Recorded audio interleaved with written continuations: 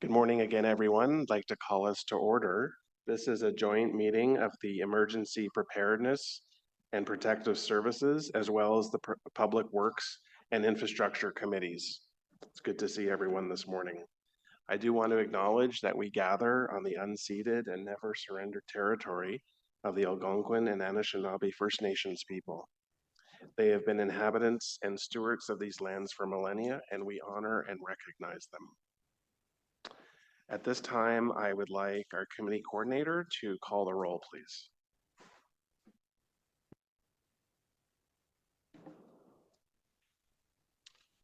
Councillor Bradley. Here. Councillor Desroches. Here. Councillor Devine. Here.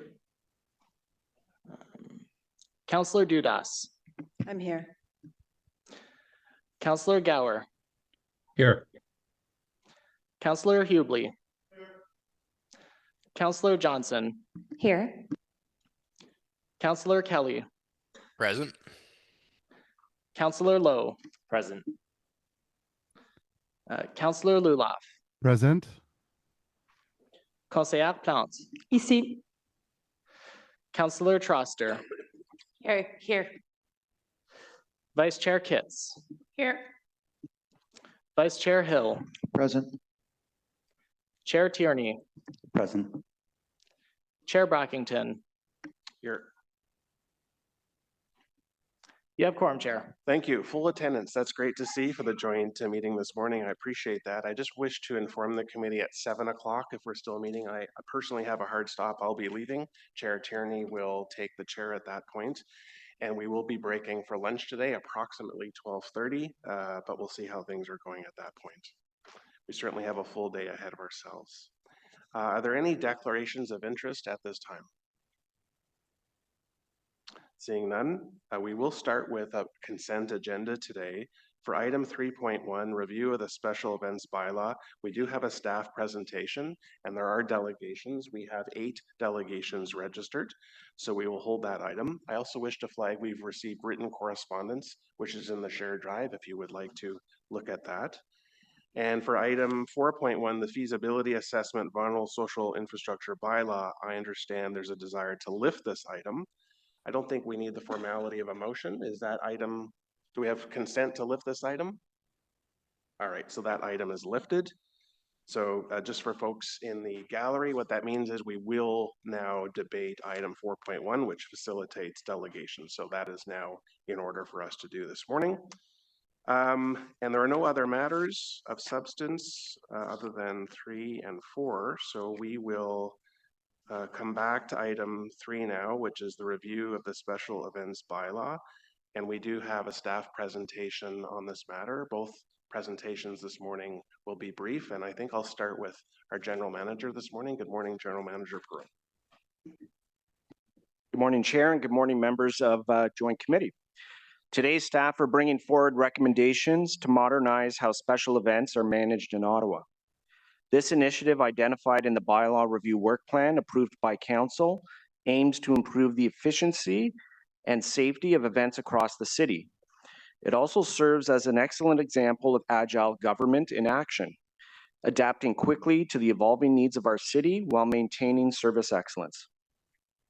Today, the staff is presenting recommendations in order to modernize the way that the special events take place and are managed in Ottawa. They also are exemplary of a government that's a government in action, quickly adapting to the needs of the city while maintaining the excellence of service. The recommendations we're presenting today are designed to streamline our regulatory framework, better align resources, and ensure that our processes are more efficient for both organizers and city services that support them. Staff undertook a data-driven approach that takes into account the unique challenges and opportunities faced by event organizers, residents, and the city. We've listened to feedback from community partners and conducted thorough consultations, ensuring that these changes meet the diverse needs of our community. By modernizing these bylaws, we're enhancing not only the experience for event organizers and attendees, but also improving the efficiency of our operations that support these events. This initiative exemplifies how agile government can evolve to meet the growing demands of a dynamic city, while also ensuring we continue to prioritize public safety and support economic vibrancy. This project has been a partnership with Public Works, and I am joined today by my colleague Alain Gontier, the General Manager of Public Works, and his team, along with representatives from other contributing services who will also be available to answer your questions today. This project was done in cooperation with the team of Public Works. So I am with my colleague Alain Gauthier, the General Director of Public Works, and his team, as well as representatives from other participating services who will answer your questions today. I will now turn the presentation over to Valerie Bietlo, Manager of the Public Policy Development Branch. Thank you. Mr. Chair, the review of the city's special event bylaws was a project that was actually carried over from last term of council's bylaw review work plan. That work was paused, of course, in order to mobilize to respond to the pandemic. When we reopened this file this term, we did so in a changed environment. The event sector was hit hard by the pandemic, and we heard that from them, and continues to be impacted by the rising cost of events and by a changing security and safety landscape. As we endeavored to understand what this means for this sector and the bylaws, we could not have done so without the expertise of both Event Central and the members of the city's Special Event Advisory Team, or SEAT, and we thank them for their collaboration. I'll now turn it over to Jared Riley from Public Policy Development Services and Heidi Cousineau from Traffic Safety and Mobility to present the highlights of the report. Merci, Madame Biello, and thank you, Chair and Committee. Next slide, please. I will start with an overview of staff's recommendations. Recommendation 1 repeals the existing special event bylaws and enacts 2 replacement bylaws, the Special Events Bylaw and the Highway Events Bylaw. The Special Events Bylaw would regulate all special events, creating efficiencies for the city while also enhancing the services offered to event organizers through Event Central and SEAT. The Highway Events Bylaw provides a permit system to approve use of the roadway for special events as well as other activities, including block parties, sidewalk sales, film shoots, and demonstrations. These bylaws are designed to work in tandem to better support events of all types in all parts of the city. The organizer of such events and the public are subject to the special regulations, and here we want to improve the services and the special events in Ottawa.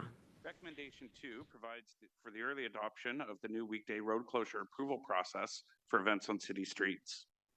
Recommendation 3 amends bylaws for business licensing, vending on city streets, and designated spaces to remove barriers and reduce administrative burden for food trucks and other types of mobile vendors participating in block parties and special events, now including night markets in support of the Nightlife Economic Action Plan. Recommendation 4 would provide some flexibility for noise exemptions for outdoor events that are impacted by extreme weather, power outages, or other factors beyond the control of the permit holder. As proposed, this would limit the extension of noise exemptions to the length of delay up to 1 hour and only with the consent of the ward councillor. Recommendation 5 arose out of our discussions with the Nightlife Commissioner and the Nightlife Council. We recommend removing the requirement for bars, restaurants, and venues that are already operating under a license and hours authorized by the Alcohol and Gaming Commission of Ontario from also needing an all-night dance event license from the city. Removing this duplication would save these entrepreneurs more than $400 per event, as well as significantly less work, helping more venues to leverage events of national, provincial, or municipal significance to grow their bottom line, create employment opportunities, and celebrate a culturally vibrant nightlife. Recommendation 6 provides 3 documents for further information. Document 8 includes information concerning the enforcement of the use of sound amplification devices at demonstrations. and staff from bylaw services and legal services are available to answer questions in this area. Document 9 provides an overview of municipal regulations concerning harassment in public places and possible future work that council may wish to consider. And document 10 provides an assessment of nuisance party regulations for future consideration. We acknowledge that there's a lot of information in this report covering a lot of different areas. Our presentation today will focus on the recommended regulations and what is new for special events and demonstrations, how we consulted and what we learned through that process, and how we would implement these regulations if approved. Next slide, please. For special events, a special event permit would be required for outdoor events with 500 participants or more, or events for under 500 people where multiple city permits and approvals are required. Staff's research has determined that a special event permit issued through Event Central is the best way to deliver coordinated municipal services to event organizers. Staff were asked to consider if new user fees would support cost recovery for Event Central services. However, we are recommending that special event applications continue to be free of charge, recognizing the cultural and economic value of special events programming, the current fiscal climate, and the likely impacts that additional charges would have on establishing new events or providing free events, and the resulting impact this could have on low-income and marginalized communities. The recommended bylaw would require permit holders and event staff 12 years of age and older to have completed safer events training. This free online training equips event staff to deal with common health and safety concerns that can arise at events to make them safer, provide for more positive outcomes to issues, reduce risk, and reduce demand on city services and cost to organizers. And we have staff from Ottawa Public Health available to speak to this today. The recommended bylaw would also implement minimum age requirements for volunteers manning traffic and parking barricades as a way to improve road safety and minimize youth exposure to aggressive motorists. The recommended bylaw would also add a new requirement for permit holders to establish a code of conduct. Each event and community can create a unique code of conduct to meet the needs of their event and their community, as long as it does not conflict with provincial or federal law or city bylaws. Having a code of conduct is an industry-recognized best practice that is already in place with many of our leading festivals and events. For those events not currently leveraging this tool, the city will provide advice and supports, including template codes of conduct, all available on ottawa.ca. Under the recommended special events bylaw, the minimum period to apply for a special event would continue to be 30 days. But we are adding a new 180-day category for events that meet one of 3 criteria. First-time events with 10,000 people or more, events that require the closure of an interprovincial bridge, or events that result in changes to the O-Train operating schedules. This change was not a concern for industry when we consulted and will improve planning and workflow to help the city better support all special events throughout the year. The new bylaw also includes language regarding cost recovery to assist the city with recovering the cost of providing services where someone has hosted a special event without a permit. If adopted, the new regulations would be supported with an updated events portal and new information and supports on ottawa.ca. And in addition to the new permit system, staff's recommendations concerning food trucks and mobile vendors and licensed bars and restaurants are anticipated to support a vibrant and diverse culture and economy. And providing additional flexibility for outdoor events with noise exemptions adds resiliency to this sector by recognizing and mitigating the economic impact of unavoidable programming delays. Notre recommendation sur les événements spéciaux. Our recommendation on special event wants to ensure the success and improve the safety of these events, to better support the sector and the culture and hospitality industry. For special events, I will invite Ms. Cousineau to explain the recommended changes for highway events and demonstrations. Next slide, please. Merci, Monsieur Riley. Thank you, Mr. Riley. The new highway events bylaw. Under this bylaw, event organizers will need a permit for any temporary or short-term activity, such as celebrations, fundraisers, or sporting events that use or close any part of a city street. The bylaw includes comprehensive regulations to ensure these events are planned and managed safely and effectively.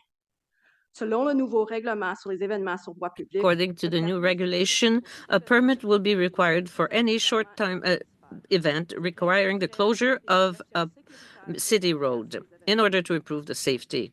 It is fully integrated with the Special Events Bylaw, Event Central, and SEAT, ensuring a coordinated approach to managing special events on city streets like parades, runs, and street festivals. For these types of special events, Event Central will coordinate the application, streamlined through a single process for the highway event permit as part of their usual support. This ensures Public Works has the necessary information and authority to maintain safety and mobility around the event.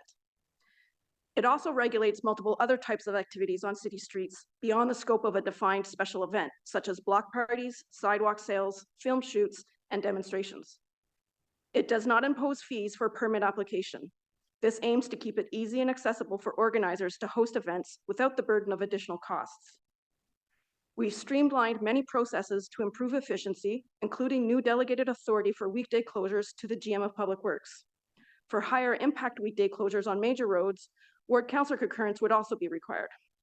This approach enhances safety and reduces administrative burden. Other efficiencies would help free up the traffic management unit to better support organizers with tailored traffic plans, potentially lowering event costs. We've made minor updates to the fees for traffic management services provided by the city, aligned with the city's user fee policies. The new structure maintains support for charitable and community events, keeps overall costs stable, and avoids added burdens for small organizers. Hosting block parties will become easier. We've reduced the application period for simple block parties from 28 days to 15 days, making it more convenient for residents to organize and enjoy these community gatherings. The new bylaw clearly separates demonstrations from other public events like festivals and commemorations with a demonstration-specific section. The change removes outdated requirements, such as the need for a special event permit to hold a peaceful protest, an activity which is protected under the Canadian Charter of Rights and Freedoms. At the same time, the bylaw introduces regulations and restrictions for all highway events and demonstrations, which I'll describe further on the next slide.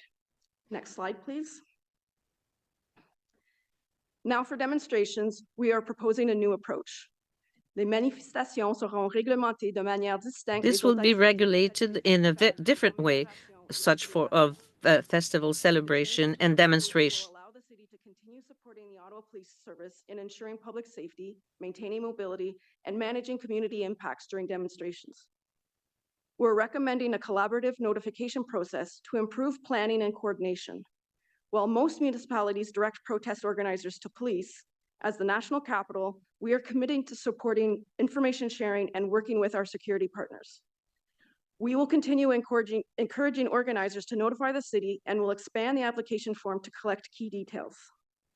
This new system also helps manage information about demonstrations near, but not directly on streets, which the original permit system could not, further enhancing planning, coordination, and public safety. Organizers will be informed that details provided may be shared with relevant city departments and police partners. The bylaw also authorizes the GM to notify the public of traffic impacts without disclosing organizer or demonstration details. The new regulation contains rules and regulations for all events and demonstrations taking place on a city road. For all highway events and demonstrations include items such as banners and signs must comply with existing bylaws. Participants must not block roads contrary to directions received from police. They also cannot block sidewalks or access to adjacent properties and businesses, and emergency routes and bus stops must remain clear. It also prohibits tampering or crossing police-installed barriers and requires compliance with all applicable municipal, provincial, and federal laws. We will be developing new educational materials on ottawa.ca to explain all the regulations and related legislation. Organizers who notify the city will be informed of their legal responsibilities, directed to key resources, and encouraged to consult the Ottawa Police Service for safety guidance. The proposed notification system clarifies the city's role and tools in managing demonstrations, establishes consistent coordination principles, and balances charter rights with the city's responsibility to ensure safety and minimize disruptions. Mr. Riley will now provide an overview of the consultation undertaken as part of this bylaw review.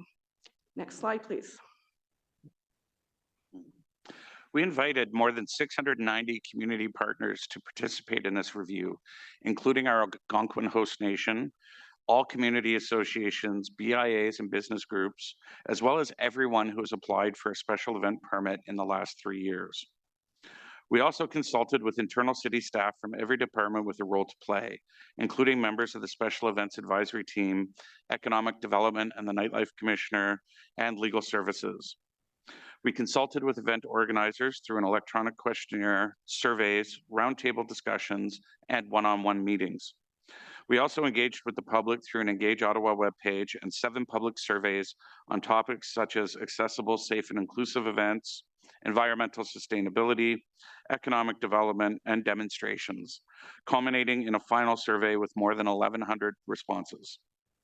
Public consultation showed that the majority of respondents appreciated the number and variety of special event offerings in the city, although there is an appetite for even more events of greater variety and in places outside of the urban core. There was also a desire for more free and family-focused events. In an early survey, 71% of respondents indicated they would like to see additional measures to address drug and alcohol use, and 92% indicated the same around harassment prevention. Our final consultation showed that 56% supported our proposal for safer events training for both staff and volunteers, and likewise 56% supported the implementation of codes of conduct. Survey results further supported a no-fee approach to permit applications, concerned about rising costs and highlighting the importance of free events, and 78% indicating that special events result in positive impacts for business and the economy. To conclude on consultations, I would like to share the words of Chief Jean-Guy Whiteduck of the Algonquin Kitigan-Zibi First Nation. He said, "Our First Nation wants all special events to take place in a secure and peaceful environment for all parties affected." His full statement is on page 54 of the staff report. Le commentaire traduit de Chef Whiteduck figure à la page 61. So Chief Whiteduck is, his comment is on page 51 of the French version of the report. Peaceful events for everyone has been a key focus for this bylaw review and has shaped how we approach the development of our recommendations. I would now like to invite Ms. Cousineau to conclude our presentation by outlining how we propose to implement the recommended regulatory changes. Thank you. Merci. Next slide, please. Several measures are ready for immediate implementation following council approval. The new delegated authority for streamlined road closures, the licensing exemption for all-night dance events at eligible venues, and the availability of yellow bags, which will be communicated to community associations. Public Works will implement the demonstration notification process in 2025 to engage partners and the community, promote the new system, and refine procedures. This early rollout will support a smooth transition in 2026 and allow for better outreach and guidance to demonstration organizers. Following council approval, staff will update the special event guide and create online resources to support the new bylaws. Preparations will be completed by year end to ensure a smooth transition. Event Central will also collaborate with partners like the Ottawa Festival Network and to offer workshops for small and mid-sized event organizers. The last phase of implementation is the coming into force of the new special events bylaw and the new highway events bylaw on January 2nd, 2026. This will also include proposed amendments to the noise bylaw for noise exemptions and the licensing bylaw for food trucks and mobile vendors. Thank you. Merci. Well, thank you very much to staff for the presentation this morning. As importantly, the bylaw work plan is quite ambitious and heavy this term of council. So this is another deliverable for our joint committee, and we thank you for your work in this regard. Before we get to the public delegations, there are motions that members of the joint committee want to move, and out of respect to our delegations, I'd like to have them moved in advance so we're all aware of what is being anticipated by the joint committee today. So Councillor Lowe, you have some motions, and we're going to just move them onto the floor at this time. Just reading them in, right? Sure. Okay. Yeah. Thanks, Chair. So the first one is age restrictions for high-risk volunteer positions. Whereas the review of the special event bylaws report states, quote, we continue to encourage participation of young volunteers in other event activities where age-related safety concerns are less of a factor, unquote. And quote, section 13 of the recommended special events bylaw also introduces a minimum age requirement for any volunteers assigned to tasks such as tending to traffic barricades or directing parking to help reduce risks for youth volunteers, including exposure to aggressive behavior reported by event organizers and city staff, unquote. And quote, in line with the new special events bylaw, section 8 of the recommended highway events bylaw also introduces a requirement for any volunteers tending to traffic barricades or directing parking to be a minimum age of 16 and have a valid G1 driver's license or equivalent, or to be 18 years old, unquote. And whereas tending to traffic barricades or directing parking is an operational area of high responsibility and high risk, therefore be it resolved that volunteers tending to traffic barricades or directing parking be a minimum of 18 years old.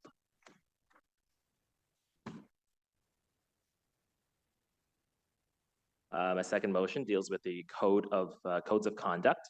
Whereas the report recommends a repeal of the special events on public and private property bylaw and a subsequent enactment of a new special events bylaw.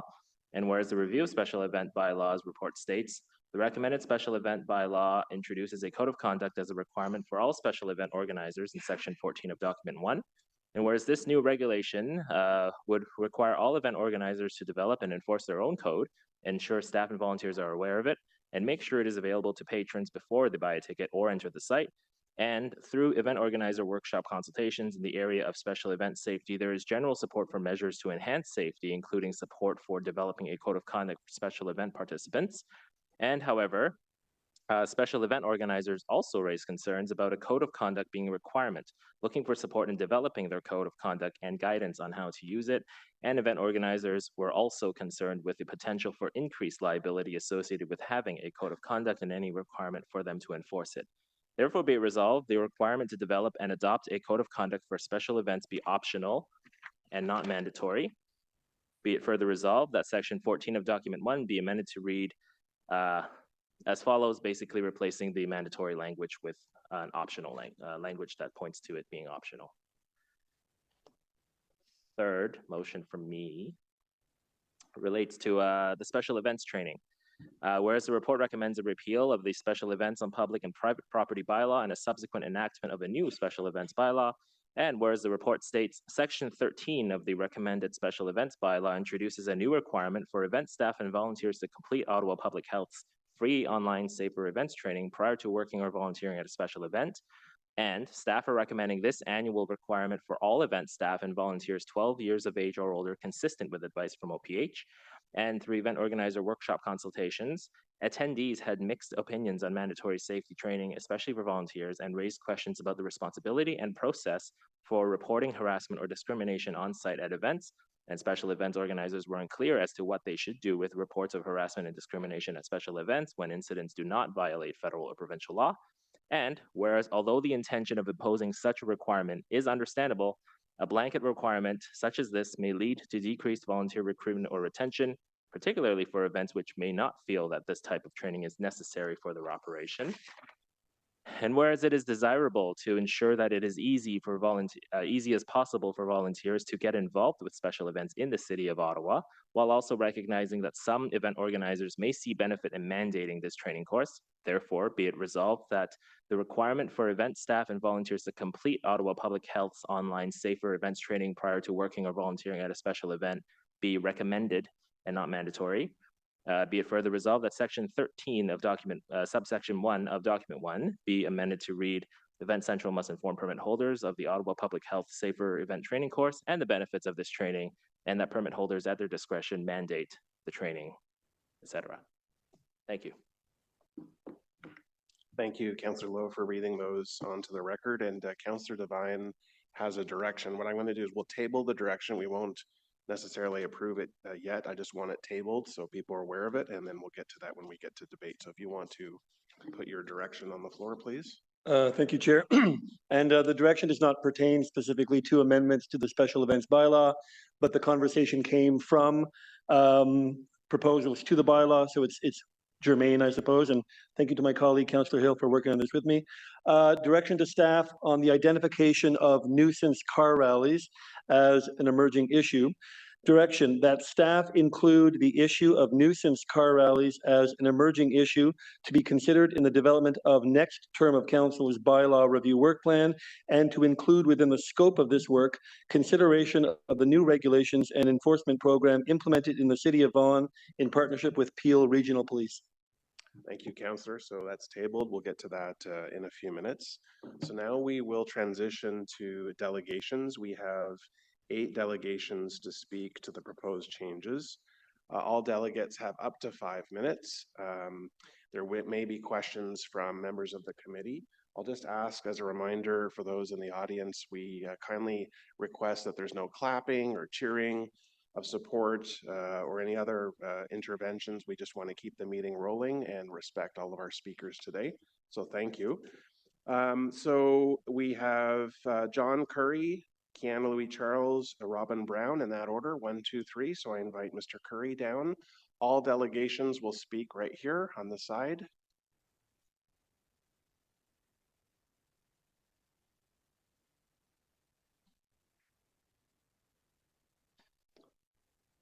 At approximately the 1 minute mark, I will say 1 minute to our delegations, just so you know where we are in your speaking. Sir, good morning. You have 5 minutes. Good morning. My name is Sean Curry. I'm a long-term volunteer, maybe 27 years at Blues Fest and City Folk, all in the area of leadership. So thank you for letting me speak. Why do people volunteer? Well, there may be some transactional benefits, but these are very minor compared with the relational. These include a sense of purpose, a sense of community, meeting new friends, boosting self-esteem, your self-confidence. It makes you happy. And for young people, it gives them something to put on their resume and it teaches them something. There's a time commitment to volunteering, which is often underestimated. You know, it's not just the 4-hour shift that's advertised. You got to have the transit time to get there. You have to do the training. You have to do the preparation. It becomes a lot to ask of a volunteer as this accumulates. The volunteers are giving up their time and energy to help make something a success and to make it a fun time for all. The proposed addition of the mandatory training, which I read as Party Safer, is a needless hurdle on the way to successful volunteering.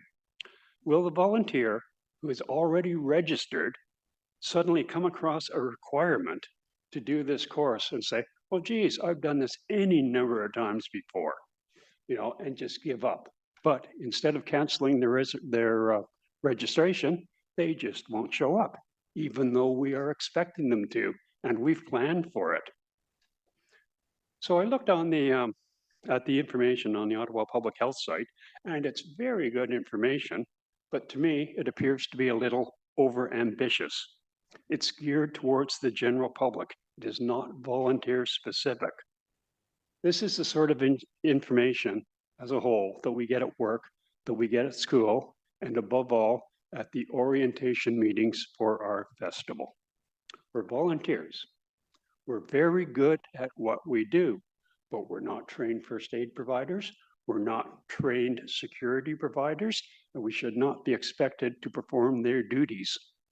Even the nurses I have on my team will stand back and let the on-site first aid professionals do their job.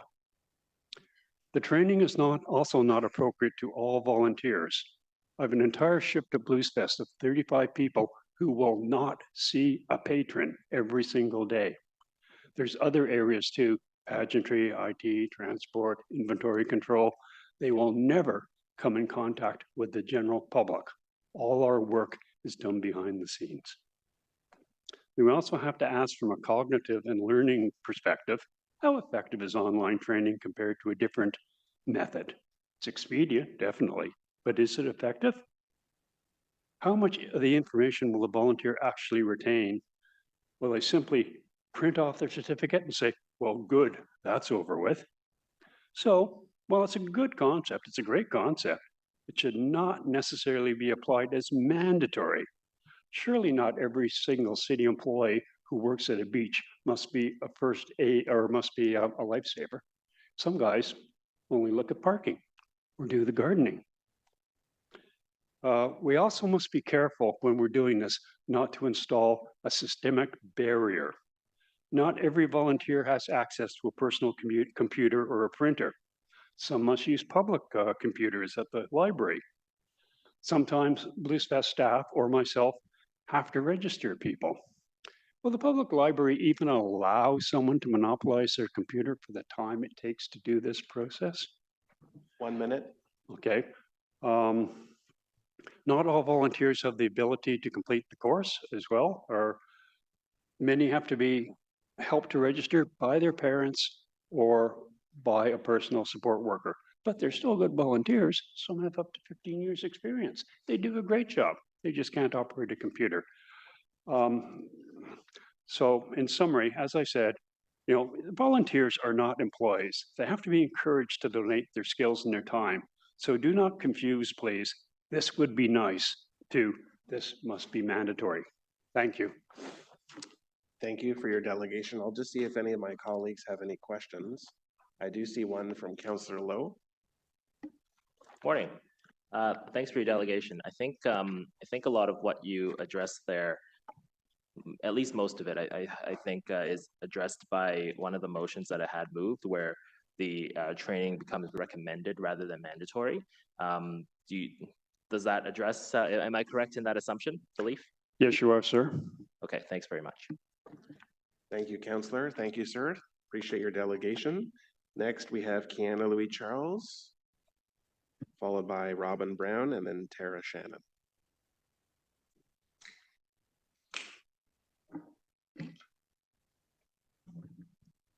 Good morning. You have up to 5 minutes. Perfect. Thank you. Hello, everyone.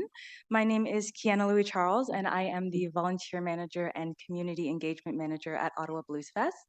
I am speaking to you all today as I would like to express my concern with this required safer events training. I would like to first offer some personal and professional insight, as this is something I work on every single day. So personally, I am born and raised here in Ottawa. I've grown up attending special events and have participated with many organizations around the city. I am also an avid and proud volunteer with lots of organizations that I know many of you are also involved with. So professionally, I am a full-time festival organizer. I work with and manage approximately 3,000 volunteers each year with the festivals I work with. And I would just like to share with you some of the training we currently offer for volunteers, which most of is required by either the city or the province or whatever it may be.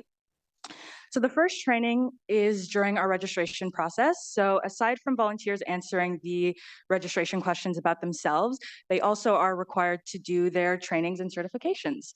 So the first one we ask of volunteers is an accessibility and customer service training, and that is a provincially driven act. So we ask our volunteers to complete it. The next one is a SmartServe certification. Of course, depending on where you're working, this could be required, again, by law. And the SmartServe certification actually comes at a cost, which we as a festival cover. We offer reimbursement to all of our volunteers who need that certificate because we are trying to make our program and programs around the city more accessible for volunteers to be able to join them if they want, if they can give that time. The next certification or training that could be required is a police check. And then as well as if you're a youth volunteer, we require a parental permission form. So that registration process could take about 1 to 3 hours of volunteer time, depending on what you need to do. The next training is a virtual orientation, and this one is done over Zoom. This one is great because we can get volunteers together for the first time to share the importance and the joy of volunteering in our community and how important it is. And also we host a bystander awareness training during that. And we are joined by a speaker, Julie Lalonde, during that bystander awareness training, which is great because she is a local speaker that will speak to the local climate and is always providing relevant information to our volunteers. That training session is about 2 hours of volunteer time. The next training session is an on-site one. So the on-site training is where we run through our emergency preparedness plan, and we also allow volunteers to walk the evacuation points so that they can see and actually experience what could happen on site, because that is the most effective way to retain some of this information.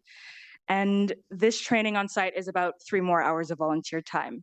And aside from that, about 8 hours of onboarding, there is also 25 hours that volunteers want to work for us and want to support their community. We also invite OPH on site to provide naloxone kits, additional ones, as well as training to volunteers who feel like it is relevant for them. With all of this training that I work on each day with volunteers, I could not begin to tell you the pushback I get with the process of volunteers saying, well, this doesn't apply to me. Well, why is this mandatory? Why is this required? And I am again telling them that, you know, this is coming down from the top a little bit. So again, I'm concerned with the addition of another training by OPH.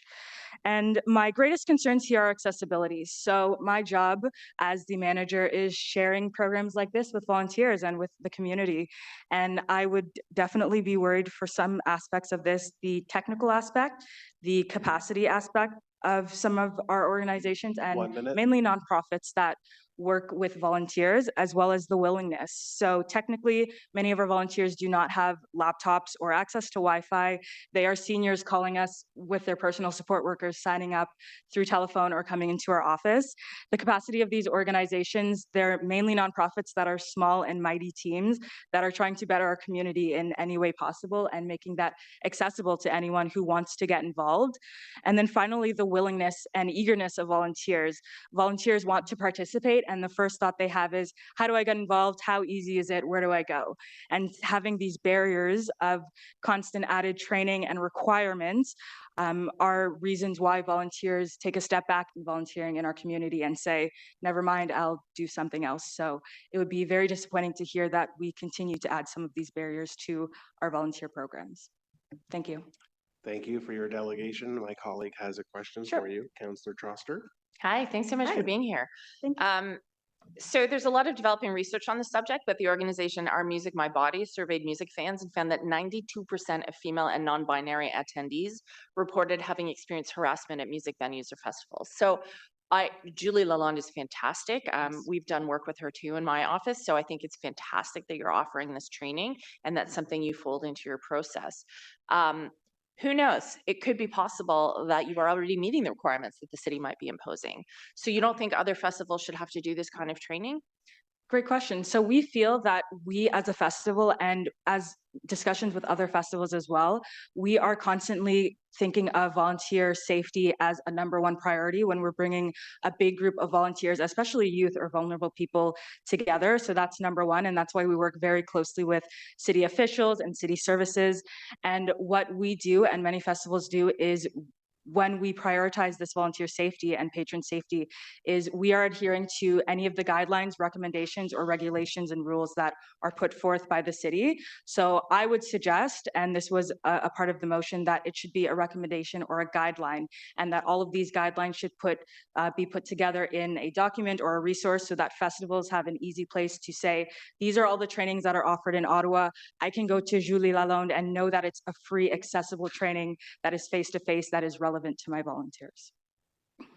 Okay, so, but would you be okay if there was a requirement, but it could be flexibly implemented? Because, I mean, it sounds to me like you're already doing it. And I do feel like a lot of organizations are doing it as well. And again, I feel like ours and the rest would struggle with a requirement for all volunteers over the age of 12 when the majority of these volunteers are not experiencing some of this. And I do feel like there are other resources that we could have as guidelines to make them more open and aware if they were to come in contact with some of these experiences.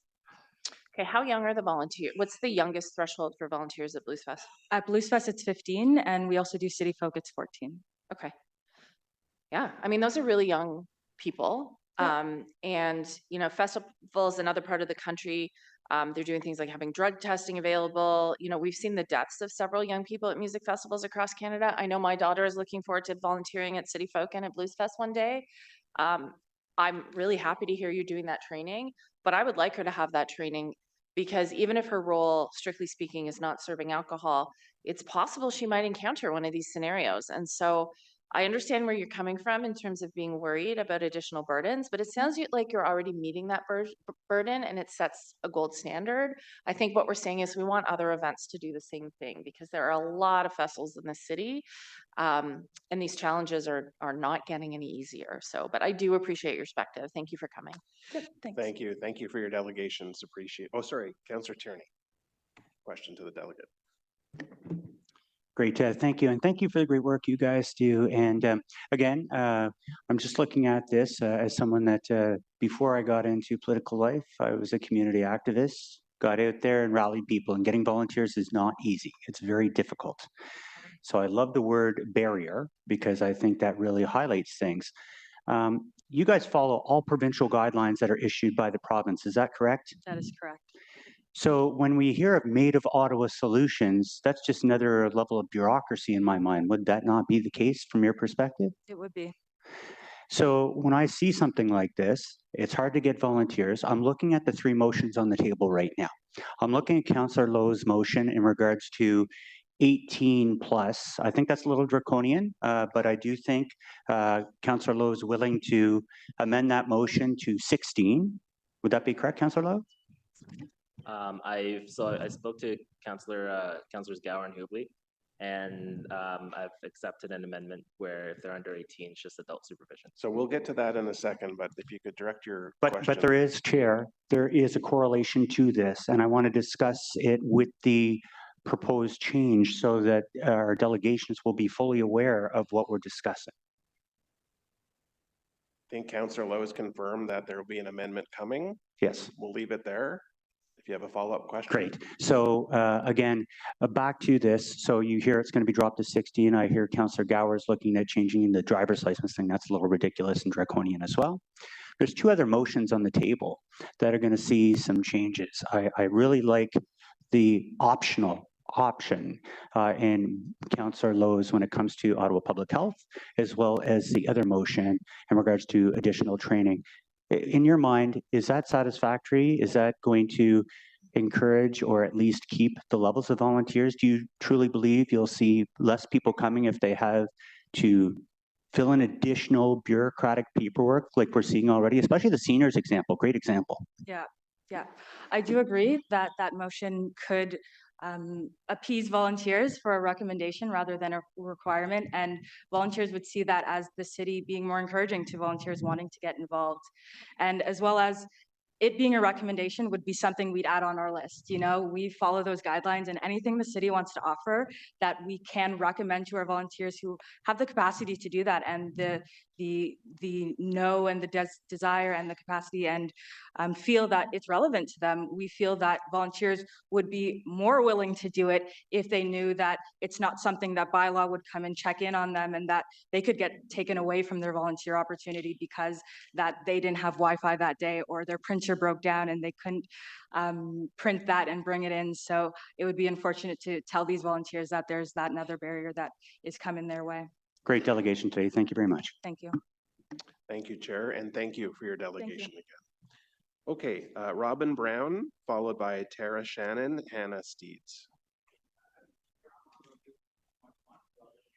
Thank you, sir. Thank you very much. Okay, Tara Shannon is next.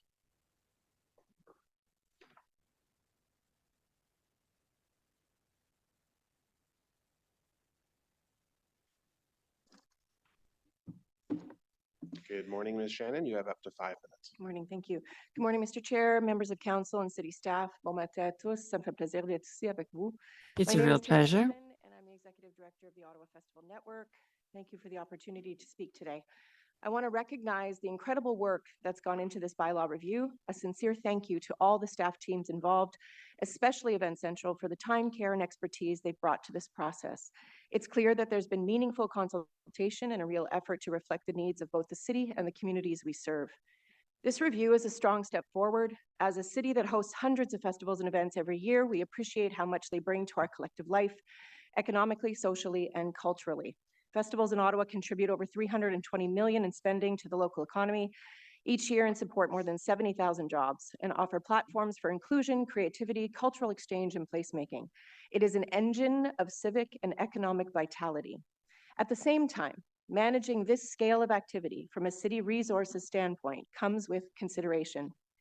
Coordinating public safety, mobility, waste management, emergency planning, accessibility, and all the behind-the-scenes logistics is no small feat. The sheer volume and variety of events is both impressive and challenging. I think this review does a good job of acknowledging that complexity. I want to highlight the streamlining and expansion in permitting. This is an important and practical change. It opens up opportunity for nightlife programming, builds a clearer process for organizers, and strengthens trust between the sector and the city. I also appreciate the separation of highway events and special events and the effort to clarify thresholds and expectations. These distinctions help all parties understand what's required and who's responsible. It sets a tone of partnership and shared accountability. We appreciate the change in the noise bylaw to allow for flexibility when the unexpected arises. This will better support our event producers as they navigate the spontaneous decisions they need to make on site. That said, I want to offer 2 points for your consideration. The first is about language. The term noise bylaw frames sound as a nuisance. When used in context of festivals and events, it inadvertently contributes to the stigma that cultural events are a nuisance. Sound is an integral part of celebration. It's music, laughter, applause. It's what makes our city feel alive. I would encourage the city to consider renaming the noise bylaw to the sound bylaw. It's a small but meaningful shift that helps destigmatize cultural events and sets a more balanced tone between vibrancy and livability. The second point is about the enforcement of volunteer training requirements. While I fully support the intent behind and necessity of safer events training, I have concerns about it being mandatory and the idea of enforcement being carried out by bylaw officers, particularly with volunteers. Volunteers are the backbone and the lifeblood of the festival and events sector. They are students, newcomers, retirees wanting to give back. If participating in an event comes with the fear of being policed or penalized, we put that support at risk, and that would have a profound and detrimental effect on the festival and events ecosystem. Instead of enforcement, maybe a better approach would be reward. If an event producer makes it a priority that appropriate volunteers are trained, maybe there can be a discount offered on the cost of emergency services support because their efforts will have a positive impact on outcomes. In speaking with our partners at Volunteer Ottawa, we are aligned in that if we shift the approach to incentive with education and support, it will promote shared accountability as opposed to consequence, because the consequence of policing our volunteers would be devastating. OFN is happy to work with the city to offer training, develop onboarding materials, and ensure that event teams feel confident and equipped.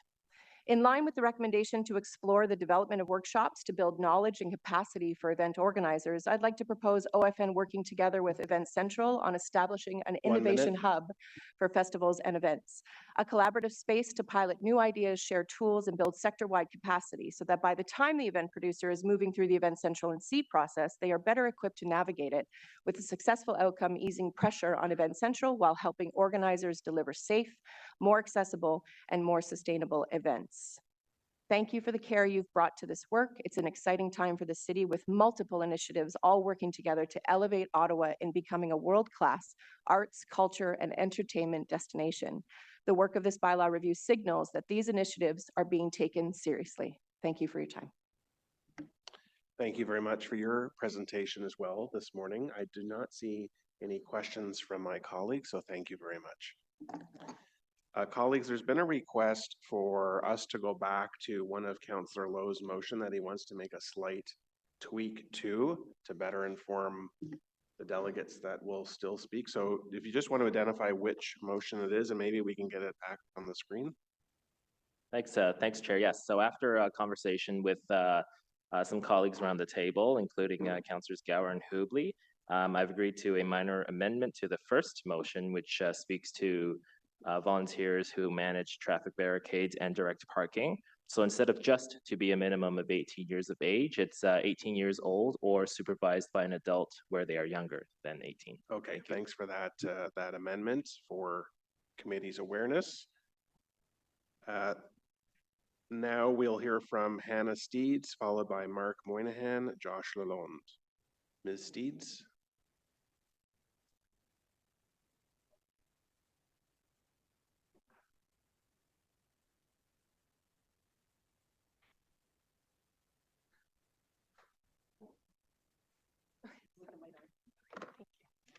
Good morning to you. You have up to 5 minutes.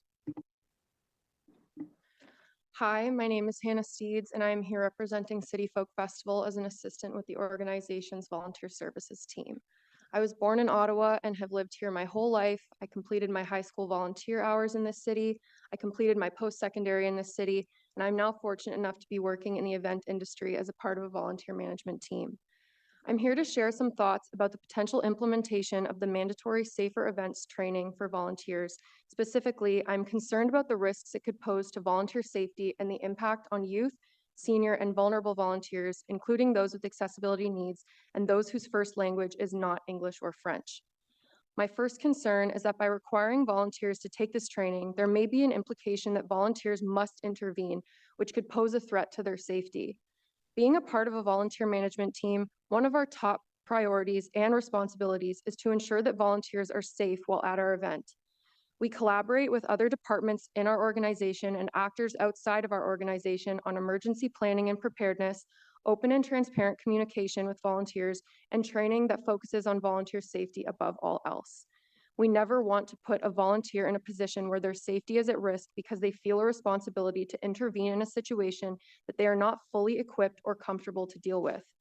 In situations where an individual may be acting violently or experiencing a substance or mental health related crisis without the adequate training or confidence to respond, this may result in harm to the volunteer. As with many events in the city, we have a dedicated first aid team, security personnel, and an Ottawa Police Service presence on our site throughout the course of the event. These individuals have extensive and comprehensive training on how to deal with instances of violence, mental health, and substance-related crises, but most importantly, they have experience. They're available and ready to respond at all times during our festival hours to provide support and manage situations that other staff and volunteers are not adequately equipped to manage. A second concern is how youth, senior, and vulnerable volunteers, including volunteers with accessibility needs and those whose first language is not English or French, would be impacted by this new training requirement. As described in this report, this training would be required annually for volunteers ages 12 and over. For reference, approximately 10% of volunteers at City Folk in 2024 were between the ages of 14 and 17, and approximately 14% of volunteers were 65 years of age or older. So in other words, 1/4 of our volunteer body. Individuals below the age of 18 do not have the ability to get a SmartServe certification to legally serve alcohol in the province of Ontario, but would be required to learn about how to identify and respond to a substance-related crisis if this training were to be mandatory. We put an increased emphasis on youth volunteer safety at our event by requiring each youth volunteer to provide a signed parental permission form when signing in at their first volunteer shift and limiting the volunteer jobs they are permitted to do on site, including those related to serving and handling alcohol. Furthermore, in Ontario, it is still a requirement to get your 40 volunteer hours in order to graduate high school. This training could pose an additional barrier to students in getting these hours. For senior volunteers, we often see that many do not have a cell phone or access to a personal computer. Each year, we allow volunteers to call us or come in person to register in their shifts in order to prevent them from having technology as a barrier in their volunteer experience. By implementing this required online training, it would not only cause an increased level of stress for one of our most dedicated populations of volunteers, but it might prevent them from being able to volunteer altogether. I also question how individuals with accessibility needs and neurodivergence who are accompanied by support people throughout the volunteer process would be included in this. For example, how would they go about completing the training, and how would they be expected to respond to these types of situations? To conclude, I believe that mental health and substance use is a serious issue affecting Ottawa and its residents. As someone who's grown up here, I've seen the changes with my own eyes, and therefore I appreciate the work that Ottawa Public Health is doing.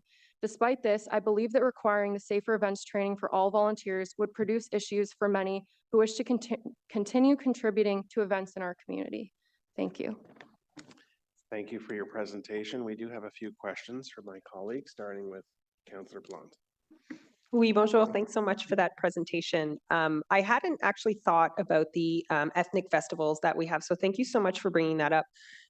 My husband is Ukrainian Canadian, and today is Vyshyvanka Day, so happy embroidered shirt day for everybody who hates Vladimir Putin, including myself.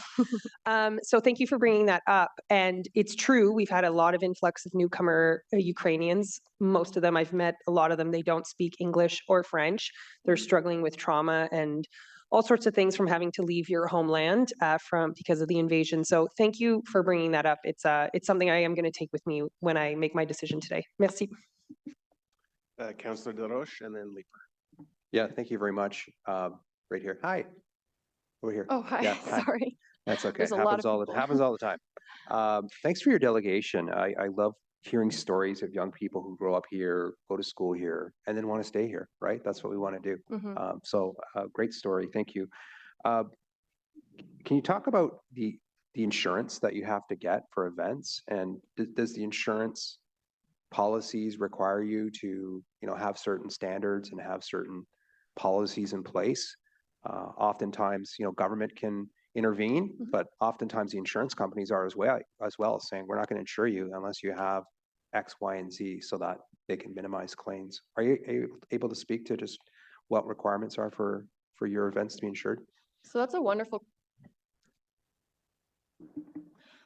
question. Unfortunately, I'm not on the team that deals with the insurance, but fair.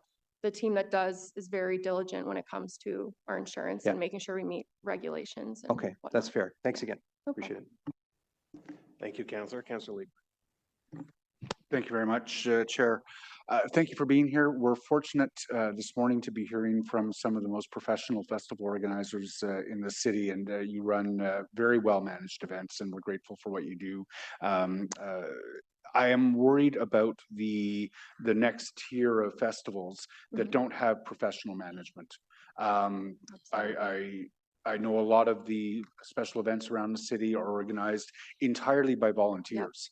I wonder if there is some threshold at which we can require that a certain level of the professional management have special training, and for the purely volunteer festivals, whether there is sort of a similar threshold that we could create that would require only the festival director to take training or something like that. Because I am concerned about the Hindenburg 5K with the folks who person the barricades being required to take a bunch of training when we're scrambling to find those people to just supervise an intersection. Is there a level of festival management at either the purely volunteer or the professional or partially professional festivals that we could restrict the requirement for training to? Yeah, that's a great question. I believe that there is a clear distinction between paid staff and volunteer positions. For instance, as a paid staff member, I get my first aid training, but we don't require all of our volunteers to get first aid training. So I do agree that there could be some room for, as it says in the report, staff and volunteers would have to get the training, but I could see how just requiring the paid staff to do so would also be a positive step in the right direction without putting these additional barriers on volunteers. When, like you said, a lot of events, I'm fortunate that I get to work for a very established event in the city. We've got a paid volunteer management team, and we have a lot of experience on our staff when it comes to dealing with the management of volunteers. But like you said, a lot of events are purely volunteer run. We interact with a lot of events in the city, but also around the country, that their volunteer management team is run by volunteers. And so to add that additional barrier, not only to the volunteers, but to the volunteer management, is an issue that could pose greater barriers that maybe we haven't even considered yet. Yeah, I created the dog movie night, which gets about 200 people. It's all Carla Brion's anyways. And I wonder whether, for the volunteers, it is reasonable to expect anyone except perhaps the key organizer of that to have bystander intervention training, first aid training, et cetera, et cetera, et cetera. So I'll keep noodling that, but thank you very much. And I'm looking forward to the festival this year. Thank you. Thank you, Councillor. Chair Tierney. Great. Thank you, Chair. Thanks for coming out today. And every time a colleague wishes to ask some questions, I feel like I'm obligated to ask you. The provincial guidelines are pretty strict, right? You guys follow all the provincial guidelines? Yep. Great. Thank you. Thanks for the great work you do. Thank you, Chair. Councillor Lowe. Thanks, Chair. I don't want to keep having to plug one of the motions that I've moved, but one of the motions that I moved is, changes the mandatory nature of the training to something that's recommended. Yep. I'm guessing that's something that would be more amenable to an organizer, or rather your organization. Would that be correct? Yeah, absolutely. I think it's important to note that people do want to help other people. There's always room. We always have volunteers who step up and say that they want to help in whatever way they can. When it comes to additional training, we don't require certain volunteers on site to get vulnerable sector checks, but we have certain volunteers who step forward and say they want to get vulnerable sector checks in order to be able to assist patrons who have accessibility needs. Whenever a training is available, there are people who care and want to help and will step forward and get that training, but having it as a requirement will prevent people who may not be able to complete the training from volunteering and contributing to the community. So I completely agree with your motion. And you also answered my next question and slash comment, which was that, your volunteer base and your volunteer assignments best. So I think it's, this is where, we ought to reduce or pare back a bit of that bureaucracy and let you be the expert here. Yeah, So absolutely. thanks. Thank you. Thank you. Okay, Councillor Luloff, you're next. Can you talk a little bit about what your volunteers are doing at in different age groups? Do you think that we're trying to solve a problem that doesn't exist by restricting the age of certain volunteers for certain activities, such as manning barricades and directing parking and that sort of thing? Have you run into any trouble with younger volunteers doing that sort of work? Can you talk about that a little bit? Sure. So thank you for the question. We do not deal with the barricades necessarily, but we do have a team on site that mans one of the roadways that makes sure that patrons are not getting hit by vehicles as they're crossing Vimy right next to the War Museum. And at City Folk, we actually don't have this team because it's not a concern of ours at that festival. But we do actually have that team as an 18+ team. So as previously mentioned, we've put a strong emphasis on youth volunteer safety. So when looking at our volunteer jobs, we really consider when a job might be more suitable for someone who is 18+, whether it be that a youth volunteer, something as simple as a youth volunteer might be shorter than someone who is 18+, and so a vehicle might not see them in the road when they're directing traffic. Just minor little nuances like that we try to consider. So to answer your question, I don't think we've necessarily run into that issue, but also our one volunteer team that does manage the roads is 18+.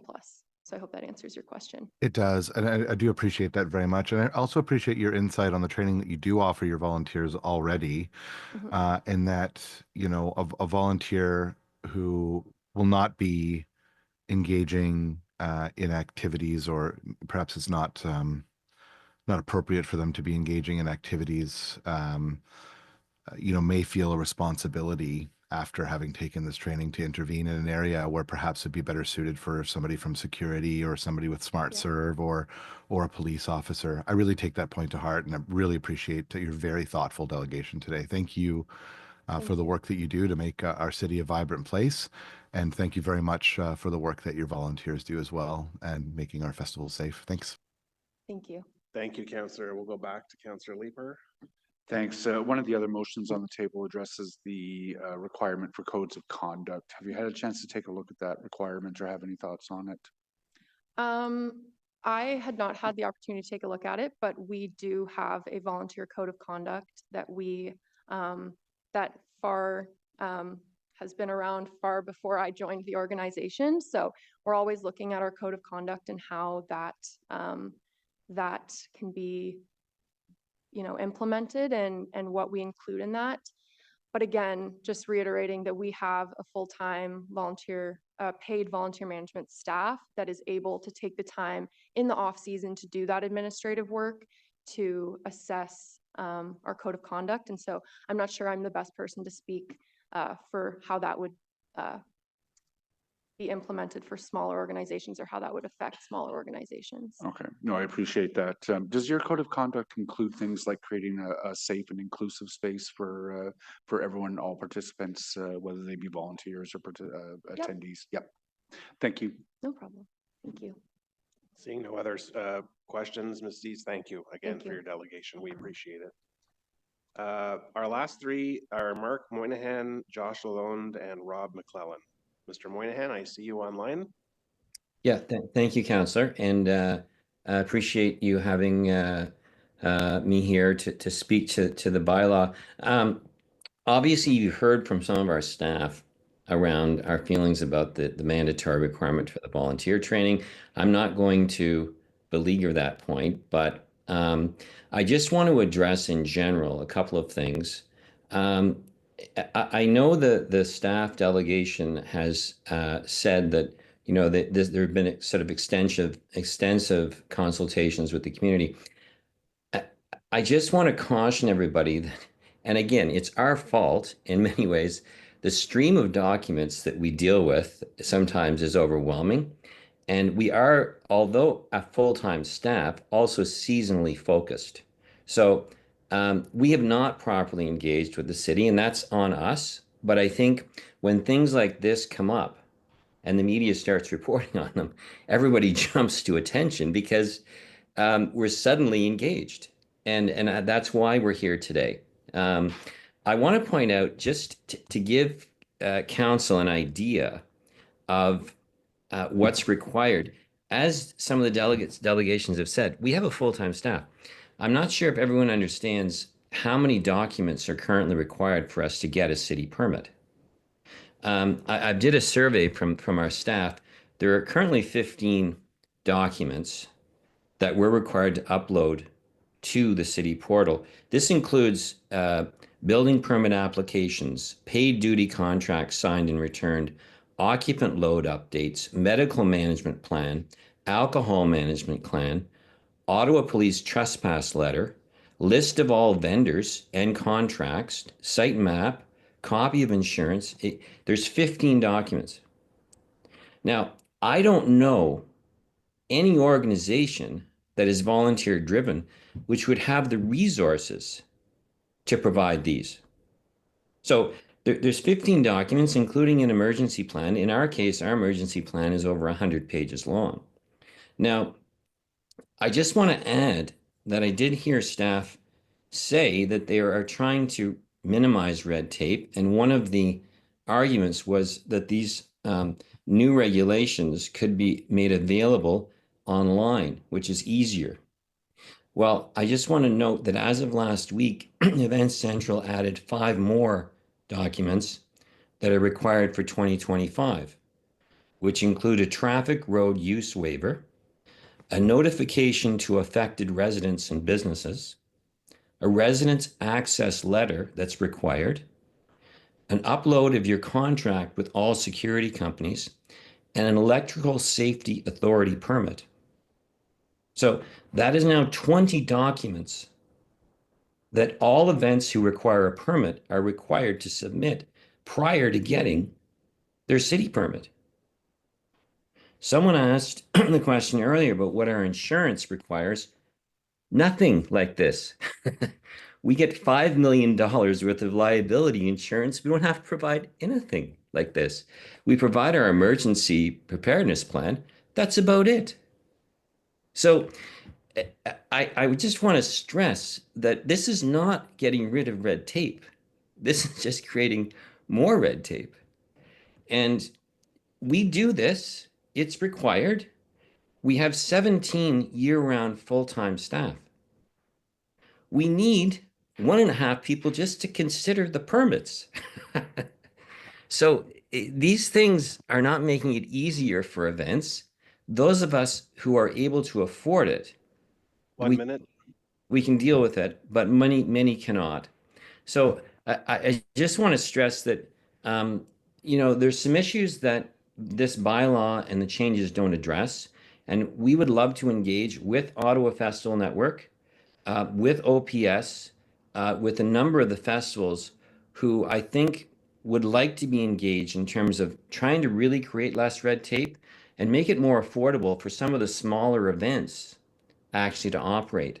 Right now, what's happening is that the St. Patrick's Day Parade, Pride, the costs are growing, and we need to address their challenges, especially of the smaller events who are almost primarily volunteer driven, because their events are just going away.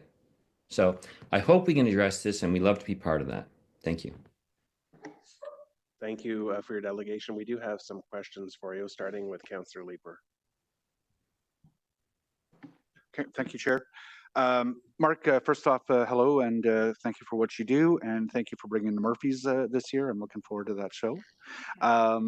The tension we have, and you know that I have in past tried to help break through some of the red tape and stuff that is in the way of your festival, and I'm a champion for those large festivals. They contribute an awful lot to our economy and to the cultural vibrancy of the city.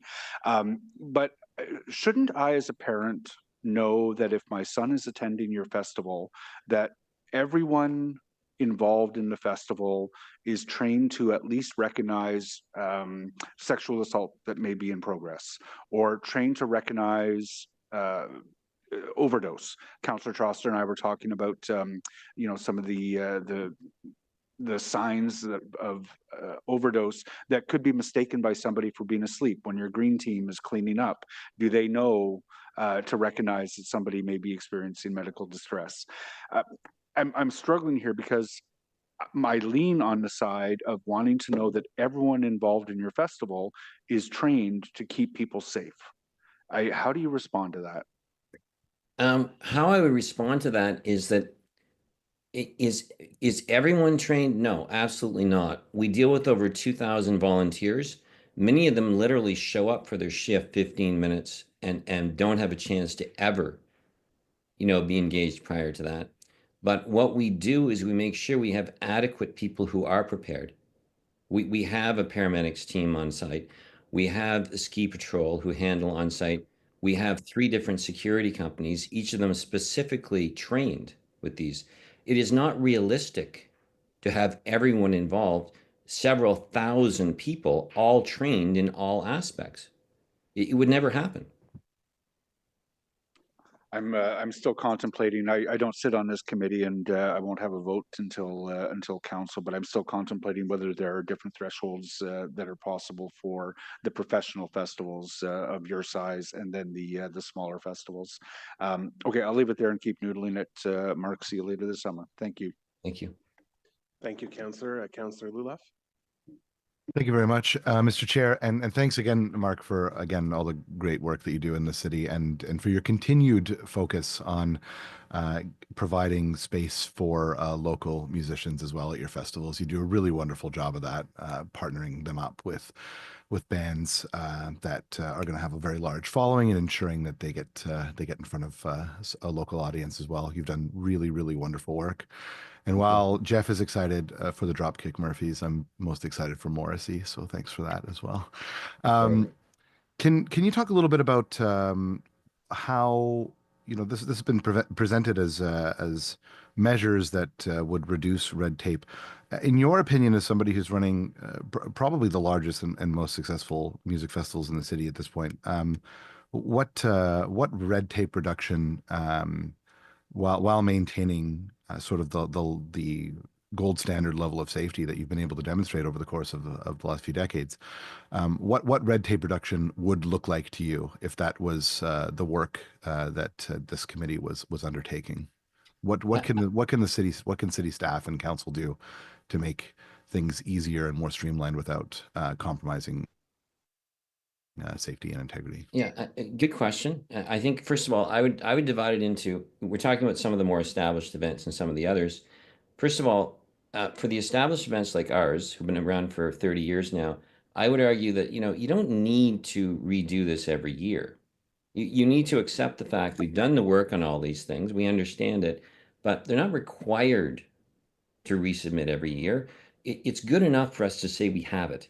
We have a full-time staff. We don't need to go through the paperwork. That's where a lot of the red tape happens. So that's one thing. The other, for some of the smaller events, if I listen to staff, they're now going to require a permit for some events under 500 people. This is, in my opinion, a waste of time. I mean, do you really require a permit or just an understanding that it's happening? I mean, is it realistic to have a volunteer person living on 3rd Avenue running a block party to really go out and apply for a permit? I'm not sure it is. So I would argue that, are you really focusing on the right players? I do agree that there are different thresholds and that should be looked at, but you shouldn't now be creating, I don't understand, how many events are we talking about? Is it 1,000? I mean, how many staff do you have? Because at some point, you can't review these permits properly anyway. So those would be my 2 points. Are there any existing issues that you've run into over the course of the last 30 years that this new bylaw will solve for you? Well, one would be the noise exemption, which would, allow us in special circumstances to go over time. Mm-hmm. Okay, great. Any other examples, or is that the only one that you can think of at this point? It's the main one that I like about this. There are others, I think that are addressing issues. Some I don't feel it's fair for me to comment on. Okay, that's fair. I mean, we've run into these sort of like rain delays and whatnot, and people have paid to see the headlining act, and then things get pushed. So I like that as well. I think a couple of years ago there was a band that had some trouble at customs that ended up having to show up late as well. So that would address that sort of issue.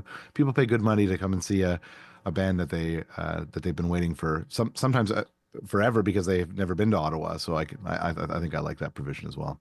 All right. Thanks, Mark. Really appreciate it and great work. Looking forward to a wonderful season with you and your team. Thanks. Thank you. Thank you, Councillor. Councillor Hubley, you're next. Thank you, Chair. Mark, I want to add to the thanks for your participation in this. Just 2 things.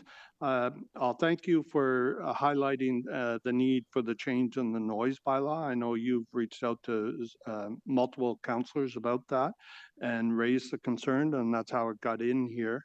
That in storms, when you're delayed, that you're now going to be able to add some time onto the end of the event so that all those people that come to see the show get to see the whole show. So I want to thank you for bringing that up. The question I have for you is, were you consulted during this process? As the biggest festival in the city, I would hope that your organization would have been one of the ones that we reached out to run some of the stuff by you. First of all, I would say that there was a notice sent out, okay? And unfortunately, we didn't engage. And when this came up, I went back to staff and they said, well, we did note something, but it wasn't something that was really on our radar at the time. So I'm not saying they didn't reach out. We didn't engage for whatever reason. And unfortunately, we are now. Okay, thank you. That's it for me, Chair. Thank you, Mark. Thanks. Thank you, Councillor. Chair Tierney, you're next. Great. Thank you, Chair. We're fixed. Thank you very much, Mark, for delegating today. I just wanted to go over a couple of different things. When it comes to your security company, I know that they do a terrific job. You employ some of the best ones. They all have certifications with TORSA. They're the pro-level security. They're out there identifying any concerns on a regular basis. Well, we actually have several paid security firms we use for different aspects of the festival, but we are constantly in touch with those folks year round in terms of updating issues and dealing with plans for the future. Great. And when it comes to the bureaucracy, I hear you. I think back many years ago, we were always priding how many festivals and events we have, and we're seeing a lot of them disappear because it's becoming more and more bureaucratic. I remember back in the day of the Shea stage, wow, that was great. Or the city would provide barriers and drop them off the site. Those days are gone too. We all recognize that as local councilor's office. So I can only imagine the strain for you guys. When it comes to identifying who through these seat meeting processes, what events require what. I still struggle with that. I'll have questions to staff. But when you look at a festival like a EDM festival, for example, where you can expect that it's going to most likely have more challenges versus the events that you run like Blues Fest versus a City Folk, two totally different events. But yet I continually see you guys painted with the same brush with a Blues Fest, EDM, to a lawn chair festival at City Folk. How do you guys deal with that on a regular basis? I find that challenging myself. I think one of the issues, and you know, we deal very closely with OPS, okay, because our festivals are required to have paid duty. Many of us know that OPS is under a lot of strain to provide paid duty, and in fact, this is one of the reasons why some of these events, particularly parades and such, are having challenges. And so I think, look, there's an aspect to this where the city services are strained. All of us are strained. So OPS, Event Central, I mean, I cannot imagine the strain that is under to review all these things. And this is really, in the end, leading to some of these events being canceled. So there is you know, there was a pilot project around special constables with OPS, which I understand was successful. We have to look at ways like this to mitigate some of the costs, and do, you know, should OPS really be required for certain things? I believe there is a tier of still paid people, but maybe not required to be trained at OPS level to do many of these duties. That I think would solve a lot of problems. Yeah, and I concur. I have quite a few community fairs requiring or wanting, and they can't even provide. I'm talking the police service, full uniformed officers. They simply don't have the bodies because they're overworked dealing with things like protests every weekend. So having a new model would certainly benefit, I think, at least getting access. It's not like you're not willing to pay either. I think that's the other challenge. And, you know, again, how they identify how the requirements for each one, it doesn't seem to align with other municipalities. So I will have questions to staff on that. And thank you. I know you're frustrated on a lot of these items, but we do appreciate the great festival, Super. Thanks, Tim. And I would just add one thing to that. The paid security we use, and now there's 3 different paid security firms, they didn't exist 10 years ago. Yeah. And they've developed a level of expertise around delivery of alcohol, perimeter policing, all these sorts of things that is another tier now of security that's available, just to mention it. Thank you very much. Thanks for coming out today. Thank you, Chair Tierney. I have Councillor Dorosh and then Brown. Councillor Dorosh. Oh, thanks, Chair. Thank you, Mark, and for delegating today. Can you just speak to like your insurance requirements? It seems to me that, you know, government regulates, but you're also required to have insurance, and that becomes kind of a parallel obligation that you have to be responsible, that you have to be diligent. Can you just speak to that backdrop of insurance and the requirements that you would be under? Sure. So the main insurance required to receive, actually do any business as a festival is a liability policy.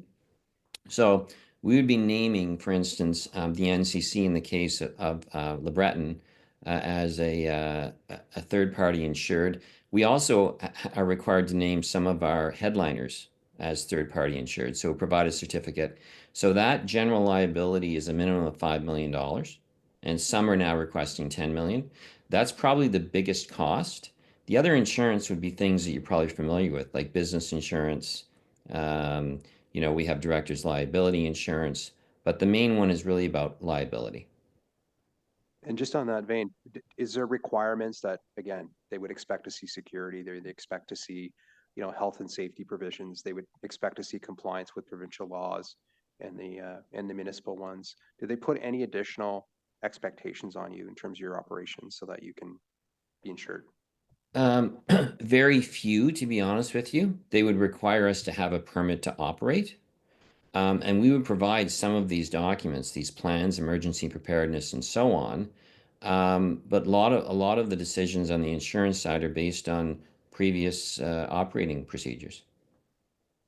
Okay, I'll leave it there. Thank you. Thank you, Councillor. Councillor Brown. Thank you very much, Mr. Chair. I simply wanted to thank the delegate for coming out today and so succinctly laying out some of the challenges of dealing with the city of Ottawa. I know there's that running joke, Ottawa is where fun goes to die. And I certainly think part of the problem is the regulatory hurdle that we have when we want to put events on in our communities. And I hope city staff are listening to this. I know I've brought this up to them. I'm sure a few in the room are recalling the conversations I've had with staff. But a lot of the mandatory requirements staff wish to place on our community, I will say event providers, whether they're large professional ones or smaller ones in some of our rural villages, really is starting to become too burdensome. It's too onerous to have events. And I know I'll certainly have some questions for staff later on, but a simple thank you, Mark, for coming out and laying out these concerns. I think it's valuable for all of us to hear. Thank you. Thank you. Thank you, Councillor, and thank you, Mr. Moynihan, for your delegation this morning. Thank you. Thank you. Okay, Josh Lalonde, followed by Rob McClellan.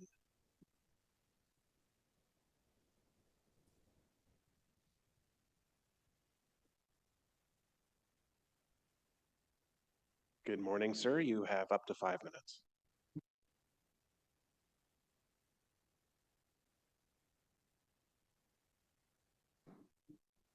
There you go. Hello, committee members. I'm here today to urge you not to approve the recommendation to council as written in light of serious issues relating to restrictions on demonstrations that haven't been adequately addressed. Specifically, I'd like to draw your attention to document 2, which is the draft highway events bylaw. The draft bylaw regulates both highway events such as block parties or parades, as well as demonstrations. I'm glad to see that the permit requirement for highway events doesn't apply to demonstrations, but I remain concerned about some of the language regarding demonstrations. Section 1 of the draft bylaw defines the word demonstration as, quote, a transient and peaceful assembly of persons who are stationary or marching on the highway or on public land abutting a highway without the use of vehicles for the primary purpose of expressing an opinion, end quote. I note that this definition implies that standing or marching on a highway to express an opinion is part of what constitutes a demonstration. However, Section 16B of the draft bylaw reads as follows, quote, no person shall proceed or stand on any part of a highway in any manner that obstructs the highway contrary to directions received from a police officer in the case of a highway event or a demonstration, end quote. It's hard to see how participants in a demonstration are supposed to be able to stand or march on a highway, as the definition in Section 1 implicitly recognizes they have a right to do, without to some extent obstructing the highway. No matter how cooperative demonstrators might be in allowing other users of the highway to pass, the mere presence of the demonstrators on the highway presents some degree of obstruction compared to an empty highway. The only way for a demonstration to completely avoid obstructing a highway would be to stay off the highway altogether. This section largely nullifies Section 1's implicit recognition of the legitimacy of standing or marching on a highway as part of a demonstration. As a result, Section 16 would effectively allow a police officer to declare at any time that participants in a demonstration are obstructing the highway by standing or marching on it. Any demonstrator who objects to this declaration or doesn't comply fast enough for the officer's liking could be given a ticket with fines of up to $100,000 per day under Section 26 of the draft bylaw. While the legitimacy of the officer's determination that the demonstration was obstructing the highway could be contested in court, this process would take many months, if not years, and whatever issue the demonstration was intended to express an opinion about would in all likelihood have long become irrelevant by the time the courts had reached a decision on this question. This scenario is not purely hypothetical. In November and December of last year, the Ottawa Police Service suddenly decided that demonstrators were no longer allowed to march on the street with no explanation of why this was allowed one week but prohibited the next. In at least one case, OPS told demonstrators to get on or off the street multiple times over the course of a single demonstration. On one block, they could march on the street, while on the next, they had to march on the sidewalk, then 2 blocks later, could return to the street, and so on. Section 16 of the draft bylaw looks almost as if it were calculated to provide a retroactive justification for OPS's policing of demonstrations during that period. A supposed right to demonstrate that's subject to the arbitrary whims of police is not much of a right. City Council should not be providing police with more tools to restrict demonstrations. I urge you as members of this joint committee not to recommend this bylaw as currently drafted to Council. Thank you. Thank you, sir. I'll see if there's any questions. Seeing none, thank you very much for your delegation. Okay, our final delegation for this agenda item is Rob McClellan, and I believe he's online. Yes, I'm here. Please go ahead, sir. You have up to 5 minutes. Hi, I'm addressing you on behalf of the Osgoode Village Community Association. We're a rural village in the south end of Ottawa. Community events are incredibly important in smaller communities such as ours. We're not connected by transit, so access to other larger events is limited, and we get large turnouts for our local events, usually around 30 to 40% of our population. Everything we do is volunteer driven. I am not a professional event manager. I am just a retired person who does volunteer work. Our community association's 100% volunteers. We have no paid staff, like probably most of the community associations in rural Ottawa. Our volunteers run our events. We have no paid staff at our events either. So anything that impacts the ability for us to attract volunteers is extremely harmful. I would say it's disproportionately harmful to smaller communities like ours than it is to the urban core of the city. So, you know, let me be clear. We have no issues if there is a bona fide need for training or other requirements, but I believe that one size fits all thinking and policy disproportionately affects smaller communities. I'm going to speak to sort of the rural lens issue because I struggle to see how that's been applied in coming to these amendments to the bylaws. And there's three specifically that have already been addressed by Councillor Lowe, but I will speak further to them. You know, from what I could tell, there were about 192 people responded to the public survey. That's less than 0.02% of the population of the city of Ottawa. So if that's the database that is driving some of this policy, I would say it's flawed. I'm told that there was outreach done for, you know, one-on-one consultations. I have talked with my rural counterparts.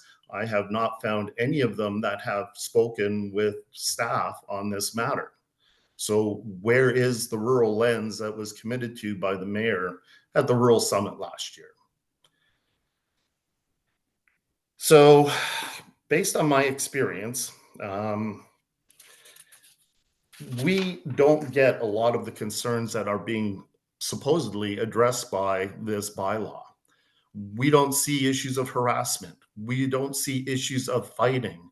We don't see harm from public intoxication. You know, we're a small community. If 10 people get together in our community, odds are they are all connected in one way or another. Somebody knows somebody who knows somebody who knows somebody.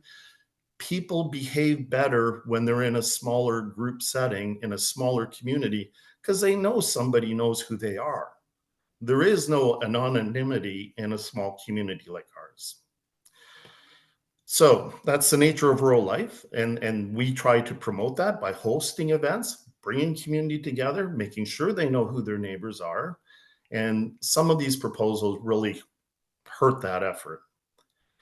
So the mandatory online training, I agree with the amendment that Councillor Lowe was proposing, that it be recommended voluntary, not mandatory. So I'm going to skip over that.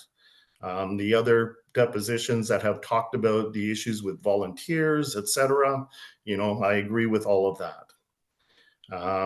The second one is the road barrier attendance, and I will disagree with Councillor Lowe on this item. 1 minute. Hello? 1 minute left. Yep. So under the Ontario health and safety regulations, a construction worker age 16 can direct traffic without a G1 license. We have a village where you might get 5 cars on a road. There might only be 4 homes on a road. Do they even need to be 16 to stand at a barrier and be able to move it out of the way if an emergency vehicle needs to come by? So, I would actually like some consideration of the risk in what we're doing. And then the code of conduct has also been addressed, so I would agree with Councillor Lowe's amendment on that. We want it to be safe and inclusive, but rural situations are different. There does have to be consideration for the risk in our community versus in a downtown event with 100,000 people at it. Thank you. Thank you for your delegation. We do have a question from Councillor Leeper. Thanks. And Rob, thank you very much for the presentation today. I've got some really significant sympathy for where you're coming from. And again, I don't sit on this committee, but I'm looking at what I may be able to do when this comes to council. First, I just want to say I do agree with you that, I question the need to even have a 16-year-old doing things like directing traffic. When I was organizing the Hindenburg 5K, I leaned on my 15-year-old at least to direct traffic when we had to make sure that there were people at the barricades, and he did a great job of that. But could you demonstrate, I'll challenge you a bit here, Rob, could you demonstrate to me today that for any of your larger events, that there is anyone who is volunteering and supervising the event who is trained to recognize signs of sexual assault? Yes. Okay. Yes. We have Osgood Youth Association with professional child and youth workers who volunteer at our events. I'm sure they are well trained. We have people who are bar staff. And then we also have other members of our committee who are trained in those matters. Okay. That's so if it wouldn't be too high a burden for you in terms of organizing your event to submit those certifications or those proofs of training to staff, and you would consider those to be sufficient to demonstrate that you have the appropriate supervisory capacity on site. What I would suggest to that is and comment on is further to, I believe it was Mark's, the bureaucracy burden of hosting an event. We're volunteers. Every time we have to track and submit paperwork to the city is less time that we have to engage in important issues like this policy discussion, right? That's just the reality of being 100% volunteer driven. Yes, can we do it? Sure, we can do it. Does it take away from other things? Absolutely. I would say, look at the data, look at the OPS data. How many incidents have there been in rural villages during their events? And I don't know that anybody's done that. I don't think anybody's looked at the actual traffic data as to how many cars go down a road in a rural village at any given time to say, oh, you need to be 18 years old, or have an adult supervise you to stand beside a road barrier, not in front of it, beside it. This has not been data driven from what I can tell. My background is risk management and health and safety. That's my life. I know this stuff. Okay, I struggle with it because the potential for sexual assault is not necessarily an urban or rural divide. I think it's possible all the time. And it just takes one driver who's pissed off at having to stop at a barricade, yelling at a 14 or a 15-year-old. Point of order. There seems to be a debate taking place here. Maybe the member has a question. I'm upsetting Tim again. I will just leave it there. Thank you. Thank you. Thank you, Councillor Leeper and Chair Cherney. We'll continue with Councillor Dudas and then Councillor Kelly. Councillor Dudas. Thank you very much, Rob, for being here to delegate. It was interesting because I was waiting for you to speak. While I very much appreciate all the larger organizations and festivals from our city coming and delegating, I keep thinking when I was reviewing what staff are suggesting in this report about events in our smaller communities. I used to be the president of the Blackburn Community Association. I did that for a decade. And, one of the activities that I was involved in was trying to recruit volunteers. There's an enormous event that Blackburn holds called the Fun Fair. And we often have to have scouts teamed up with their parents manning the barricades. We have lots of folks doing the dunk tanks, and there's a street parade that, once again, has more people in the parade than on the sidelines because the community just comes out. So I know you're speaking to the rural feel of it. I would say that there's a feel of that in a lot of our communities across the city. But I also know how difficult it is to have volunteers. And one of the things that we haven't spoke to is, and you mentioned, getting volunteers and the obligations on those volunteers. Yourself and the teams of people who are organizing and leading these events are also volunteers. With added bureaucracy, with the aspects that are being proposed in this report, is there a chance that the people that are leading these events, those volunteers at the helm of these activities, will just throw up their hands and say, I'm done? That there's just Absolutely. too much work? Yes. Yes. Because I think that that's a huge issue. We forget sometimes that while we have, these wonderful large festivals in our city, there are people that are running equally large in comparison to their community events, but they're doing it with no pay out of the goodness of their heart. And I don't want to lose those people. So I appreciate the intentions of some of these amendments that staff are bringing forward. But are you, once again, the pandemic really made a struggle for getting volunteers. Do you get a sense that volunteers are just going to feel this is another blow? I believe it is. So the history of our board of directors specifically is they generally last about 3 years, and then they're burned out and they leave.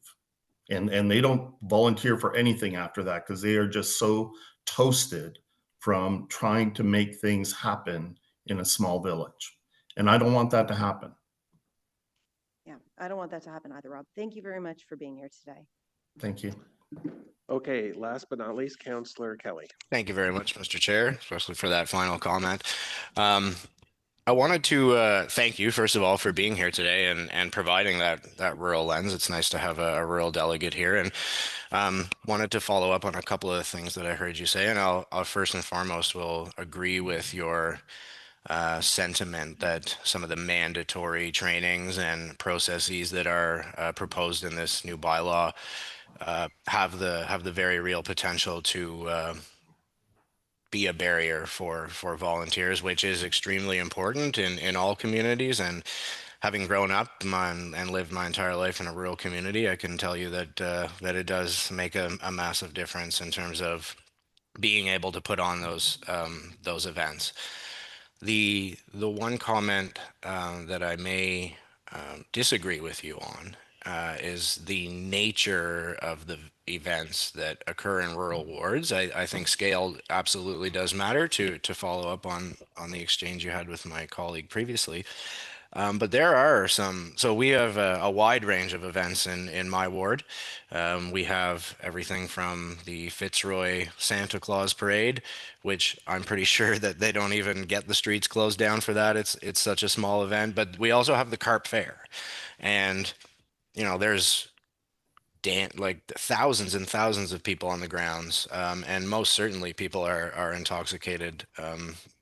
Many people quite heavily. So I think it does matter, the scale and the size of what we're talking about. And my question to you, Rob, would be, if we were to pass, and I know there's one of Councillor Lowe's motions that you're not excited about, but let's talk about the other two in terms of taking things that are mandatory in the proposed staff recommendations and making them optional. So, the Fitzroy Santa Claus Parade volunteers, they can choose or whether or not to take this training, and the Carp Fair volunteers can as well. But we leave it up to the organization and the volunteers to decide whose role is what and who needs what training. So, regardless of the age, for manning or managing barriers for traffic, what about the other two? If those motions were to pass and this was to pass as amended, would that be acceptable to you? Do you think that would be a proper or an appropriate path forward? Yeah, as I said, I agree with those two amendments that Councillor Lowe had proposed. You know,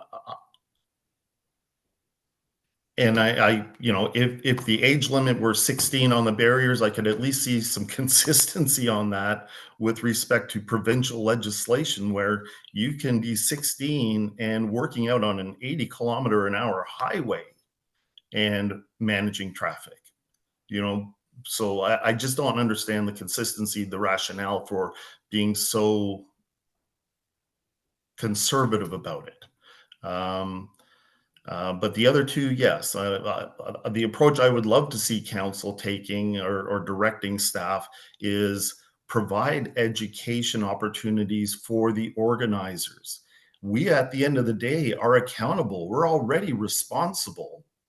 Let us have the tools to make better decisions on how we run our events. Thank you very much, Mr. Chair, for the time. Thank you, Councillor, and thank you, Mr. McClellan, for your delegation today and taking questions. Thank you. Thank you. And again, thank you to all of our delegates who appeared before committee today and presented. Thank you very much for adding to this matter. So, colleagues, we now turn our attention to questions for staff. In addition to staff who presented, I want to acknowledge and welcome Superintendent Frank Daou, who has just stepped out. Is he coming back? Yes, okay. So Frank Daou, Superintendent Daou from the Ottawa Police Services here, and General Manager, you'd whispered that we have an Ottawa Public Health representative as well? That's correct, Mr. Chair. Ben Lykin from Ottawa Public Health is here. Okay. In person? Yes. Okay, perfect. Great. So I want to acknowledge those two individuals who are here in case members had questions. Okay, so questions for staff. I thought we were ready to vote there for a second. Councillor Bradley, lead us off. Thank you much. Thank you so much, Chair, and thank you to all the delegations who came out today and for those who contribute to all the events and festivals in our community that make life in Ottawa so vibrant. We did hear a lot from delegations around the distinction between the larger scale events and those events that are under 500. Perhaps staff could outline for us currently what the difference is in terms of what's required from those events and how this report is changing those requirements for both the big events and small events. Thank you, Chair. Under the current bylaw, an event permit is required for any outdoor event with 500 people or more, or a event permit is required for events that occur on city streets, and that's a separate process that's done through Public Works. That would be of any event of any size that's using a city street.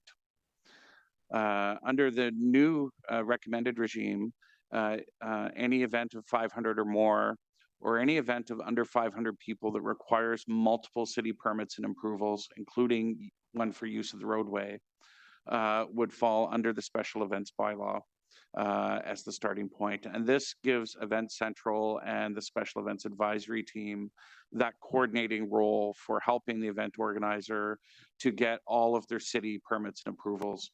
And what we found through the consultation process is this really was the best, most effective way to provide coordinated city services to those smaller events that still have a lot of complexity or requirements to them.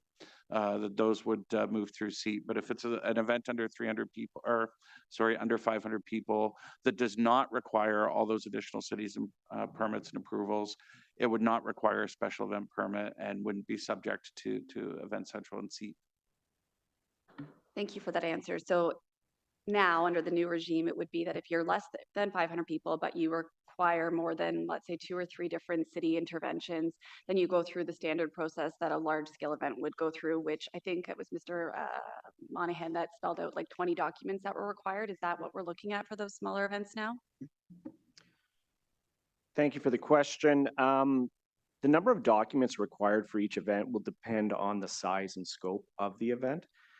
So in some cases, it might involve, 5 city services to support an event, and in other cases, we might have up to 50 different city services supporting an event. So for a smaller scale event, there isn't, 15 to 20 documents, but for those larger scale events, like the one referenced during our delegations, absolutely, there would be more requirements because we have a number of city bylaws that ensures public health, public safety, and there are specific permitting requirements within those bylaws that have to be adhered to. Thanks. So we heard from Mr. Monahan through the engagement process that while they have full-time staff, they had other priorities or perhaps didn't completely appreciate the scope of the review that the city was doing and so didn't get to meaningfully input. Do you feel that the small events who have probably no full-time employees had an opportunity to meaningfully input, and did they flag the fact that they might be required to jump through a few more hoops as a potential issue for their viability?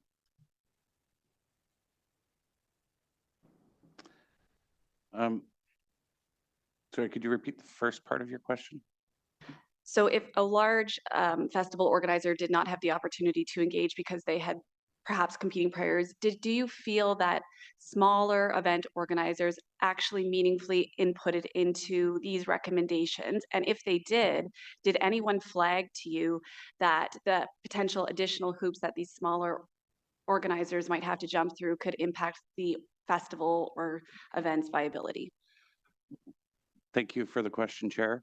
We did hear from some smaller festival event organizers concerns about having additional requirements.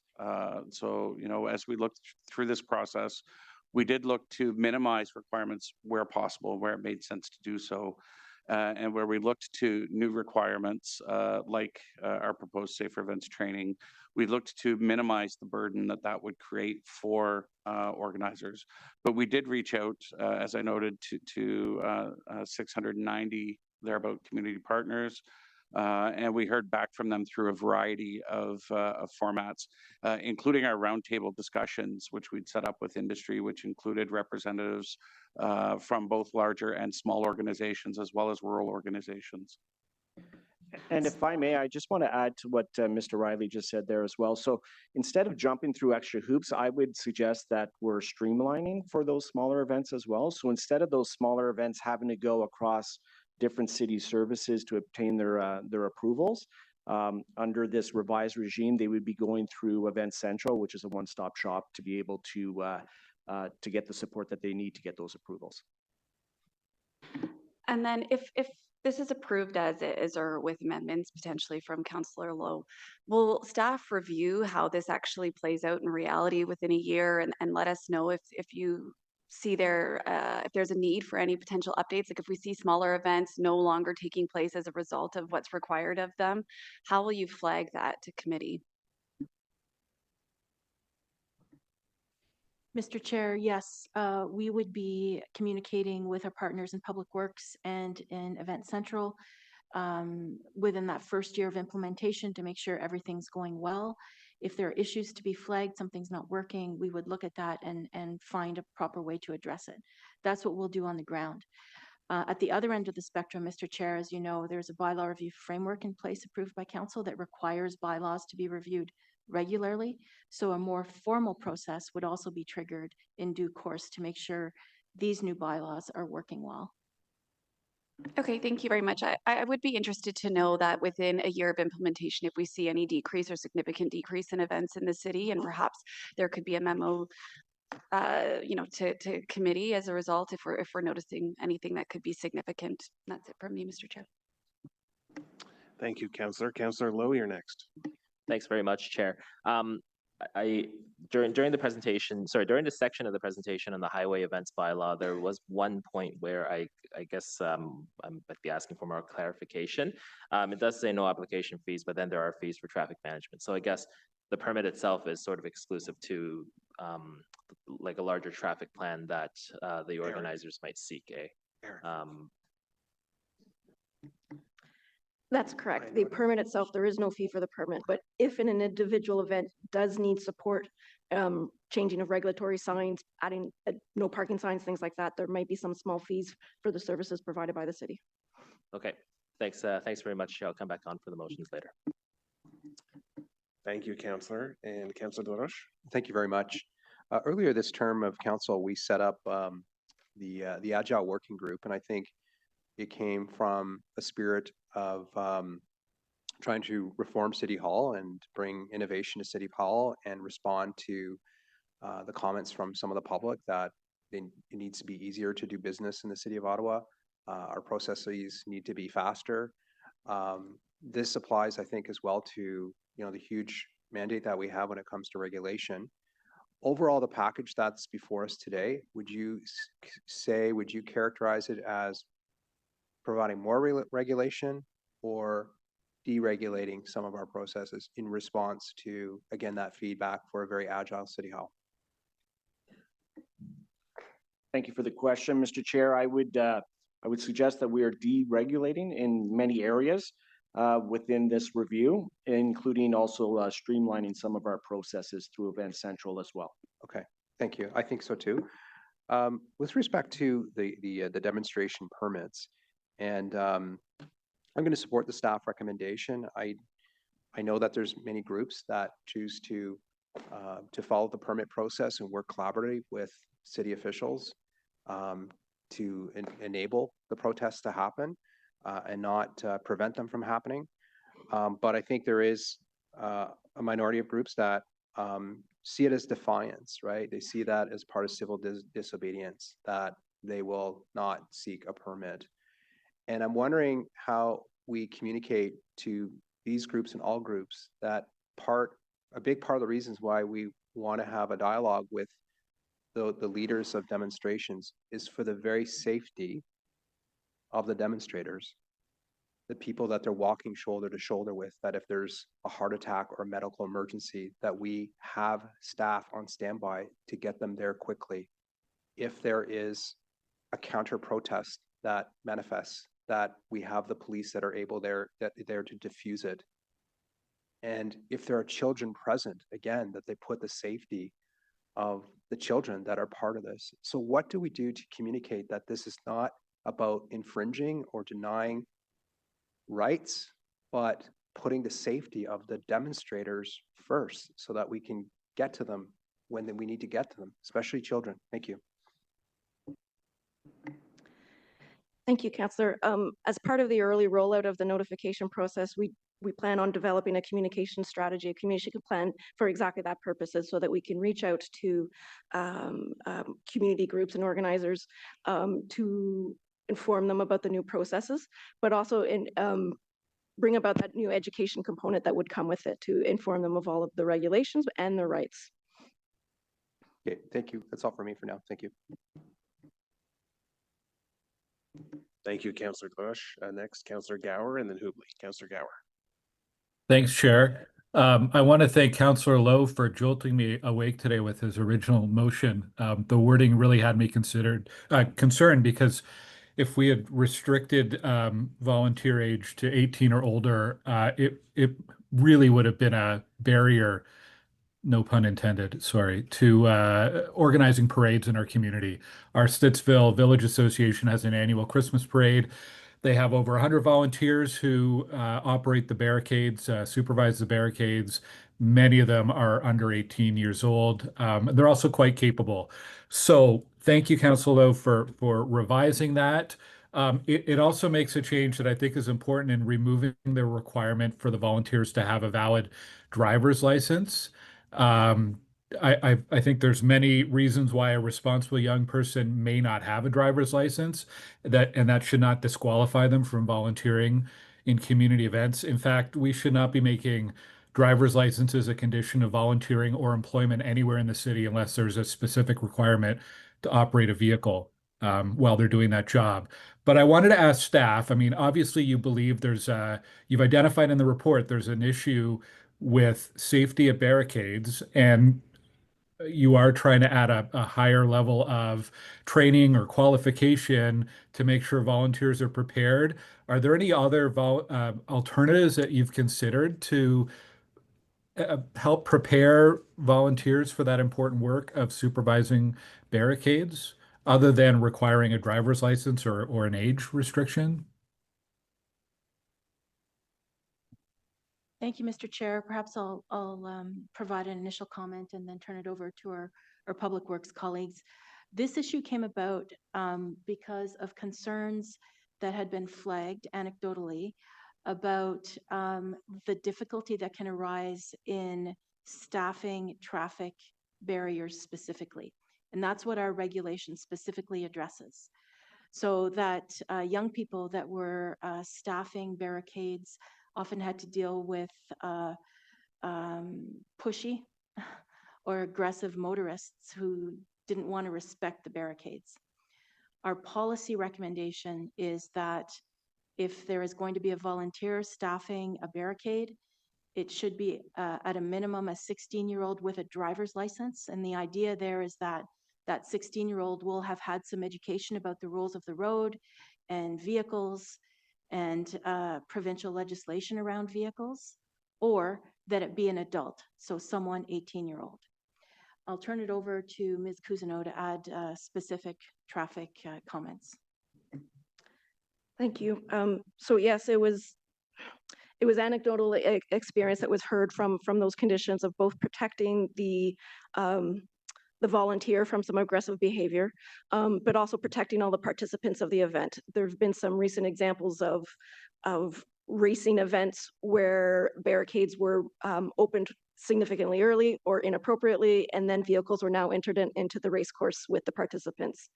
And so the age restrictions was to have somebody who has an awareness of the rules of the road and has the ability to maintain that safety perimeter around the event. Yeah, okay, thank you. I do still support what Councillor Lowe's doing with this motion. I don't think driver's license is necessarily the threshold that's going to guarantee responsible actions around barricades. Clearly, there's a need for something, education, enforcement, I don't know what, for motorists who apparently don't know how to, well, if there's a parade happening, you can't drive through a parade route. That's the issue here. But maybe there's some documentation or a tip sheet or recommendations that we can be providing to event organizers about how many people should be supervising barricades, what kind of issues they might be encountering, just to help event organizers be better prepare their volunteers to deal with the issues they might be facing, rather than requiring a driver's license as a restriction. Thanks, sir. Thank you, Councillor Gower. We have Councillor Hubley and then Devine next. Councillor Hubley. Thank you, Chair. I just have two questions or two areas I want to ask about. A number of my colleagues have mentioned, and a significant number of delegates have talked about the requirement to file a large number of documents to do any kind of a volunteer event in the city. I'm wondering if, as part of this review, and I want to thank staff for their work on this. I did meet with staff ahead of today's meeting. It's extensive work that was done. These are two questions that I didn't think of at the time, and I want to ask now based on what I've heard today. Was there a conscious effort done to look at the requirements that are in place today to see if we could reduce that requirement in any way, merge documents, whatever? Thank you, Chair. Absolutely. That was a major part of our work, was to look for opportunities to streamline processes and make things more efficient and easier for event organizers without compromising public safety or our ability to manage the impacts occurring around special events.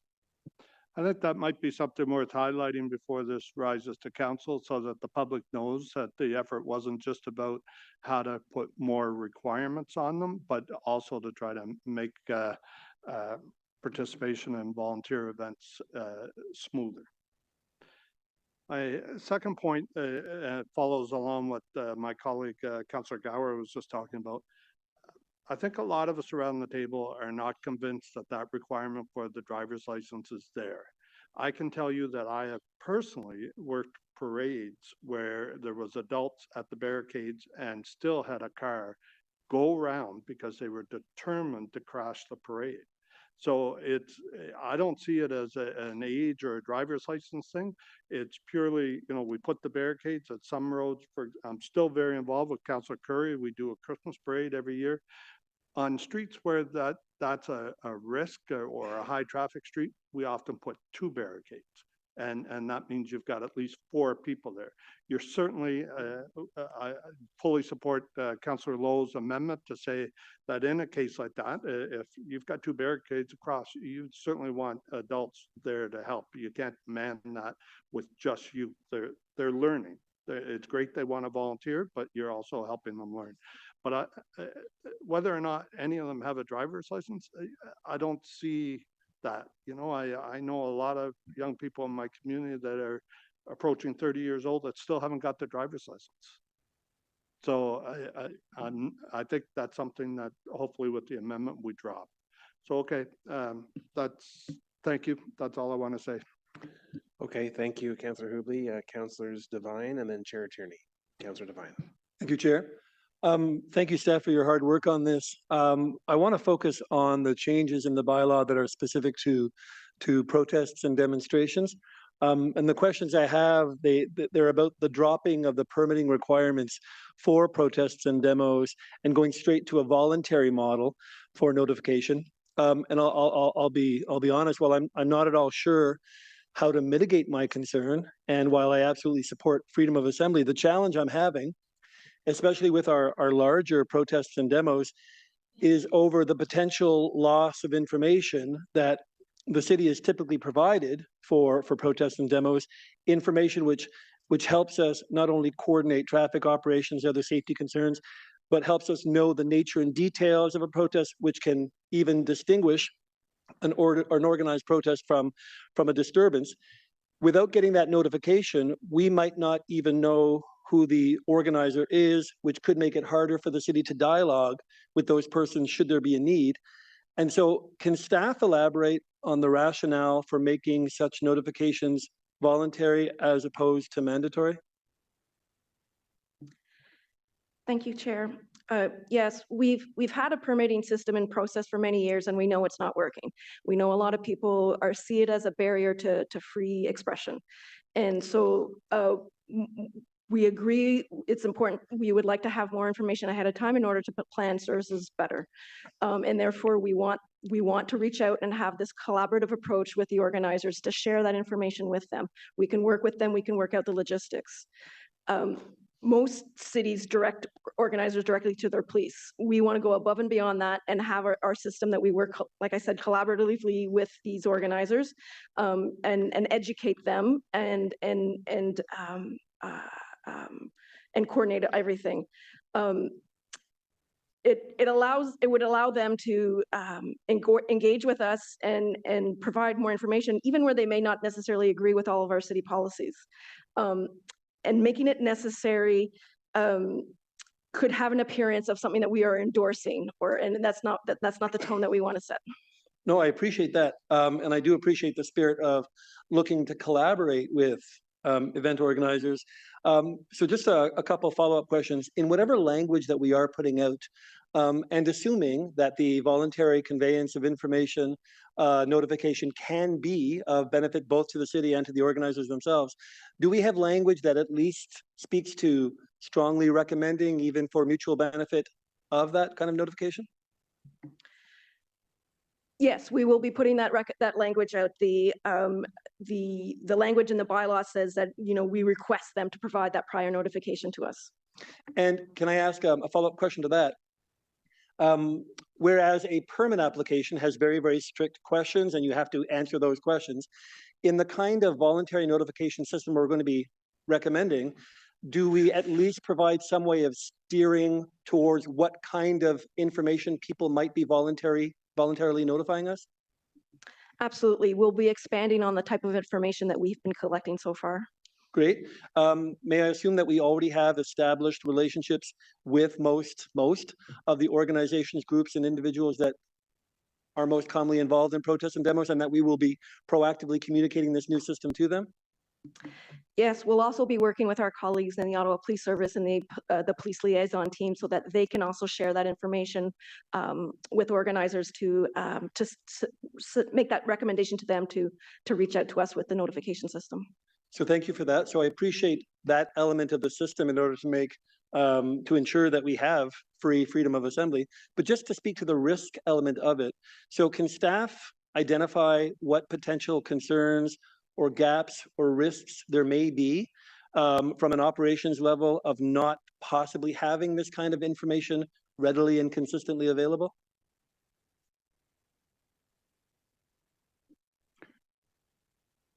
Chair, I'll start with the question, and then I would ask Ottawa Police to step in with the details. I just want to build on a couple of points that Ms. Cousineau identified. I think for context right now, we probably have less than 25% of demonstrations that actually go through the permitting process. So from an information perspective, we have very limited information right now. And even when Ottawa Police, for example, is aware of a protest, they're not able to direct them to say, go and fill the permitting process because it is a chartered event. With the notification process in place, even when Ottawa Police has information, they're going to be able to direct them to say, fill in a notification so that at least we have more context around what's being planned and there's better information, there's better intel, and we're also better able to plan and protect around it. When it comes to the resourcing piece, I'll ask Mr. Daoud to be able to provide more context. Councillor, can you repeat the question pertaining to the Ottawa Police? I suppose the only question, and I do appreciate the context you're providing, and I'm supportive of the direction and the change. So from an OPS or from an operations level, my only question is, I just want to understand from a risk management perspective, what might be the gap in not having such information readily available, but as Mr. Gontier was saying, we only collect information possibly in 25% of cases anyways, so there may not be a significant loss there. So I suppose the question to OPS, if we are switching from a permit process to a voluntary notification system, does OPS have a significant concern over that? No, we do not. We have a good relationship with Event Central and SEAT when we are notified. But as Mr. Gontier mentioned, you know, a limited number of demonstrations are seeking a permit. We have a process in place where a police liaison team would reach out to organizers, whether they have a permit, whether they do not, and get that information. Most of the time, we have very good collaboration with the demonstration organizer, so that fills the gap. Okay. So thank you very much, and thank you for the changes. Thank you, Chair. Thank you, Councillor Devine. Chair Tierney, and then Councillors Brown, Hill, and Kitts. Great. I'll try to keep it brief, Mr. Chair. Thank you very much for this, and I will go back to, I love all the amendments, Councillor Lowe, that you've done working with Councillor Brown and other members. I think that's great. Some of the questions, Councillor Bradley brought one up that's really good. So up till now, you know, a lot of people, let's face it, there's always 2 people left out. I always have an event for 499 people. That typically happens, but now they're going to be held to this new level of requirements and bureaucracy. It's bureaucracy, more documents. Who's the adjudicator on what documents are required for certain things? Is that the city? I'd just like to know who's making the determination if someone's having a horse-drawn carriage ride and need a fire permit, or they require some additional things that have to happen at these things. Who's going to make that determination? Is it us? Mr. Chair, I would, it depends on the elements required for the event, right? So we look at the requirements in our city bylaws, and depending on the type of event that you're having, I'll use an example, like if you have fireworks, we might need fire services there. Oh, I think that's a no-brainer, but I'm just thinking like an outdoor rink where we have, you know, hot chocolate and cocoa or whatever the case may be. And would a community association doing a rink party have to get now fire permits and all these different things that they traditionally haven't in the past? If they don't, this makes it easier. Based on the scenario you described, no, that's not what we're aiming to regulate. Okay, so what's the benefit of this? And I'm just trying to understand what we're trying to fix. So for example, smaller events that require fireworks, they'd have to go through the fireworks bylaw. So Event Central would assist in coordinating that approval. Oh, sure. Yeah, Events- fireworks I totally get. I think Okay. everyone understands fireworks are dangerous explosives. But I'm just trying to think, that's probably one of those simple, like we all understand that. I'm just trying to figure out. Events where there are food vendors, for example, those are licensed categories in the city of Ottawa. Event Central would assist in making sure that those food vendors are properly licensed under the licensing bylaw and that the health requirements for that food have been met. So that's one example. Smaller events that may require a noise exemption as well. Event Central would assist in coordinating that. I'm not sure if those are the examples you're looking for. They're great examples because, of course, every event I go to has a barbecue. So does it require Ottawa Public Health to be a part of me doing a clean up the Capitol barbecue for 40 people? No, I was referring to food vendors, so licensed vendors that are selling food. Yeah. So if you're serving the food yourself, there's no issue as long as you're not selling it. I would maybe defer to Ben on that, but no, I don't believe so. No, I'm waiting for an answer. So if the question's pertaining food, I'd have to bring that back. I'm the manager of community health and wellness on mental health and addictions, not on the food item. yeah, so Sorry, Mr. Chair, I didn't mean to put Ben on the spot there. No problem. So no, I was referring, so we're looking at coordinating permits and requirements that are, as General Manager Perot has noted, already captured under other bylaws. So licensed vendors, permits that are required for building code, for fireworks, for noise exemptions, those types of requirements. If the event is under 500, but there are more than one city service where permits or approvals are required under the new system, those would be funneled through Event Central. And I think the event organizer would see a seamless response. Event Central will coordinate those requirements for them. okay, and I always harken back to the days of Rainer Blois reminding me when he had to get a riser for a local event and he required an engineered stamp permit for a small event. Would now this 499 category fall into that? I'm not talking like a giant, stage for Blues Fest. I'm talking about like a riser. Mr. Chair, I'm not able to speak to specific building code requirements. I'm sorry, Councillor, is that what you're asking about? Yeah. No, I don't know. It depends on what the building code would require. Yeah, little nervous about that. The one-stop shop for insurance. This is always one that grabs us all the time. Right now, if somebody says, yeah, I want to hold an event in a park, I'm renting a park, we do offer insurance. That's correct, right? For a park rental? Park rentals are outside of the scope of the special events review. That would be recreation, cultural, and facility research services. So that's for the smaller events. They would have their own insurance requirements. Right. For a special event, we do have insurance requirements of $2 million liability, and those have not changed from the previous bylaws. We did not increase the insurance requirements in any way. Yeah, and I understand that aspect, but we always say, it's easy to get. Do we have a list, a very simplified list for people? Here's how you can acquire insurance if you require it, or is it you're on your own? I'm just trying to make it festival friendly.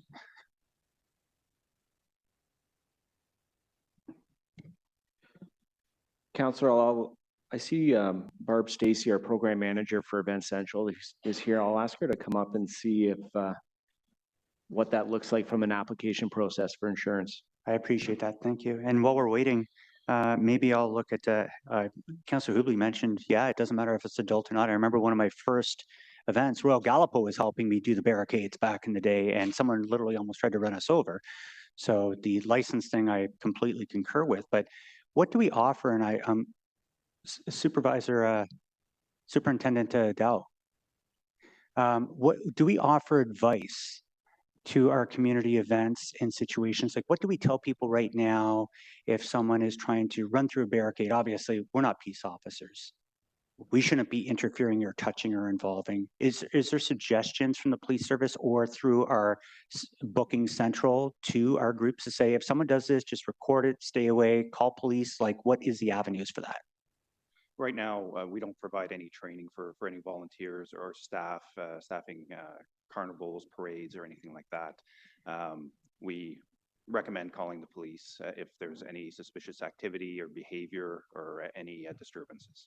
Okay, and then I'll look at city staff from the city side. Do we have like a tutorial video, 15-minute kind of thing about the barricades? Like what guidance are we giving to people when it comes to barricades? We hear from the police, they only deal with it when something's gone very bad. What guidance are we giving on a proactive front?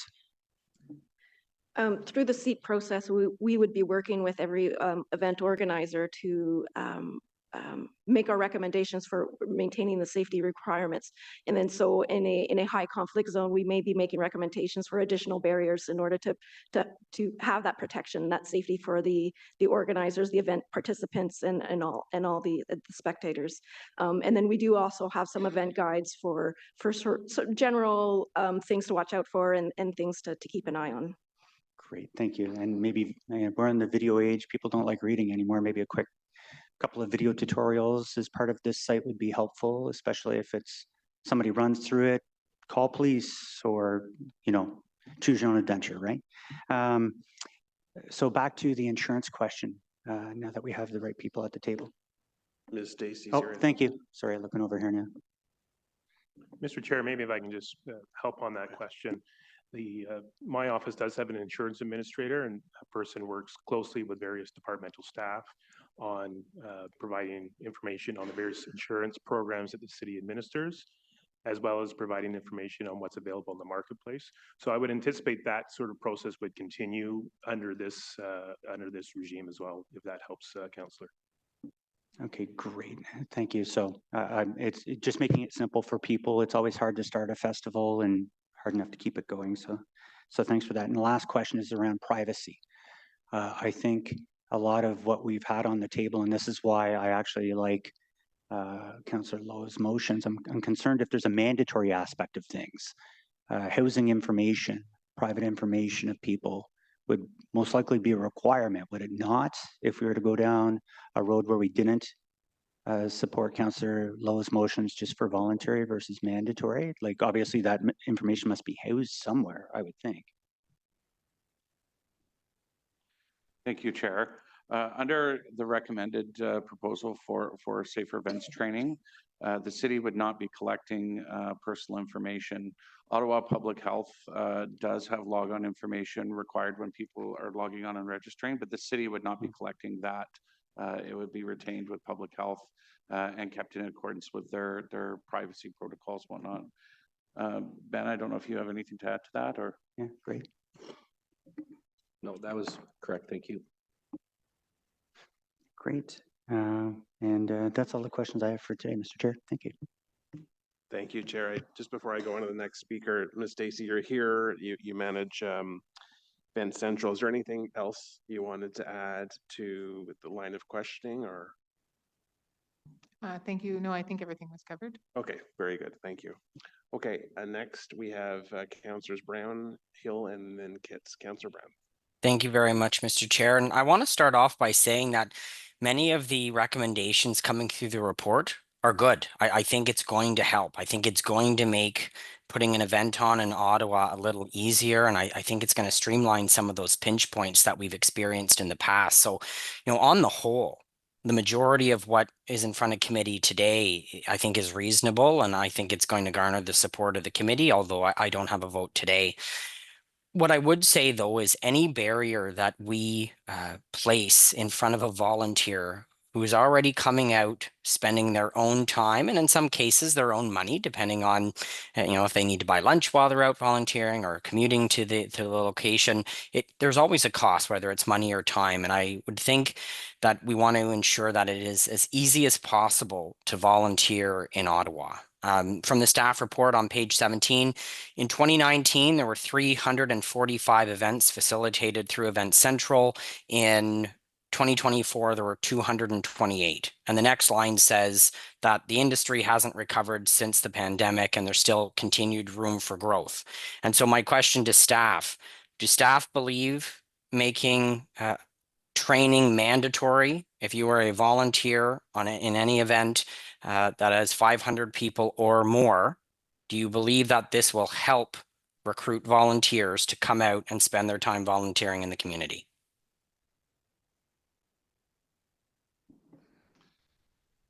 Thank you, Chair. We do not see that it's a barrier to participate in special events and to be a volunteer. Safer events training will help somebody to be a better volunteer and know how to respond when they see issues like a young person experiencing unwanted sexual attention, or a grandparent who's overheated after chasing their grandkids around the parade grounds all day. It addresses a bunch of public health and safety concerns that we see with lots of festivals and events. And so I would say that this just helps to equip those volunteers to know how to respond when they see those situations. And this in turn would help to reduce demand on city services and all those professional services that are required. So it just helps volunteers to be the eyes and ears and to get support for people at special events when they're in distress. And we saw some very great metrics when we consulted with the medical officer of health, and they referred us to this program, its initial iteration of Party Safer. We saw great results in how it boosted the confidence and the knowledge of volunteers to respond to these situations. And so that's where we looked at this as a low cost and minimal way to improve event safety without adding additional requirements on the event organizers. And I would invite public health if you have any additional comments to add to that. Yeah, thank you. From the perspective of volunteer, we have not received feedback from volunteers that the training is onerous or it's been an obstacle. That's not something that we've heard through our time working with events. The real goal from a public health perspective is to promote the health and well-being and promote the safety of individuals in the community and our residents. And that's the real goal here, is to provide an additional layer of safety, put tools in the toolbox of our volunteers to help somebody in a time of need.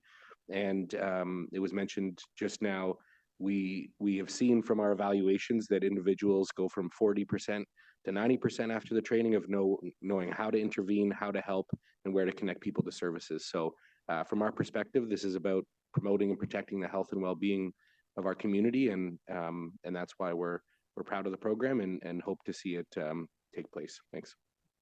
Thank you. And I think you should be proud of the program. I think there is valuable resources that are available today that we can share with event organizers. But my question was about, do you think this will be a barrier? And I heard the answer, staff don't believe it is.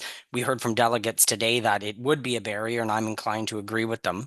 One of the concerns that I had during my conversations with staff, and I appreciate the number of times that staff engaged with me on this through the briefing process, was that although it would be a requirement through the bylaw, we wouldn't necessarily enforce it. We would send bylaw officers out on an educational track just to ensure that folks were complying with the new requirement of the bylaw should it pass council and committee. I would suggest having bylaw officers go out to ask volunteers if they've completed their mandatory training would create conflict. It certainly would be a deterrent for me, and as an event organizer, if I have a volunteer coming out to my event to work a 3-hour shift and they say I'm ready to go, but oops, I forgot to do this mandatory training, I wouldn't be inclined to turn them away. Volunteers are few and far between. I think Councillor Bradley had a great question about tracking this to see if any smaller events drop off the radar because of the training. I would suggest, though, that like any good thing, repetition is what is required to keep it going. And if you have an event that doesn't proceed 1 year, it's really hard to get it going again, because volunteering is a habit. You typically can rely on the same folks to come out and volunteer. And so if we lose these events, I think we're going to see them not be replaced. I don't think you're going to see them skip 1 year and try to come back for the next. And so I hope colleagues support Councillor Lowe's motions. I think it's reasonable. I think we should have the resources. I think we should share them.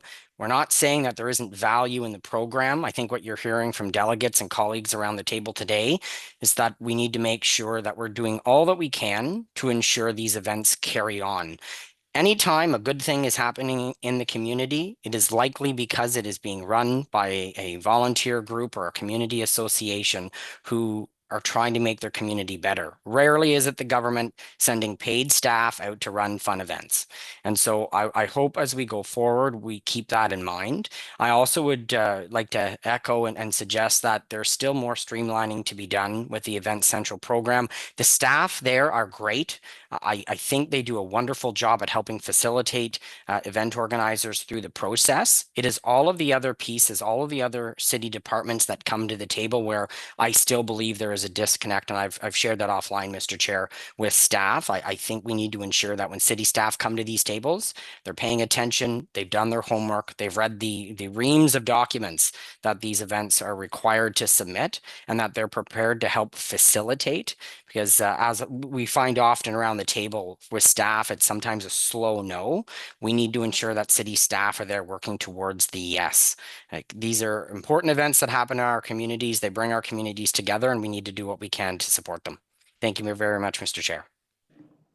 Thank you, Councillor Brown. Councillor Hill, you're next, and then Councillor Kitts. Councillor Hill. Thank you, Chair Brockington, and I'm going to follow up a line of questioning here from one of the delegates, Mr. Lalonde, and I think it feeds a little bit from Councillor Devine's concerns about the demonstration changes. So I guess just to go back to a baseline here, is the reason why we're looking to make the change from an obligatory permitting system to a voluntary declaration because we assess that as a city, to date and in the past, we were actually non-compliant with freedom of expression charter considerations. Is this a city is trying to move itself into compliance issue? Is that why we're moving in this direction?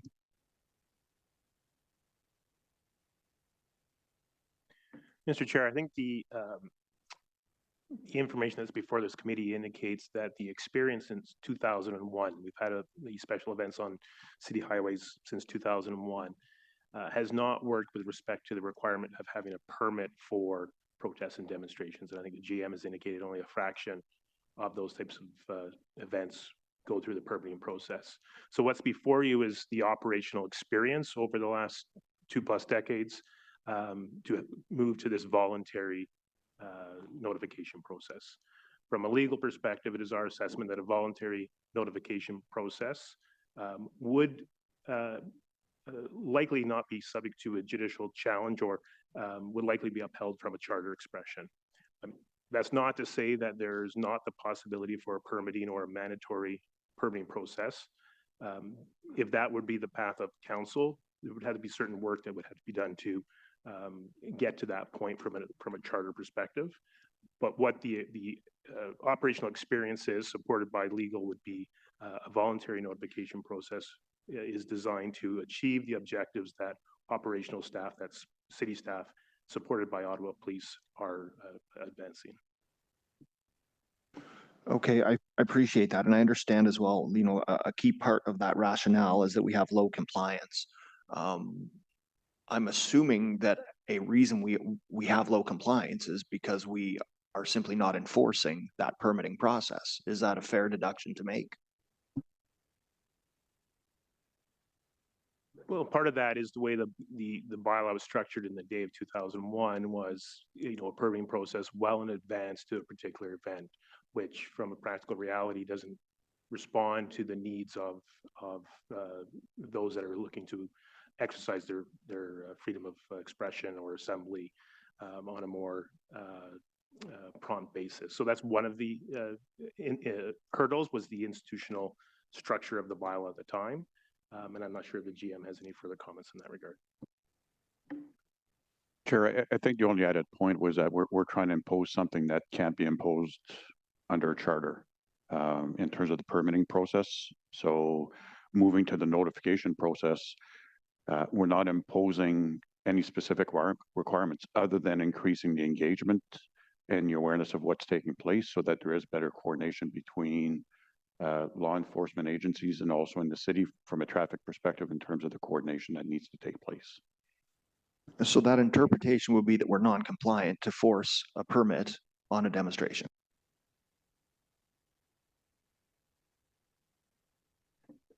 I think, Mr. Chair, the bylaws that exists today would be difficult to respond to in a charter challenge. It's not to say that a municipal council, whether this municipal council or another municipality, could pursue a permitting system or a mandatory notification, but that work would have to be done to justify that based on any limitations on the freedom of expression.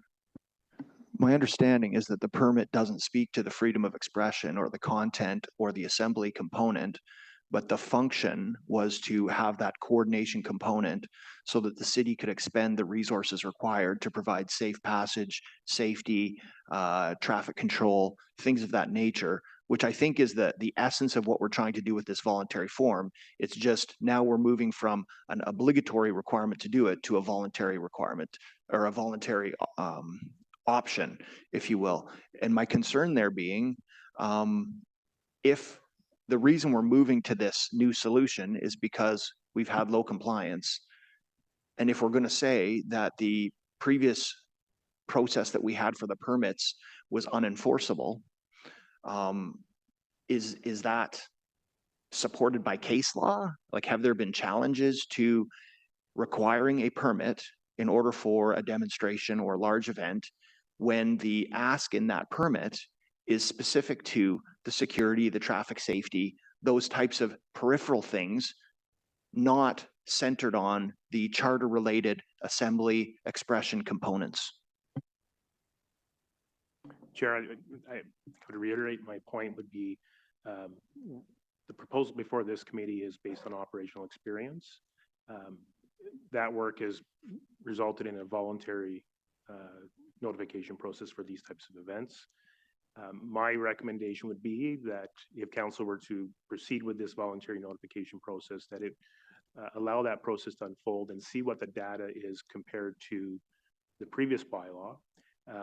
And then it may be at some future point, council may wish to consider whether that voluntary notification would be something that could be implemented to address the concerns for that other percentage that's not responding to the voluntary component by a mandatory compliance, with the work done to address the charter issues that council would inevitably have to respond to.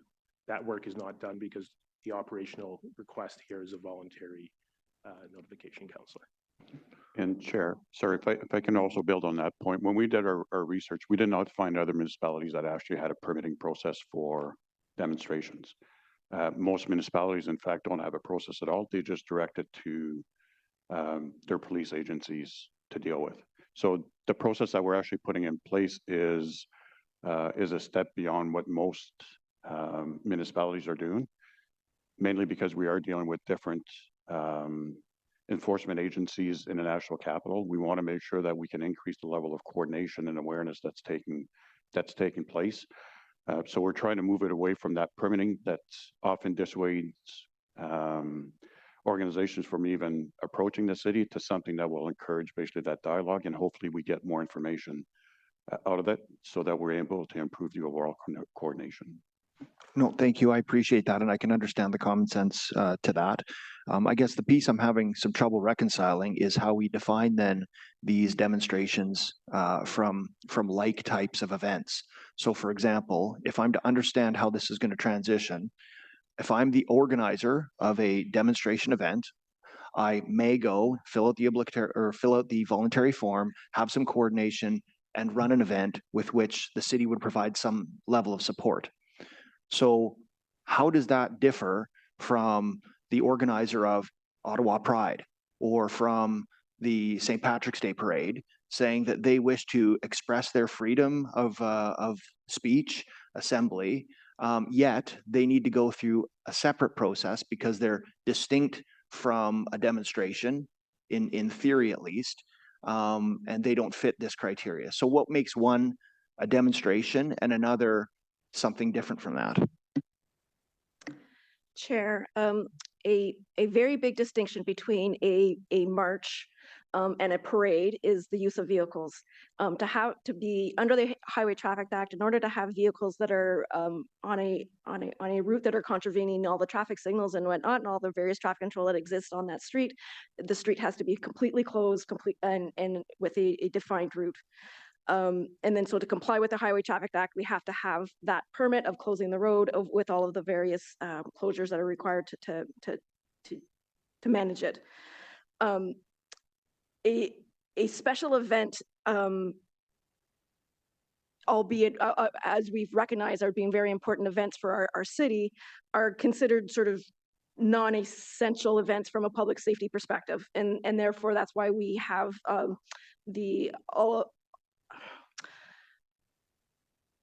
that's why we have all the processes in place to help them organize their event. We're working through the seat, and we work collaboratively with them in order to manage their event safely and for the safety of all the patrons, for the safety of all the attendants. Demonstrations are often spontaneous in nature and are considered a public good in a democratic society, and therefore they're not necessarily guaranteed all the city services that would be coming with a special event that is organized ahead of time. But some city services would be required to help manage the overall public safety and public order.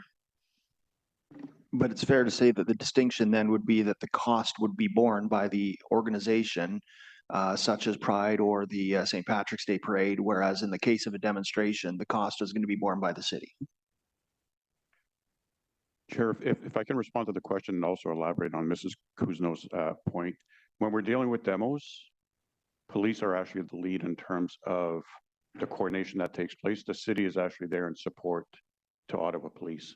When we're dealing with the special events, it's actually the city that's the lead, and police are there as a support depending on what may be required. So when we're trying to support an event, there's a lot more city services that get involved in terms of being able to support the event to ensure that basically all of those supports and resources will be available on the day of the event. When we're dealing with a demo, it's very much a police-led initiative. So I think that's one of the main differences also in terms of how we manage both events. To the point of costs, yes, we do not recover costs on as part of demonstrations, again, because that's mainly a police-led event. I appreciate that. It's a complex issue. I guess I would just highlight that the charter applies to everyone. And my concern would be in how we define the exercise of one group's charter rights and freedoms in comparison to another group's rights and freedoms. We need to be consistent across the board. So thank you, Mr. Chair. Thank you, Vice Chair. We have Councillor Kitts and then Troster. Councillor Kitts. Thank you, Chair. I just wanted to make a few comments on the motions. I'm happy that the low motion will drop the requirement for a driver's license. I think that's a positive change. I also appreciate the flexibility in lowering the age to 16, or I guess under 18. I'm still not fully comfortable with the requirement for supervision, especially in a rural context, as the delegate from Osgood was commenting on. I can see this requirement being useful in areas where there is a higher volume of traffic, but I do think about events like the Navan Fair, the Navan Market, and I worry that a requirement for an additional volunteer will be prohibitive. I understand the mover is comfortable with the motion as is and doesn't want to entertain further amendments. So perhaps something I will chat with my rural colleagues about before council. I just wanted to state that.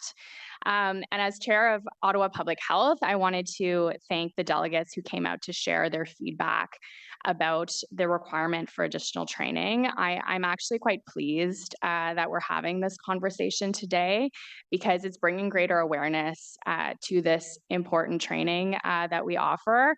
And I think also a better understanding of the types of scenarios that volunteers may be confronted with at these larger events. Ben touched on this, but I did want to sort of make a plug for the training while I have the opportunity. Self-reported preparedness to identify and respond to overdose increased from 43% to 95% post-course. Self-reported understanding of safer partying practices rose from 68% to 95%. And self-reported awareness of where to access information on local mental health, harm reduction, substance use health, violence prevention, and sexual health resources grew from 68% to 94%. So I want to thank Councillor Brown and others who highlighted the value of the training. But I do fully appreciate the practical challenge of recruiting and retaining volunteers, and putting my other hat on as a member of the Agile Government Working Group, aka Red Tape Reduction. I do support the approach of making it easier to throw successful events in our community. So I am going to support the low motion, and I know that this is semantics a bit, but I would ask for a small friendly amendment to add the word strongly recommended. Is that amenable? That's strongly amenable. Thank you. I just think it's important to emphasize the importance of this training, and I don't think that that's lost on the event organizers that we heard from today. And I hope, I think that this is progress, that we're shining a light on it, and I hope that volunteers will take OPH up on it. Thank you. Thank you, Councillor Kitts. And did staff in the clerk's office get that small amendment? Are we good? We are. Okay, good. Thank you for that. Councillor Troster and then Councillor Lowe. Councillor Lowe, have you spoke yet? I did. I can go last. Okay, yeah. I would appreciate to hear first timers first. So Councillor Troster and then Johnson. Thank you. I want to say how much I appreciate everyone who came here today. Where my concern is we're hearing a lot about the burden on volunteers, the potential exclusion of volunteers if we make this training mandatory. But we haven't really talked about how these festivals and events become inaccessible to women if they're experiencing sexual harassment or assault. And also, I would point to the latest Ottawa Public Health data about the really alarming rise in opioid use among young people, not just in high school, as young as my own daughter, 12 years old. And so I live in a neighborhood where overdoses are quite visible and they're frequent. And so my daughter is 12 and I have to talk to her about naloxone already. And I have to talk to her about what an overdose looks like. And as some other people have said, including Councillor Leeper, an overdose doesn't look like what you think it's going to look like. It often looks like someone who's very sleepy. In 2023, a person died at the Escapade Festival and 16 people had to be taken to hospital.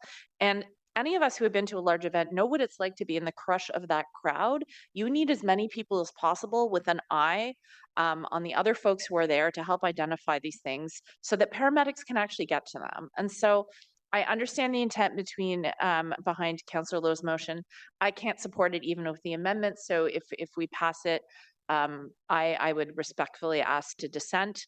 I think we could raise the threshold for larger events here, but I also think that those festivals, including Blues Fest and City Folk, are already doing a lot of this work, and they have the capacity to deliver a 10-minute training on how to recognize someone who might be experiencing an overdose. This is really, really urgent, guys. Like, I need you to understand how we really need to watch out for our neighbors and other residents. Whether we like it or not, other citizens are having to flag this because the problem is so persistent. And I don't want to see another young person die at a festival. And I don't want a young volunteer to be in a situation where they don't recognize something bad going on and they don't have the ability to ask for help. So thank you very much. And I want to thank city staff for all your work on this. Thank you, Councillor Troster. Appreciate that. Councillor Johnson and then Carr. Thank you. I just wanted to go back to the permitting process around demonstrations. So from what I understand from staff, we're We're recommending to remove the permitting process because in our operational experience, it did not add value. Is that correct? Correct. And we also have an added benefit of avoiding a potential charter challenge when we remove the permitting process from our bylaw. Correct. So we limit the liability of the city of Ottawa when it comes to managing demonstrations, in your view. Well, yes, Councillor. Thank you. Quick answer. And so from what I understand from police at this time, having a permit in place has not enhanced or interfered with your ability to respond to demonstrations. That's correct. Okay, so I just wanted to clarify that in this case, in this report, the City of Ottawa is recommending that we take steps to remove potential charter challenges because operationally, we are still able to appropriately respond to the reality on the ground. Thank you. Thank you, Councillor Johnson. Councillor Carr, and then Hubley, and then Lowe. Yeah, thank you very much, Chair. I just wanted to clarify a point that was made specifically from, there's been a lot of questions about the permitting process from staff, from Mr. Gontier. So you were explicit in saying that the police are responsible for demonstrations and staff are responsible for major events, correct? Yes, Chair, in terms of who the lead agency is in those cases. Okay, and I think that's really important because I think that we have really drifted into territory that is in the responsibility of the police and the police board. And I just wanted to add a piece of information is that the police board is currently undertaking a review of its major events policy to ensure it's firmly anchored in a human rights-based environment. And that work will strengthen the board's oversight of major events, particularly protests, are planned and managed in alignment with the legislation, the Community Safety and Policing Act on adequate and effective policing, accountability, and respect for charter rights. So I just wanted to clarify that because I think a lot of what the police board is responsible for is drifting into some of these conversations this morning. Thank you. Thank you, Councillor. Councillor Hubley, and then Lowe.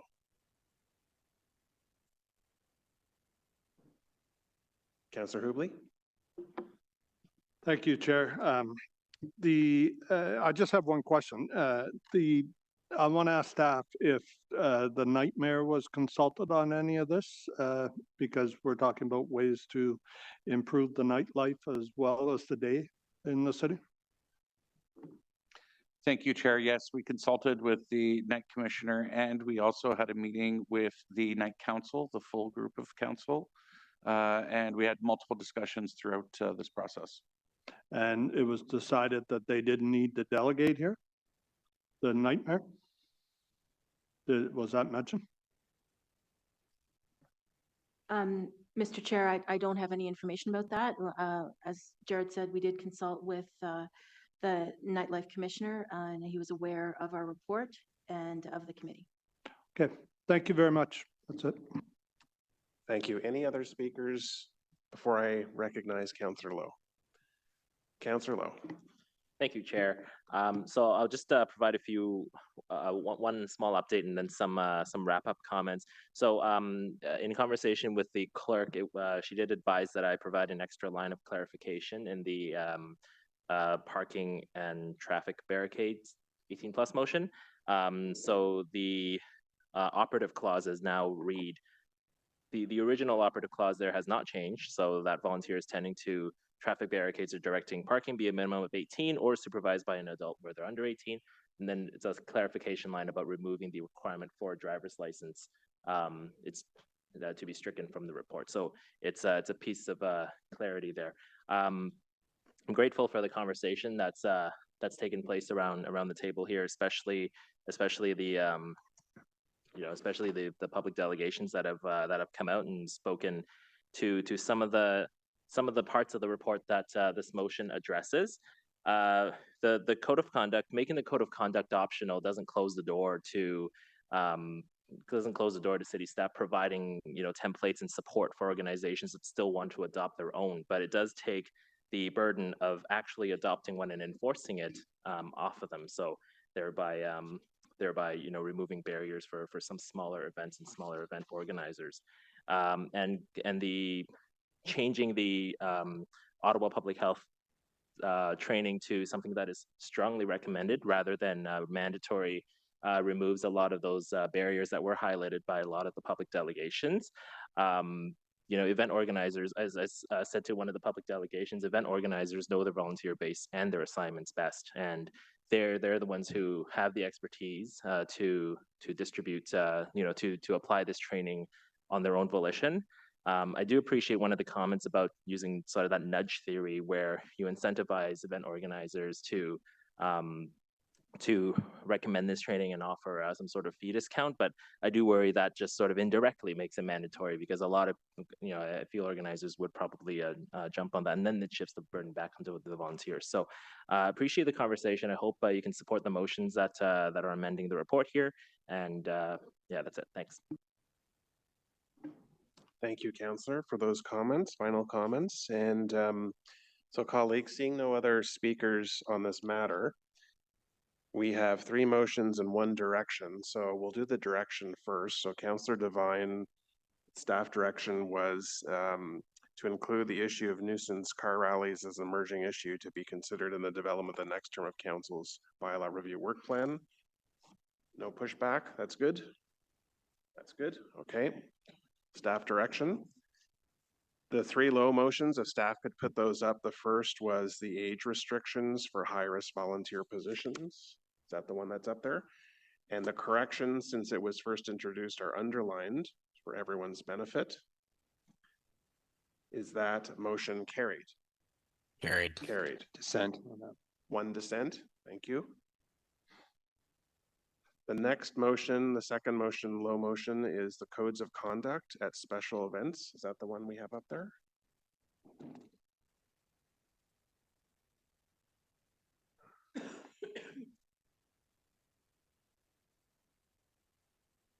I just want to make sure we see all the motions before we vote. This is the code of conduct one. Okay. Is everyone okay? No one needs it read? Dissent. I'm going to call the question now. All those in favor? Carried? Carried. Thank you. Councillor Troster, dissent. Okay, the third Councillor Lowe motion is safer events training. If we could get that on the screen as well. Just 1 second, folks. And the one addition is, or the modification is the word strongly. I see it underlined there. So on this motion, is this matter carried? Carried. Carried. Dissent. And 1 dissent, Councillor Troster. So then we go back to the main staff recommendation as amended. Is this item carried? Carried. Dissent, Councillor Hill. Thank you. Thanks again to staff and our delegation. So colleagues, I'm going to give you an option. 1, we can break now, or 2, we begin the next item. There's a very brief staff presentation, 4 slides. Allow Councillors Hill and Devine to read their motions on the floor. I think that gives our delegates some benefit over the lunch break to see what's coming, and then break. So we break now, or we break in about 12 minutes. 12 minutes. So let's transition then to the next agenda item.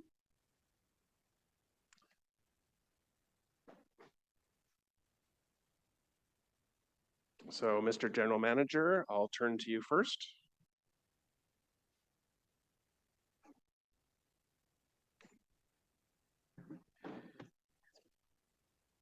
Thank you, Chair. We'll just wait to have the presentation displayed. Sure. Perfect. So I'll just hand it over again back to Valerie Bietlow just to kind of set the stage for our discussion this afternoon. Thank you, Chair. Today, I will present the key points of staff's feasibility assessment for the development of a vulnerable social infrastructure bylaw, also known as a bubble zone bylaw. As you know, Mr. Chair, we're not presenting a full bylaw today, but rather an overview of the issues to consider and the work to be done to develop this type of bylaw if we're directed to do so by council. Stuart Huxley, City Solicitor, and Jennifer Pereira, Senior Legal Counsel, are also here to present some of this material. Next slide, please.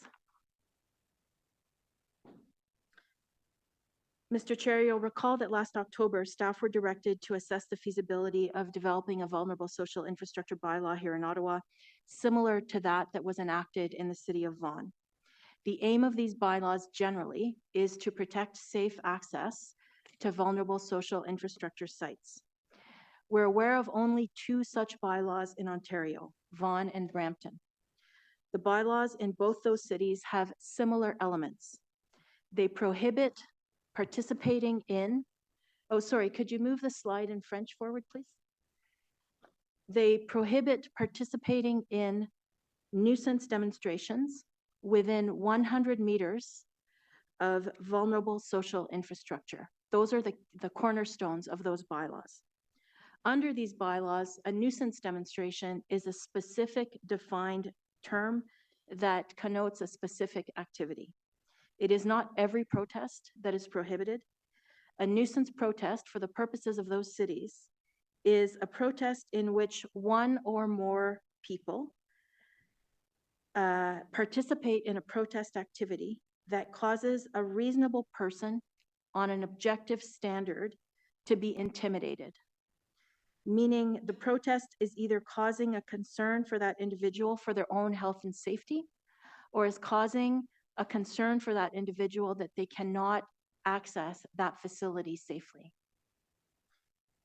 In Vaughan and Brampton, vulnerable social infrastructure is also a defined term. For the purposes of Vaughan, it means a place of worship, a congregate care facility, a daycare, a school, or a hospital. In Brampton, however, a narrower approach has been taken, and vulnerable social infrastructure means place of worship only there. These bylaws are in place now. They're relatively new, and we are not aware of any charges that have been laid under them. The City of Calgary has enacted a safe and inclusive access bylaw in 2023 that prohibits specified protests within 100 meters of recreational facilities and libraries. That bylaw is the subject of 2 legal challenges currently that are making their way through the courts, and legal staff will speak to that in a minute. Next slide, please. Thank you, Chair. I'll just take a few minutes to highlight some of the points that are more fully developed in the IPD response, and then perhaps just touch upon a couple of other points relating to the City of Calgary. Should Council direct staff to develop an Ottawa-based bubble zone bylaw, the approach as indicated in the staff response should be informed by further engagement, consultation, and research. A bylaw that is developed through the city's usual comprehensive bylaw process is likely to be better understood by residents and stands a better chance of withstanding legal challenge.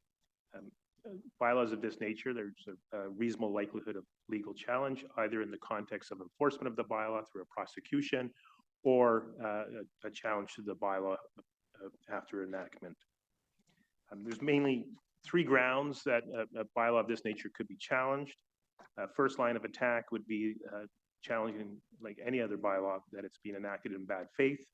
So to flip that around, courts have provided guidance as to what is good faith, what are indicia or badges of good faith, and this often relates to process, including sufficient notice to the public, engaging with stakeholders through a robust consultation process, conducting the appropriate level of research, and really building a full council record evidencing a comprehensive review was followed and that the process was not arbitrary. The other 2 grounds that are related to in the IPD that members will be aware of would be the 2 constitutional grounds that there could be a likelihood of challenge.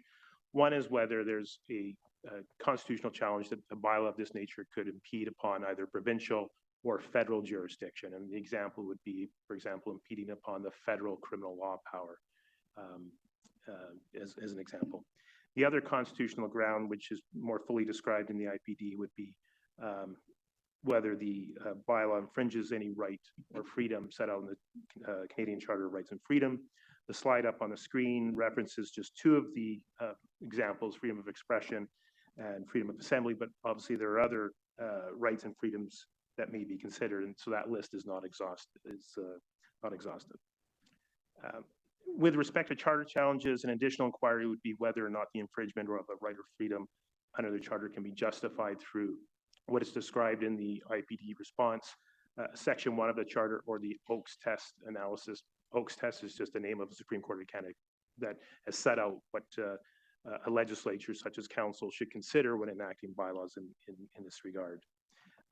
Just briefly though, and I won't, in the interest of time, I won't take you through that Oakes test, but you know, the municipality would have to demonstrate that the bylaw and its regulations are enacted for a pressing and sufficiently important objective to justify any restriction on a fundamental freedom. If directed to enact such a bylaw, we'd work with staff. There would be ongoing monitoring of legal cases. There are cases from the Supreme Court of Canada, the Ontario Court of Appeal, and as well other jurisdictions. On the federalism issue, we have cases from our own Court of Appeal that have upheld bylaws, for example, in the body rub licensing area that have not infringed upon the criminal law power. The Alberta Court of Appeal has upheld cases on the regulation or prohibition of public fighting as a municipal bylaw, not infringing upon the criminal law power. With respect to charter challenges, we're monitoring cases and we will continue to do this as our nature of our practice. As Ms. Bietler referred to, there was a case that we're following in Calgary. The City of Calgary enacted a safe and inclusive access bylaw, which prohibits certain types of protests or specified protests within 100 meters of a Calgary library or recreation center. There was a prosecution and a charter, both a federalism and a charter challenge was raised. The Alberta Court of Justice rendered a decision late in 2024 upholding that bylaw on both of those challenges. That decision is subject to an appeal to the equivalent of our Superior Court of Justice, the Alberta Court of King's Bench. And there's also another constitutional challenge that the Canadian Constitution Foundation has brought against the Calgary bylaw. So the legal work would be monitoring that and any other developments in the courts. We're also monitoring, of course, any legislative or regulatory developments at the provincial or federal level. At the provincial level, for example, we are monitoring a private member's bill, which was recently introduced before the legislature, entitled An Act Respecting the Safe Access to Religious Institutions. And we'd also monitor any activity at the federal level with respect to, for example, campaign statements regarding protests and access zones, and whether there'd be any changes to federal laws, such as the criminal code. So that's a high level review, Mr. Chair, and Ms. Pereira will be available to answer any questions to you later in the afternoon, and we'll do our best in trying to respond to those questions. Thank you. Thank you to staff for that, the overview for us. My understanding is I'll talk to you in a second. Yeah, okay. Sorry about that. So my understanding is there are two motions from members of the Joint Committee, one from Councillor Hill, one from Councillor Devine. What I would recommend is if you could please not read the whereas clauses. I know they tell the story, but if you could get to the therefore clauses, that would be great. Copies are available to all members, so they want to read the clauses they can. But in the interest of time, because both motions are lengthy, that would be appreciated. Councillor Hill, we'll start with you, and then Councillor Devine. Okay, thank you very much, Mr. Chair, and thanks to all that have informed us. This has been a grassroots bottom-up process for sure since the fall when Councillor Hubley and the Mayor first put the direction forward to commence this process. Therefore, be it resolved that Council directs staff to develop a vulnerable social infrastructure bylaw for the City of Ottawa within a 9-month timeline, incorporating the following conditions: prohibition of nuisance demonstrations, The bylaw shall prohibit specified nuisance demonstrations within a defined distance of vulnerable social infrastructure.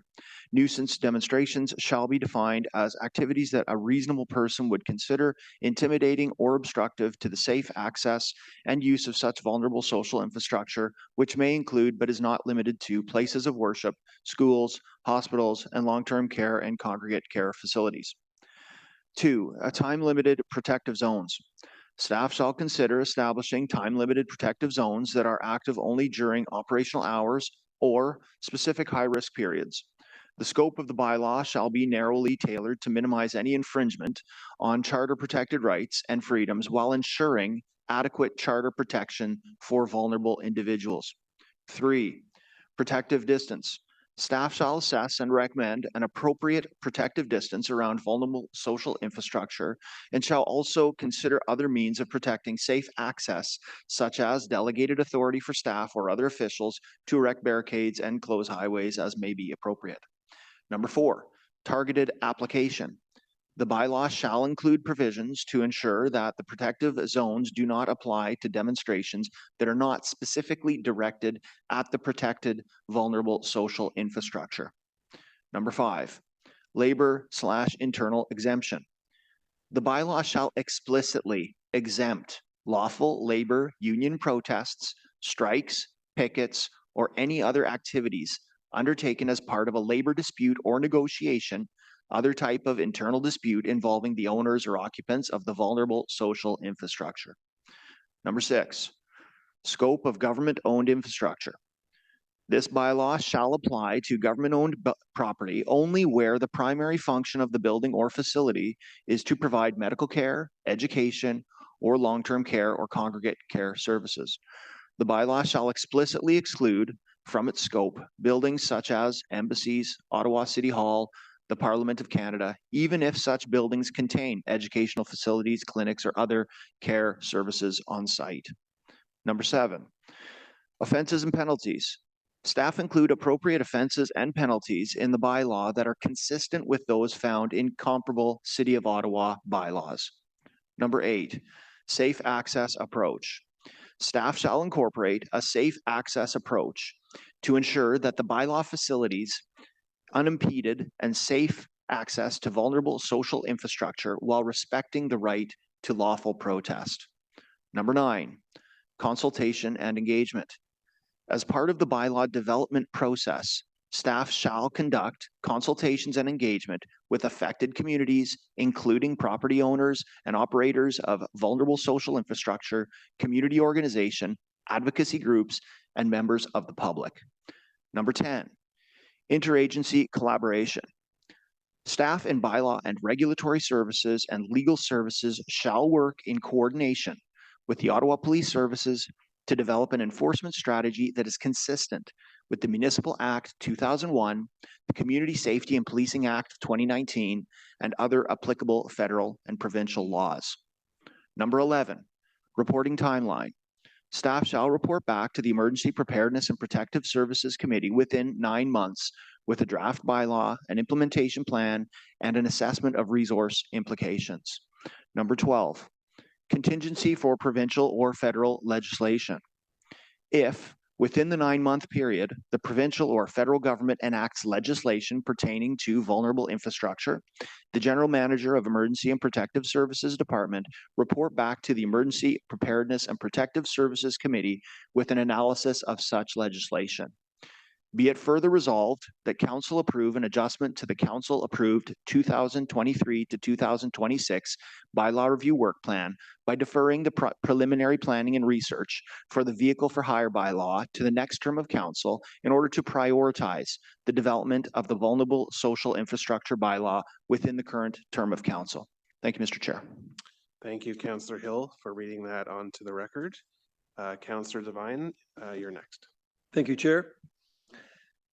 Be it resolved that any decision directing staff to begin work on a vulnerable social infrastructure bylaw review be deferred until such a time as 1, the federal and provincial governments have confirmed or clarified their intentions on the tabling of new safe access legislation, and 2, the current legal challenges related to the City of Calgary's Safe and Inclusive Access bylaw have been resolved and exhausted before the courts to the degree that a vulnerable social infrastructure bylaw is still viable, and be it further resolved that if the outcomes described above have not materialized by January 31st, 2026, the General Manager of the Emergency and Protective Services Department provide an update to Council with any relevant information, and the development of a vulnerable social infrastructure bylaw review be included for consideration as part of the next term of Council's bylaw review work plan, and be it further resolved that the Mayor of Ottawa write a letter to the federal and provincial governments to request that the City of Ottawa and relevant communities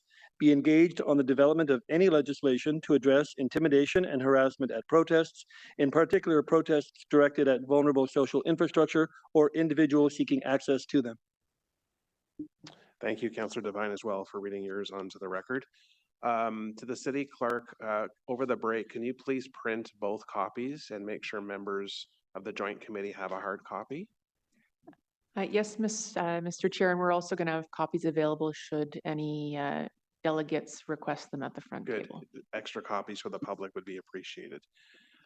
Colleagues, I suggest we break for lunch until 1:15, and we'll reconvene at 1:15 at that time with delegations. Thank you.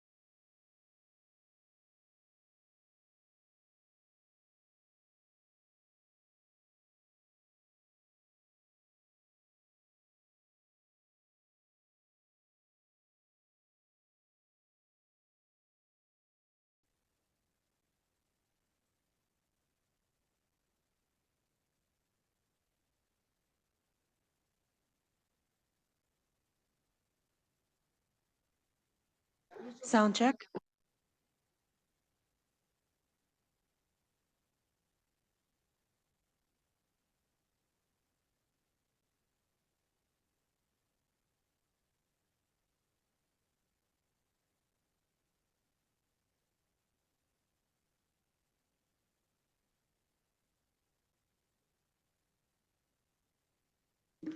All right, everybody, if I can get everyone to take their seats, please, we're going to commence. We're just checking for quorum.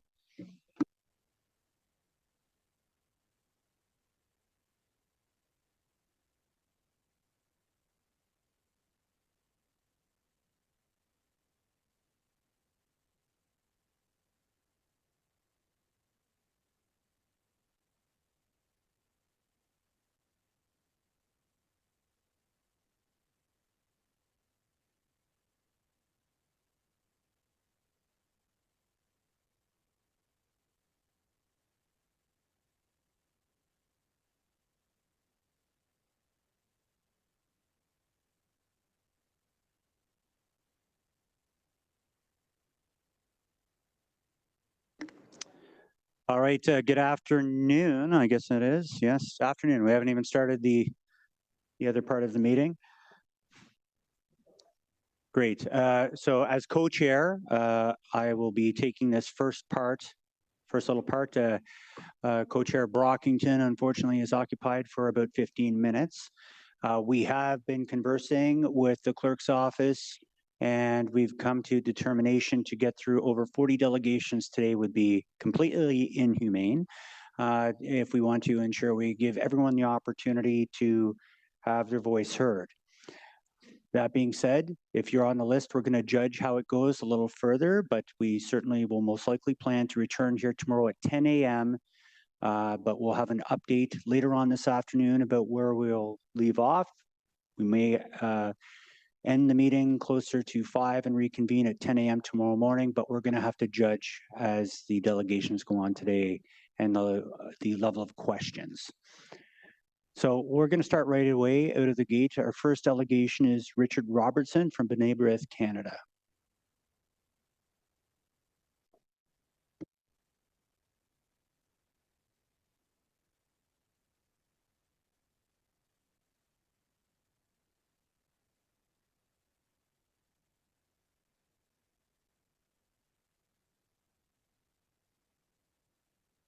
Chair, Mr. Robertson will have to accept the prompt in Zoom.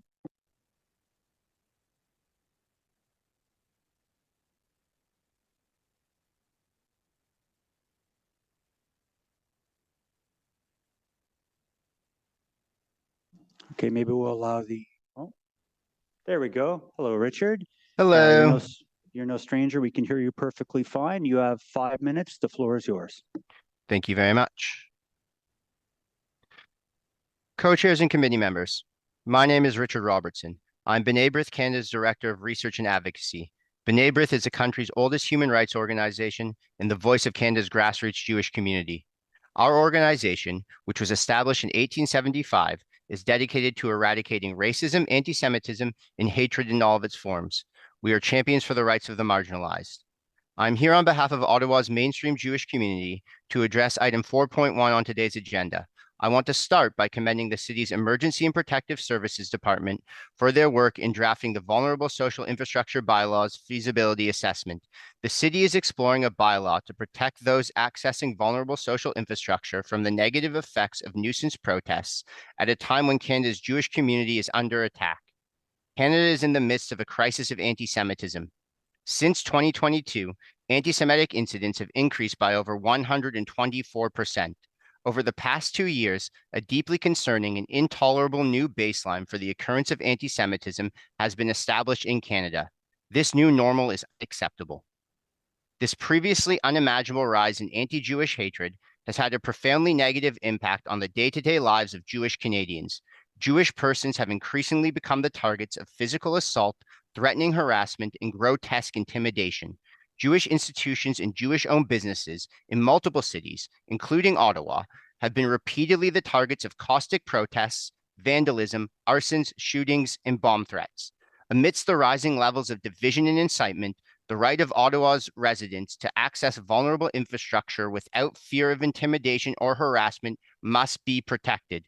The right to every resident to enter and make use of such infrastructure must not be treated as secondary to the rights of nefarious actors to engage in nuisance protests. The right to peaceful assembly does not include the right to intimidate, harass, or compromise the ability of others to exercise their own rights and freedoms. As champions of human rights, B'nai B'rith Canada respects the sanctity of our fundamental rights and freedoms, including the right to peaceful assembly and freedom of expression. However, these rights are not absolute and must not be seen as paramount in comparison to other constitutionally entrenched or quasi-constitutional rights. The constitutional validity of analogous legislation has been affirmed by the courts. It is B'nai B'rith Canada's submission that this is demonstrative of the ability to protect vulnerable social infrastructure without unreasonably limiting or infringing upon constitutional rights.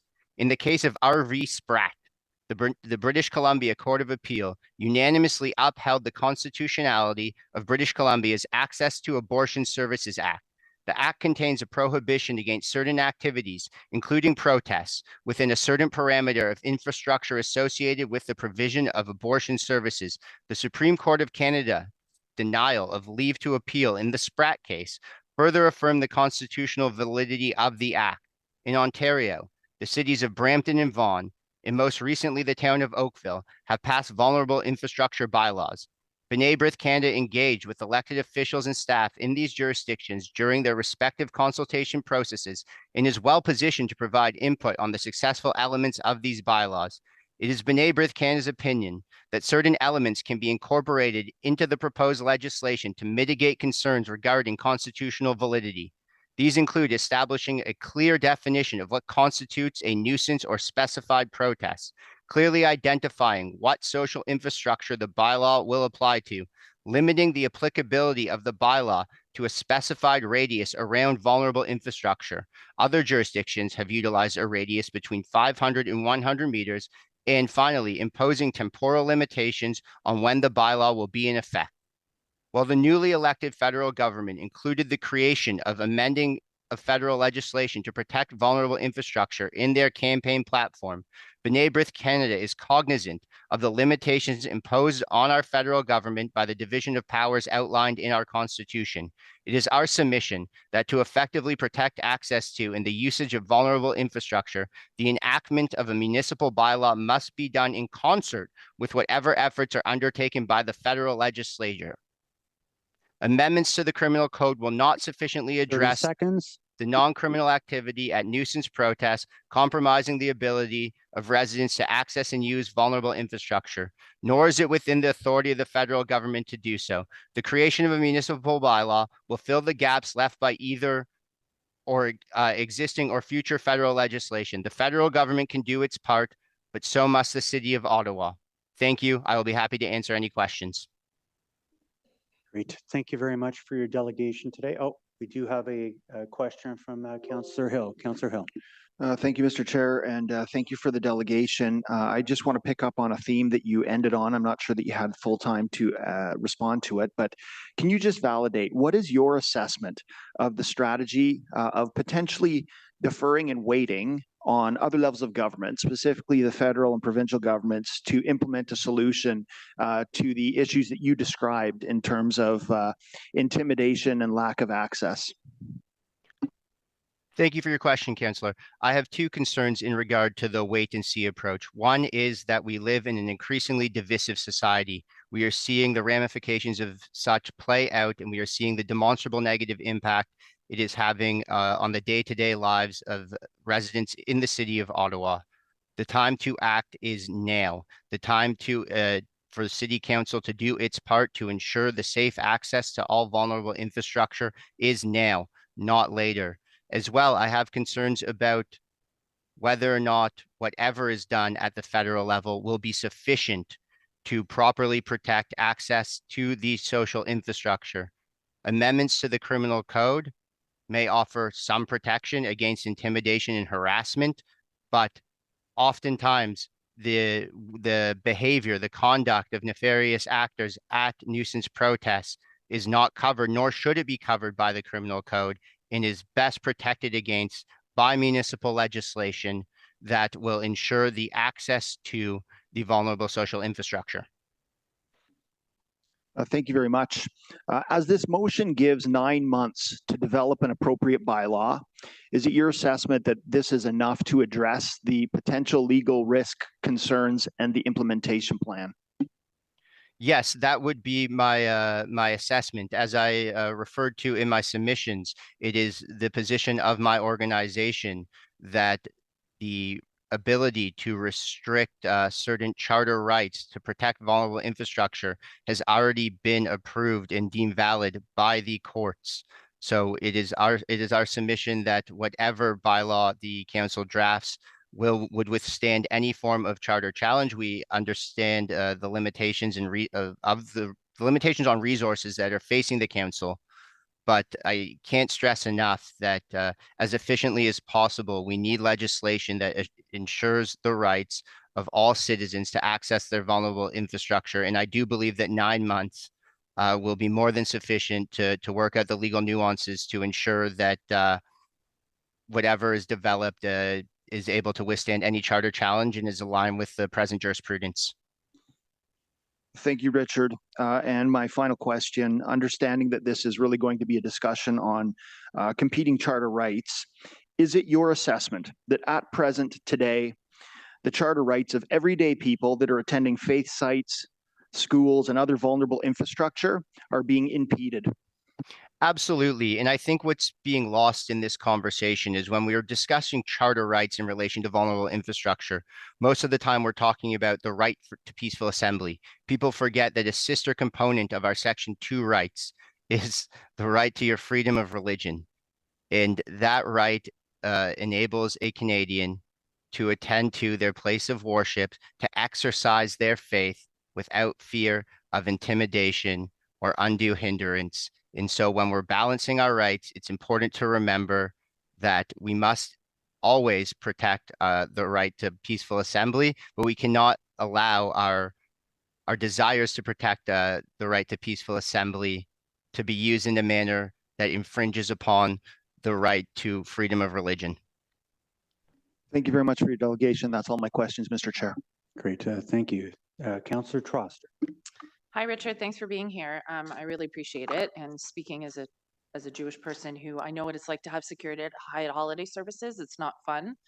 But my question for you is, what elements in a demonstration to you as a representative of the Jewish community do you think would make it a nuisance versus just a demonstration? Absolutely. And I think that when we look at the vulnerable infrastructure legislation that has already been adopted, and we look at some of the language that's being considered, it's not so much what is contained within the protest, it's the impact that the protest is having. The term nuisance in common law is interference with use or enjoyment of land or property.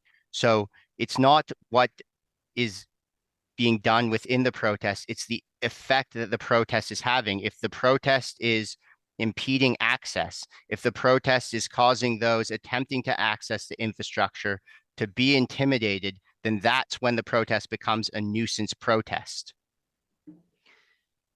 Okay, so in that case, would any protest that impeded access from your perspective be deemed a nuisance, or is there a form of protest within the vicinity of a faith institution that you could see as not being a nuisance?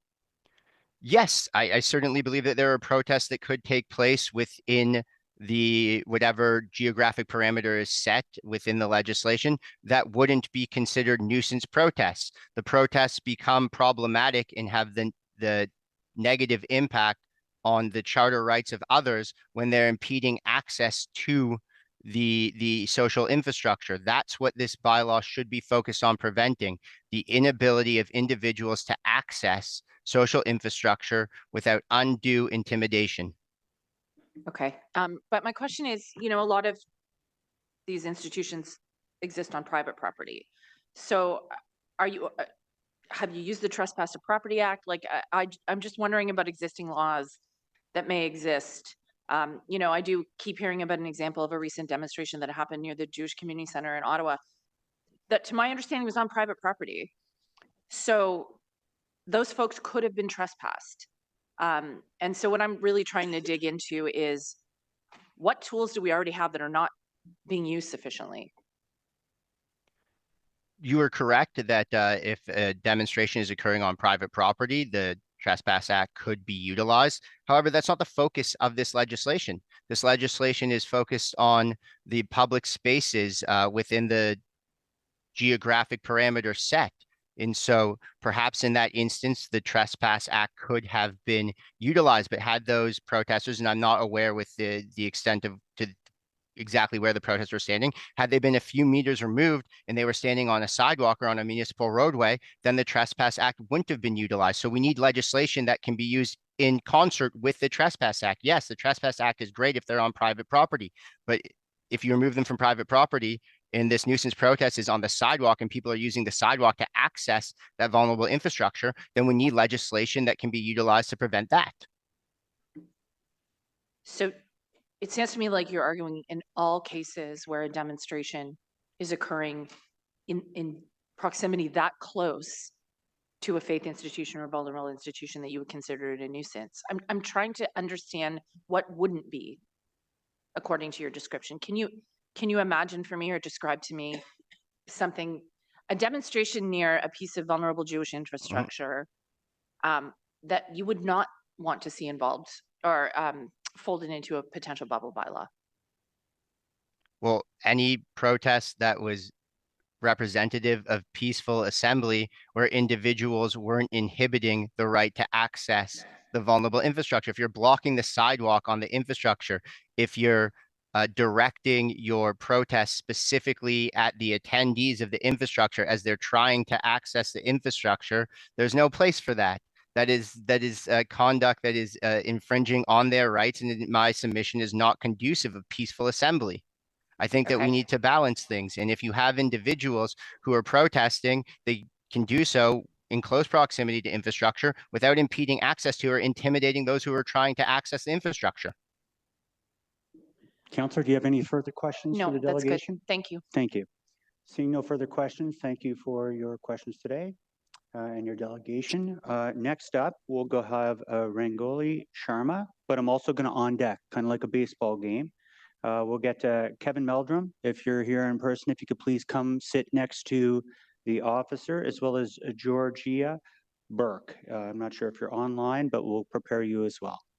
So first up, we have Rangi Sharma with the Canadian Organization for Hindu Heritage Education. I do see you online. You have 5 minutes. The floor is yours. Just wanted to test my audio. Can you hear me? Yes, absolutely. Thank you. My name is Ragini Sharma, just for your information. Dear co-chairs and committee members, greetings. Thank you for the opportunity to speak to you today. I'm here to ask for your support for the bubble bylaw. I'm the president of the Canadian Organization for the Hindu Heritage Education, COHE, an organization that advocates and educates on behalf of the Hindu community. You may be aware of numerous attacks, over 30 in the past 3 years, on Hindu temples across Canada over the past 3 years, as I mentioned. As early as 2022, our petition to raise awareness about hate crimes against Hindu temples was signed by over 30,500 people in less than a week. The community has been a target of violent geopolitical demonstrations and fears for its safety during such demonstrations. As an example, on November 3rd, 2024, temple devotees at the Hindu Sabha temple in Brampton were violently attacked with flagpoles by demonstrators, causing physical injuries and much emotional trauma. People were arrested, and many seniors attending the event experienced intimidation and were fearful. This happened because demonstrators were able to stand right in front of the temple entrance and even enter the temple premises to hit innocent volunteers. Concerned with a similar threat of violence, the Lakshmi Narayan Temple in Scarborough applied for and was granted a court injunction prohibiting all protest activities within 100 meters from the temple during its November 30th event. While this court injunction did allow the temple to host its event safely, this is an onerous responsibility for any temple or organization to take over.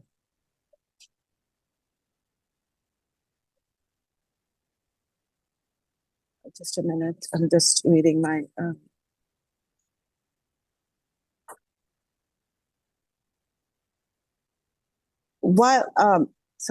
Due to the lack of laws protecting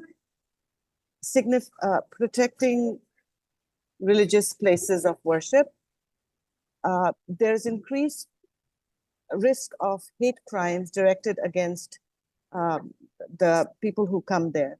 We are deeply concerned about the significant increase in hate crimes directed against other groups, especially the Jewish places of worship, who have seen an incredible increase in attacks. Due to the lack of laws protecting places of worship, such hate activities have become normalized across Canada, and this is a big concern.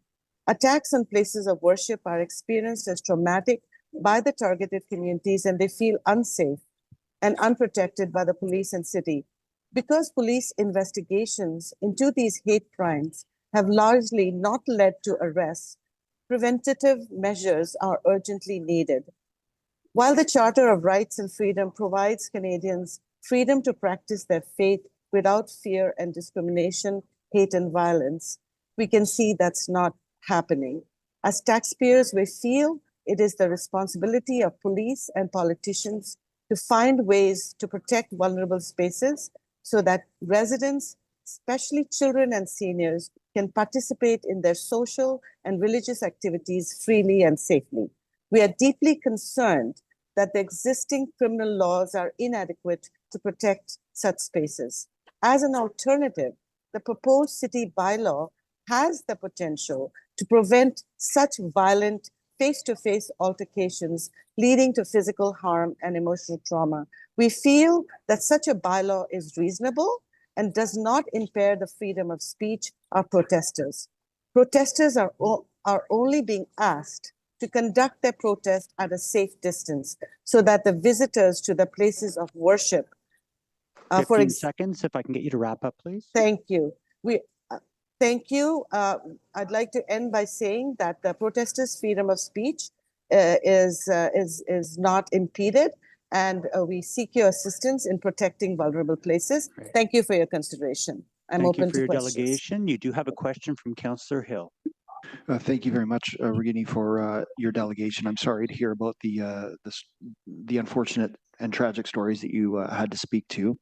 My one question for you is with regards to the option of this city council right now is looking at the option of waiting until we hear back from the federal and provincial governments on options that they may be considering.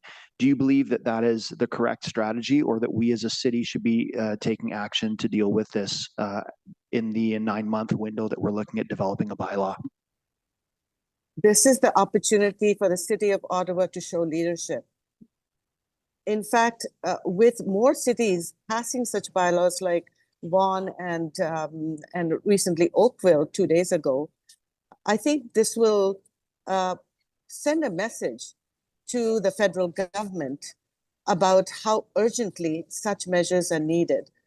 We have no commitment from the federal government. We don't, at this point, we don't know if and when they will enact. Meanwhile, our city, our citizens are facing incredible trauma and difficulty in accessing their places of worship and other vulnerable spaces. This is your opportunity to show and demonstrate that you're willing to protect the people of Ottawa from this nuisance and actually very violent demonstrations. I congratulate you for doing this in a very methodical manner and not passing it quickly, but taking 9 months. I think a lot can will percolate down the pipes as to what's happening, but I don't think you should wait because their bylaw will take time. We don't know what exactly it will do, but I do urge you to show leadership. And thank you so much, all of you, for supporting this important initiative for the protection of residents of Ottawa. Great. So our delegation, please don't leave yet. And with respect to the delegations that are here today, if I could ask our delegations to respond succinctly, as well as councillors around the table to ask their questions succinctly as well, just to ensure we move this along, just to be, kind to the people that are waiting here all day. You do have another question from Councillor Leeper. Councillor Leeper? Thank you very much, Chair. The bylaw that we're contemplating is obviously, from Councillor Hill is a long one. It has a lot of clauses in it. The most problematic of those is prohibition of a nuisance demonstration. I heard in your presentation and in Mr. Robertson's before you about the need for a distance between protest and the target of that protest. Have you given any thought to what the appropriate distance might be? Yes, I would highly recommend 100 meters. Our experience is that even if the demonstration is across the road, which would be about 50 meters, it doesn't work. In fact, when we got the injunction at the City of Toronto for the Lakshmi Narayan Temple, they did give 100 meters, which is a safe distance. They were quite far, and they did a good demonstration, and they had the satisfaction of doing a good, and we were able to bring the seniors and children and whoever's coming very easily. So I think 100 meters is highly recommended. Less than that means across the road, and that they can just walk across and hit people with poles and get into what we're trying to avoid is face-to-face altercations. So if you keep a safe distance, then that diminishes, and it's really preventative measure. I want to mention that almost 20 charges were laid during that protest, and the next day resulting out of that process. Can you just imagine the taxpayers' money that was wasted on processing all those charges through the police and the courts? I mean, this is completely avoidable expense. I mean, don't we all believe in preventing fights rather than picking up the pieces after the fights are over and some people are injured, hurt, could even be killed? So this makes common sense to create a distance, let them do their presentation, their protest. They have every right, and let people who are there going to temple, they have nothing to do. Often they have nothing to do with the protests that they're doing. They choose the protest site for geopolitical issues, which the place of worship has nothing to do with. So it's an unfair targeting. So would a bylaw that simply, the bylaw that's proposed by Councillor Hill speaks to defining nuisance protests, gets into intimidation, harassment, a lot of considerations that a bylaw officer might not be in the best place to determine. Would a bylaw that simply creates a minimum distance of a demonstration from a piece of vulnerable social infrastructure be sufficient in your view? I think it will be sufficient because it sends out the message that the city is trying to prevent such incidents, and to speak to both sides. You have a right to protest, they have a right to go ahead, but I think enforcement is absolutely important. But I think this sends out an important message, and not all protests are violent, but it creates thinking within the community, a change of thinking that we need to leave places of worship and other vulnerable places alone. If we want to protest, the whole city is open. Go and protest wherever you need to. Leave the vulnerable places alone because they have nothing to do. The people have nothing to do with what you're fighting for. So they can protest anywhere they want. Okay, thank you. Thank you. I see no other hands, so thank you for your delegation this afternoon. It's appreciated. Thank you very much. Next delegate is Kevin Meldrum, followed by Georgianne Burke. Hello, my name is Kevin Meldrum. I'd like to say I think of myself as an everyday person. I'm not an activist. I'm not coming out to every protest everywhere. But when I heard about this law, I immediately felt I needed to speak to it because I oppose it completely. I want to start by just kind of pointing out that much of the gains in terms of rights and protection in our society have come through various forms of protest and resistance, whether it's marches, strikes, demonstrations, and we do not yet have a just society. There's going to be more things that need to be protested, that need to be resisted, and anything that is making protest harder, more difficult, is going to make life harder for those groups. I think especially of the Indigenous people whose land we're on. We had the land acknowledgement this morning. Right? The land is unceded, unsurrendered. It belongs to them, not to us. And yet their rights, their choices are limited. If we're limiting ways that they can demonstrate or anybody can demonstrate, it's not going to be good. Protest has to be uncomfortable. If protest is comfortable, nobody's going to change anything, right? A comfortable protest, is a parade. Now, I've got a different version of parade now that I've heard the discussion of 3.1 this morning, that it has vehicles and a demonstration doesn't. But nonetheless, a demonstration that it's not making anybody uncomfortable, that's not disrupting anything, that's not going to change anything. That's not really protest. That's just kind of play acting. I don't think we want to try to defang protest. We know that the police have a broad range of ability to do and choose things. We heard a story this morning of police changing the situation around a route of a protest, whether it was on the road or on the sidewalk, was permissible. Obviously, this is something police can do if they choose to. So there's no reason why they can't do it in other circumstances if they feel that's valid. I've heard people say they think it's important to start moving on the bylaw right now. I would encourage people to consider that that's a use of city staff, time, resources that could easily be rendered moot by the jurisprudence and other and legislation from the federal government and things like that. Putting a bunch of work in that may just need to get changed doesn't seem like the most efficient use of our time and money. I would much rather see it go into something else that isn't going to be changed. I think the chances of a bylaw being written now that aren't going to require serious changes are pretty slim. One thing too I wanted to mention was just the idea we've seen a couple times in the various pieces, the idea of an objective situation with a reasonable person. And I think my first question always when I see that language is, who is this reasonable person? What defines them as reasonable? How are they making an objective decision, right? As somebody mentioned, often these things are going to come down to bylaw officers and police officers to have to make some kind of decision, in the heat of the moment.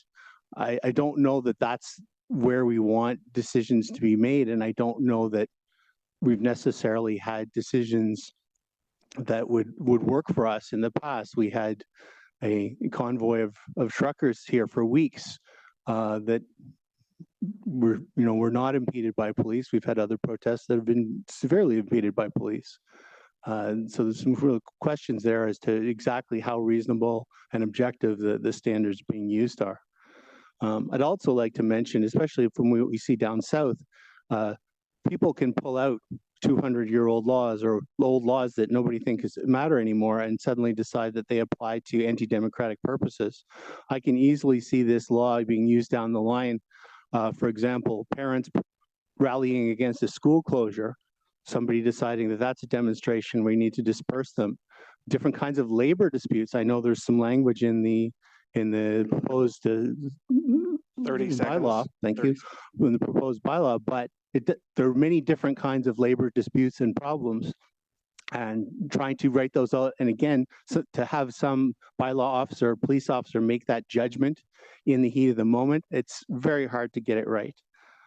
So I think overall, moving forward with this bylaw, especially right now, is not something we want to do, and I think it will not be beneficial to the city. Thank you. Thank you for your delegation. We do have some questions for you, starting with Councillor Kelly. Thank you very much, Mr. Chair, and thank you for your delegation today. I'm going to start or use the example that you used of a school closure and protesting that. And schools, obviously, so I'm wondering that decision would be made at either a provincial level or a school board trustee level. And so I would assume that you would want to protest or express yourself in the areas where such decisions are being made, at Queen's Park, your MPP's office, perhaps a school board trustee meeting. And sure, if you felt like it would be effective to go and express yourself 100 meters from a school, I think that'd be fine. But I'm wondering if this bylaw did come to fruition, you were limited to being 100 meters away from the school while waving the sign about the school closure. How would that affect your ability to express yourself? How would that negatively affect your ability to protest the policies or decisions being made that are not being made in the school, but affect the school itself? Thank you.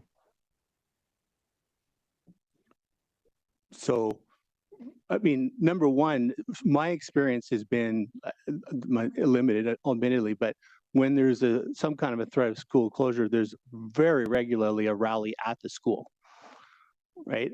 I'm not saying that every rally is going to get shut down, but I think it's a possibility, and we need to consider that. Forcing people to be 100 meters away from the school, maybe it's not a big deal, but certainly makes you feel like you're not rallying at the school, you're rallying some parking lot somewhere or some park or something like that. And you're taking away people's options. So it doesn't really stop you from expressing yourself? No, okay. Not in that sense. Thank you, Mr. Thank you, Councillor. Councillor Gower.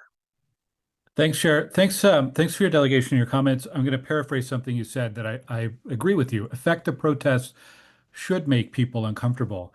And I think we're going to have a lot of discussion today and maybe tomorrow on this question of what is nuisance, because there's uncomfortable, and then you get into intimidation, harassment, and in worst cases, hate and violence.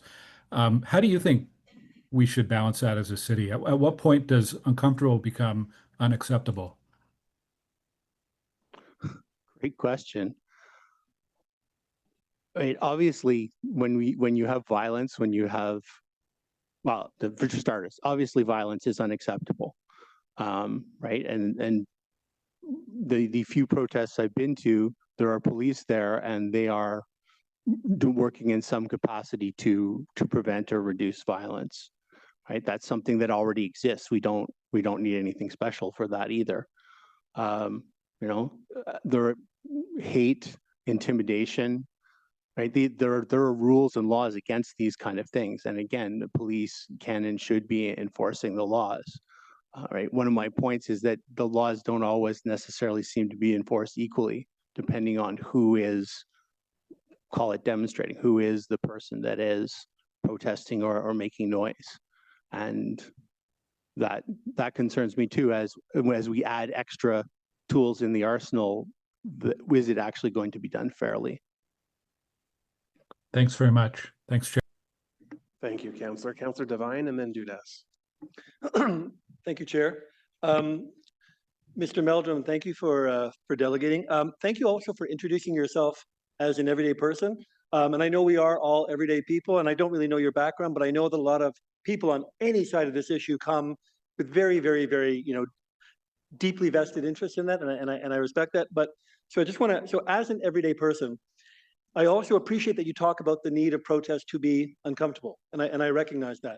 So I want to ask you as an everyday person. So I grew up Catholic, and I remember in the waning days of my Catholicism, I remember protests that were taking place at Catholic churches during the years when Catholic priests were doing things that we all should have been ashamed about.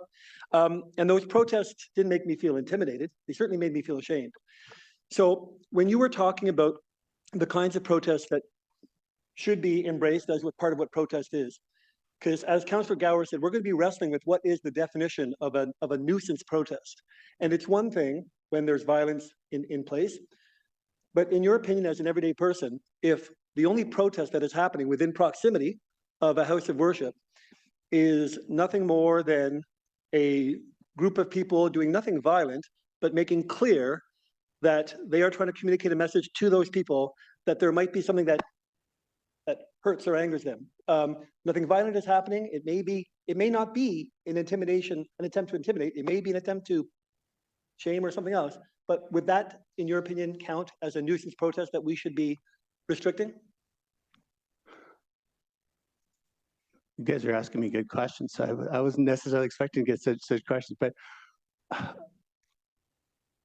right, part of protest is almost always against something that's legal. If something is actually illegal, like there will usually be police or whatever. Like, so, you know, if I'm protesting an event that's happening somewhere, the event is legal, but even if I may morally disagree with it. So that is part of the balance of protest. If there's not hate, if there's not intimidation, and intimidation is tricky. And the gentleman from Benai Brith brought up the point that, you know, the effect does matter, but we also have to, we're trying to balance rights here. If the intent is not intimidation, the intent is simply to raise a point or like to make somebody uncomfortable, right? Feeling uncomfortable and feeling intimidated can be pretty close together. Like, I don't like what this person's saying. That kind of makes me feel like scared or unhappy.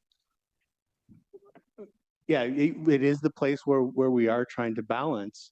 But, you know, if they're not doing the things that police can definitely arrest or detain them for now, like offering hate, you know, hateful slogans, hateful language, hateful words, they're not offering violence. Like, clearly hitting people with flagpoles is well beyond the purview of anything that is considered a peaceful demonstration. So I would tend to focus on the side of, if those things aren't happening, then that is a legitimate demonstration. Again, the gentleman from Benai Brith raised the question about access, you know, and yeah, there certainly, if there's access, then, or blocking access, that'd be a problem. But at the same time, like, if I've been picketing, like when I picketed on legal strikes, like, one of the things was like, well, okay, everybody keep moving so that we're not blocking the sidewalk, we're not blocking access. Again, there are ways to make sure that those kind of things are largely dealt with, and to, you know, to everybody's, you know, fairness and justice. Great. Thank you, Chair.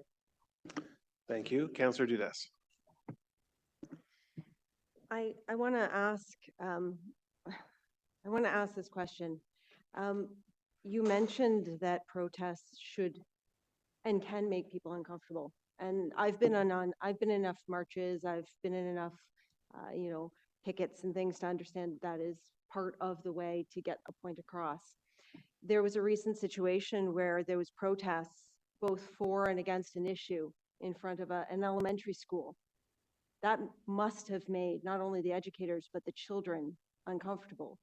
In a circumstance like that, do you not think that having something in place to at least keep the protest a distance away so that the adults can chat amongst themselves, but the kids aren't subjected to something they might not even be able to comprehend, would be a good maneuver? I mean, again, for starters, the part of the problem is who is judging, you know, whether this is an acceptable protest and this is not an acceptable protest. I think I was at, if it was a recent one, I think I was at it, right, and I saw police arrest people on one side but not on the other. You know, so somebody's adjudicating that. Somebody's saying, oh, this is fine. Like, these people standing on the sidewalk here are fine. Somebody else is saying, oh, this is not fine. Again, we're back to, for me, the problem, who is going to make that adjudication? Who's going to say, oh, I think this is reasonable, this is fine. These people, they're just holding up signs, it's fine. All right, and the flip side being, well, they're holding up signs that you can read signs from 100 meters away. If the signs are a problem, if the signs are in some way intimidating or serious, maybe, I think, again, we're back to hate speech and intimidation and stuff. And those are things that the police already have tools to handle. And I appreciate all that. And I think, you know, absolutely freedom of speech is is something that we in no way can trample on. But I do get back to part of the conversation we're having today is, who are we trying to protect? You know, it's not just social infrastructure, it's people. It's the person inside that building, you know, the person trying to access it. And when I think of elementary students trying to get into their school and you have a protest, and it doesn't matter what the protest is about. It could be about, as my council colleague mentioned before, about a matter that they have concerns with at the trustee level. I welcome today's conversation. I welcome this because I think this is the right time for us to talk about whose rights are also as important. And I'm thinking about, you know, that particular situation. I don't have a question in that, Chair. Thank you very much. And I appreciate you being here and sharing your thoughts on this. Thank you, Councillor Dudas, and thank you, sir, for your delegation today. It's appreciated. I understand that Georgianne Burke is online. Is Beth Bretzlaff in the gallery? If you could just take your seat, we'll get you ready, but we'll hear from Ms. Burke first. Thank you. Ms. Burke, you're online? Yes, I am. Okay, you have up to 5 minutes. Welcome. Thank you. Thank you for the opportunity to discuss an important issue facing our community. My name is Georgianne Burke. I'm a mother, a grandmother, and a great-grandmother. I've lived in Canada since 1987 and in Ottawa since 2006. I am a Canadian by choice. Today, I'd like to share my experience and propose a vulnerable infrastructure bylaw to enhance safety and address disruptive protests at sensitive locations. As a Jewish Canadian until October 7th, 2023, I never felt uncomfortable or unsafe as a Jew in this country. That all changed in the days, weeks, and months following the horrendous attack on Israel, on citizens attending a rave, and others sleeping in their beds in their homes. From October 7th, 2023, many of us expected global support, but instead, anti-Semitic protests emerged across Canada. Synagogues, Jewish day schools, senior citizens' homes, daycare centers, and other Jewish institutions across Canada have been threatened, shot at, firebombed, and picketed. In Ottawa, these protests have created an unwelcoming environment, particularly for Jewish residents and others seeking peaceful enjoyment. I experienced this firsthand on October 16th and 17th, 2023, at a conference on, of all things, anti-Semitism at the Ottawa Convention Center. On the first day, a small group of protesters blocked the entrance. Police told me they were unable to relocate them, so I and other attendees were forced to use the side entrance of the building. The next evening, after the event ended, a large crowd blocked Colonel By Drive. This unpermitted and unruly demonstration blocked Colonel By Drive from Rideau Street all the way to the Mackenzie King Bridge, preventing safe exit. With limited police presence, we were told to stay inside. If we left the building, we were told that our safety could not be guaranteed. I and others waited over 2 hours in the Weston Hill lobby where hotel security had to prevent protesters from entering until Ottawa police arrived. When I contacted the city the next day, I was told this was a matter of quote unquote free speech, which I thought was rather dismissive of our safety concerns. A police official I spoke with later that week was understanding, but could not assure prevention of similar incidents. So why is my experience in October 2023 pertinent today? Because the time to set the tone for what is permissible protest and what crosses the line was at the beginning, but better late than never. No one should lose their right to free expression or to express their political views in the appropriate venue. I'm a huge proponent of free speech and free expression, perhaps more than most Canadians. I do not think that intimidation, death threats, or illegally blocking access to facilities based on religion, gender, national origin, sexual orientation, or other immutable characteristics constitutes legitimate protest. Protests targeting institutions based on these criteria can feel intimidating and unsafe. Actions like blocking access or threatening behavior go beyond acceptable expression and are in fact illegal. In Ottawa, some Jewish residents have had to remove the mezuzot from their homes to avoid attention. Jewish students in the Ottawa Carleton District School Board have faced unspeakable treatment from their peers and in some cases from staff. There are so many demonstrations downtown, it has become an unwelcoming place for my community and frankly for many other Canadians. This is why I support the vulnerable infrastructure bylaw. This bylaw would restrict protests at sensitive locations such as places of worship, schools, seniors' residences. It provides exceptions for labor disputes directly related to the site, which is reasonable. But I do support a bylaw that balances free expression with public safety and shows Ottawa's commitment to a respectful community. I urge the Ottawa Council to develop and adopt this bylaw and work with police to enforce clear protest guidelines and ensure that it is enforced once put into law. I encourage community members to support this initiative by contacting their city officials. As a Jewish Canadian and Ottawan, I value free expression, but believe that protests should not intimidate, endanger citizens, or disrupt. My experience in October 2023 showed me we must act. The Vulnerable Infrastructure Bylaw is a balanced step to ensure safety while respecting rights. Ottawa can lead by example in promoting lawful and respectful protest. Thank you for listening.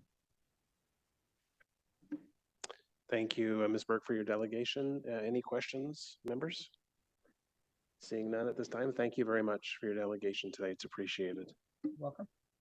Okay, next we have Ms. Bretzlaff, followed by Mark Sandler. Up to 5 minutes. Welcome. Thank you. Good afternoon. My name is Beth Bretzlaff, and I am the Dean of the Anglican Diocese of Ottawa. And I speak in favor of developing this vulnerable social infrastructure bylaw for the city within its 9-month timeline. One of the privileges that we enjoy in our country, and especially in this city, is the ability to express our views and stand up for what we believe in. Here we have many governments represented in this city, lots of embassies, lots of public spaces where protest and standing up for our inequalities, against inequalities, injustices, dissatisfaction can happen and be heard by those who have influence and hold the power to govern. Places of worship, however, are not appropriate places to do this. Instead, they have long been held as places of safety and sanctuary. In each place of worship, there's a diversity of opinions, beliefs, and views held by those who gather there. People from all walks of life, and many of our most vulnerable people in society are within the doors of a place of worship. All generations, one of the few places that children to the elderly form community together. And so whether you're in a synagogue, a mosque, a temple, a church, or whatever your religious faith calls it, it should be safe to be able to be there. Now, from the particular context of the Anglican Diocese of Ottawa, we have many community ministries. We work in partnership with the city, and some of those you will know: Cornerstone Housing for Women, Center 454, and The Well. Many of our ministries are actually located in places of worship, so they are located in church buildings. The people who access our clients who come to use the resources there, that need that they are accessing has been developed out of the people who have come to that church and recognized that there is something that is needed. Sometimes that's come from a protest in the city that has told us, pay attention to your local context. And so working together in partnership with Indigenous partners, city partners, other organizations, other faiths, we have established these places. So the very place that we are talking about today that we need to protect, the places of worship, are often the places where many community services are provided. And so I think it's very important for us to remember that dreams that happen in those places come into reality often through the volunteers and the people that meet there. So I come from an organization that takes a long time sometimes to recognize what it needs to do and to make decisions. And I think we've moved to a place now where we realize that we can either be affected by change or we can be change agents. So I hope that this City Council will move forward on this and move in within the 9-month timeframe so that we can show leadership, not just in our city, but to other places in our country. Thank you. Thank you for your delegation. We do have a few questions for you. Sure. Councillor Troster first. Hi, Beth. Thank you so much for being here. And I also really do want to thank the Anglican Diocese for all the community service work you do, particularly with Belong Ottawa, which I know serves so many people experiencing homelessness in our city. So thank you so much for that. So here's my question. Churches do a lot, and some of what you do is rent out your space to people that are having meetings. All sorts of meetings, some of which are political meetings. So where I get sticky on the issue of religious institutions is if that facility is being used essentially as a community center for people to have a meeting, and let's say that meeting is being held for a political purpose that somebody else might disagree with, what is your position on the concept of a bubble zone in that case when the institution is not being used for faith purposes, it is being used for political purposes? I think that's something where we'd have to have a conversation in terms of our own organization. We do have guidelines around rental and use of our space. And so I think if this were to be adopted, that would be certainly something that we would like to work together with you to figure out when does this apply and when does this not apply. Sunday morning worship, obviously, everyone should be welcome, everyone should become. If a rental situation has occurred or the use of the property of the church building, I think then we need to think about how that is either exempted or accounted for. Sure, and then, as a member of the 2S LGBTQ community, I know that a lot of people held their own religious and faith institutions to account on a lot of issues related to my own community. So what is your position on church members or members of the community who are seeking to hold the church to account for misdeeds, whether it's residential schools or abuse or a particular position, let's say on equal marriage? What is your feeling about whether a bubble should apply there? I think that there are many ways to help us listen. In the Anglican Church of Canada, we welcome people of all genders, all orientations. We ordain people of all such things as above named. And so I think that there are lots of church structures that actually can be also petitioned and spoken to. That is different than attending the place of worship on a Sunday morning when marginalized and poor people may also be in attendance that aren't necessarily involved in that protest. I have no problem with good, fundamental, respectful protest. That's a great thing. Just how it happens and whether people are respected by it is where I draw the line. For sure, and I think often of a very famous action that was done in New York City by ACT UP in a Roman Catholic church. They had a die-in in the height of the AIDS era when the church was refusing to acknowledge the AIDS crisis. And so I really appreciate your perspective. Thanks for being here. This is where I'm struggling though, because the issue of how we hold our institutions to account and how we hold faith institutions when they're not practicing faith, but are perhaps doing something political within that building, that's where I get stuck. So thank you so much. You're very welcome. Thank you, Councillor. Councillor Leeper and then Hill. Thank you very much, Chair, and thank you for being here. Thank you for a very thoughtful presentation. The problematic part, as I've said to another delegation with respect to the whole motion, is one of the considerations that we would give to staff if this motion passed, which would be nuisance demonstrations shall be defined as activities that a reasonable person would consider intimidating or obstructive to the safe access. That's a lot of weasel words. That's a huge amount of wriggle room. It's going to be difficult for two reasonable people to agree on what at least 4 of those words mean. Would it be sufficient to simply hold demonstrations at bay at some distance that we can agree on from vulnerable social infrastructure? Possibly. I think using all those words is much like a preacher. You can wiggle a lot if you use enough words, but I think that the basic concept of respect. Let me just speak about during the occupation of downtown. I'm also the rector of Christ Church Cathedral, and so we were surrounded, obviously, by protests that had actually nothing to do with us. Essentially, we could not open. I was, in fact, intimidated as I left the parking garage by a group of people, myself and another colleague. In fact, for the first time in my life, I covered my collar with a scarf because I was threatened. Before I went out, I knew it was going to happen. So I think that having a safe space is a good idea. I like the idea of 100 meters. That's enough room. You can't easily throw something across 100 meters.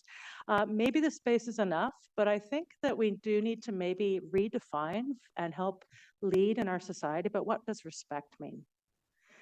What does respect mean? And so what does non-intimidation mean? How can we offer our views, differing views, respectfully to one another? And this is an opportunity, I think, to explore that. One of the other concerns I have around this discussion is that it's happening here at the municipal level.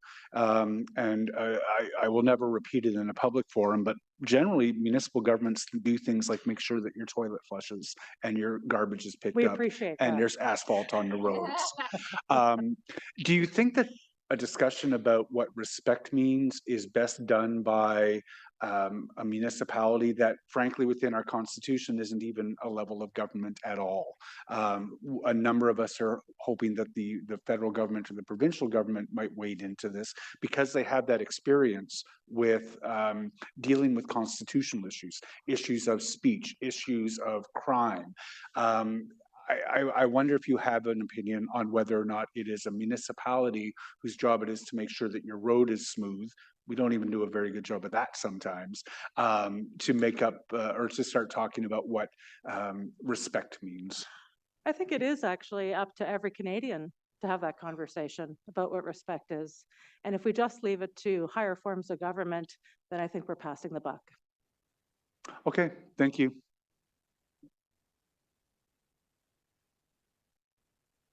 All finished? Okay, thank you. Councillor Hill. Thank you very much for your delegation today. Would it be your assessment that the freedom that your congregants are having access to through our Charter of Rights is as important, as valid as anyone else that would be interested in protesting your church? Yes, because many of the people in my church, so to speak, would also be found at protests. Thank you. And I'll just highlight, I know there was conversation about the time protected usage of your infrastructure and rental organizations. Are you aware that we've highlighted a clause in this motion directing that staff consider establishing time-limited protective zones that are only active during operational hours, specific high-risk periods, and the scope of the bylaw be narrowly tailored to minimize any infringement on charter-protected rights and freedoms while ensuring that adequate charter protections are available for vulnerable individuals? I am aware, yes, thank you. I am aware of that. I think other organizations, other religious groups are also experiencing attacks on their physical property. That is, I think, sometimes outside the scope of this thing. I think that our police services do a good job of trying to manage that. But I do understand that there is a possibility of limiting it around times, hours, and that would be helpful in some ways so that we can make those differentiations. Thank you for what you do in the community and for coming out today. Thank you very much. Thank you for your delegation. No further questions, so thank you again. Next, I call on Mark Sandler, followed by Cyril Brown. Thank you very much. Good afternoon, and I'm delighted to have this opportunity to speak to you. Just by way of brief background, I'm the chair of the Alliance of Canadians Combating Anti-Semitism, which is a coalition of almost 60 community organizations, Jewish and non-Jewish, dedicated to fighting anti-Semitism and other forms of hatred through respectful dialogue and through legal advocacy and education. I've been a criminal lawyer for 45 years. I lecture extensively on an area of specialty for me, which is legal remedies to combat hate.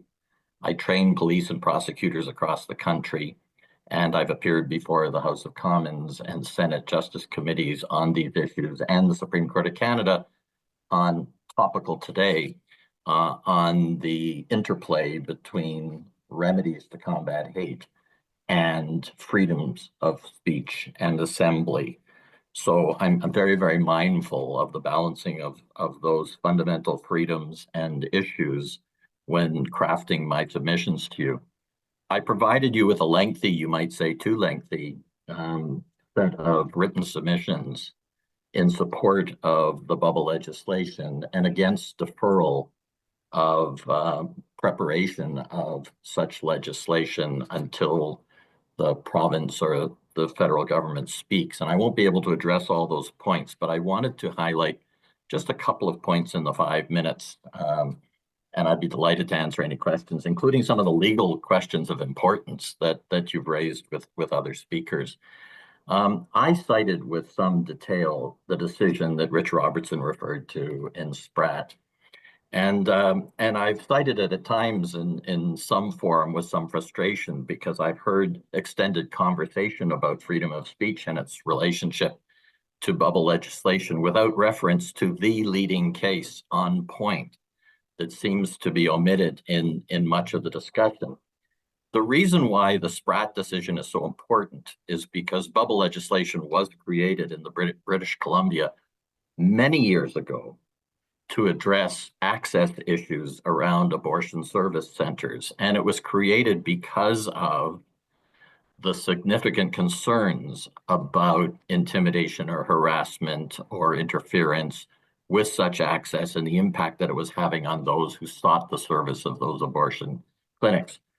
And the reason why the case is so important, and I'd ask you, if nothing else, to read very carefully what the British Columbia Court of Appeals said unanimously on this point, was because they addressed many of the points that you are now asking about.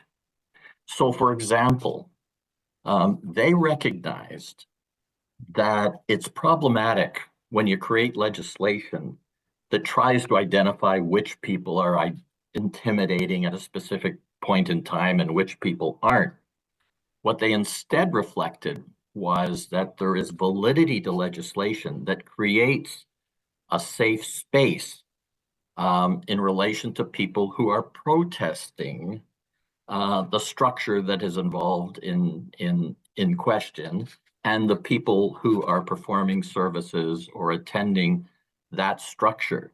There's no need under the British Columbia legislation to prove an act of intimidation, an act of vandalism, a specific act of harassment, because the British Columbia Court of Appeal recognized the legitimacy of legislation that said that when you're talking about access to vulnerable spaces, spaces that have been identified as spaces that have been the subject of intimidation or harassment. 1 minute. The way that you address intimidation and harassment and so on is to create that geographical space without preconditions, without requiring people to be victims of intimidation or harassment first before you can utilize the legislation. So I ask you to very carefully read that instead of all of the municipalities reinventing the wheel on the language that should be used. There is language that has received constitutional scrutiny and has been upheld, and the Supreme Court of Canada refused leave on it. So that's why I ask not only to recognize the decision, but also recognize that that legislation represents the best effort to craft something that already withstands constitutional scrutiny. So that's all the time I have at this point, but I'm happy to answer any questions, of course. Thank you, sir. And there are a number. Councillor Leeper, you're first. Thank you very much, and thank you for the very thoughtful and succinct and clear presentation. I think I know the answer to this, but the Hill motion that would send us down the path of crafting a bubble zone has a consideration that staff would need to take into account. Nuisance demonstrations shall be defined as activities that a reasonable person would consider intimidating or obstructive to the safe access and use of vulnerable social infrastructure. I am guessing, based on your presentation, that is a highly problematic consideration when you are suggesting that it could be defined as simply as a mathematical distance. Exactly right. I'm suggesting that you adopt the language in British Columbia that defines what a protest is without having to import notions of objective intimidation or harassment. And the way people are protected is through the access zone and the proximity. So we don't prevent any sort of protest. We just prevent it in close proximity to vulnerable structures, and that's the best protection for all concerned while vindicating the rights of protests. Forgive my ignorance. In Sprat, was that geographic distance defined? Is it 20 meters? Is it 50? Is it 100? It is defined, and you know, I've looked at so much legislation. I'm going to have to remember what the meters are on that one. But yes, it is there. It is there. Okay, we'll pull that up. I'll look over it, and so they've nodded at me that they'll find that. And then the second part of my question, same as I had for the Reverend. Is with respect to this appropriateness of a municipal level of government wading into constitutional issues such as freedom of assembly, freedom of speech, freedom from harassment, freedom to worship. Do you think that we are ideally placed to do that work?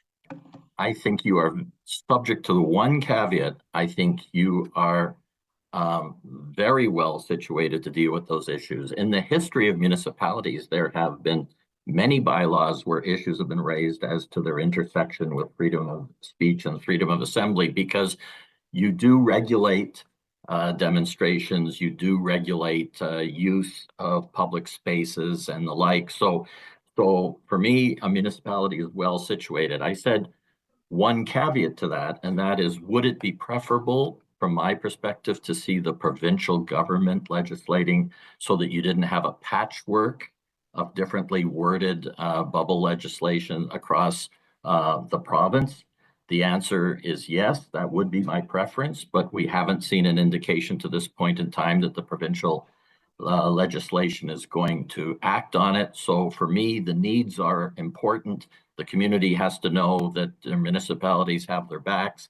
And so for that reason, I think municipalities should act. I should also say that when we're looking at federal legislation, because that point has been made as to whether one should defer to await federal legislation, that's based upon a fundamental misunderstanding of the role of the federal government. The federal government legislates in the area of criminal law.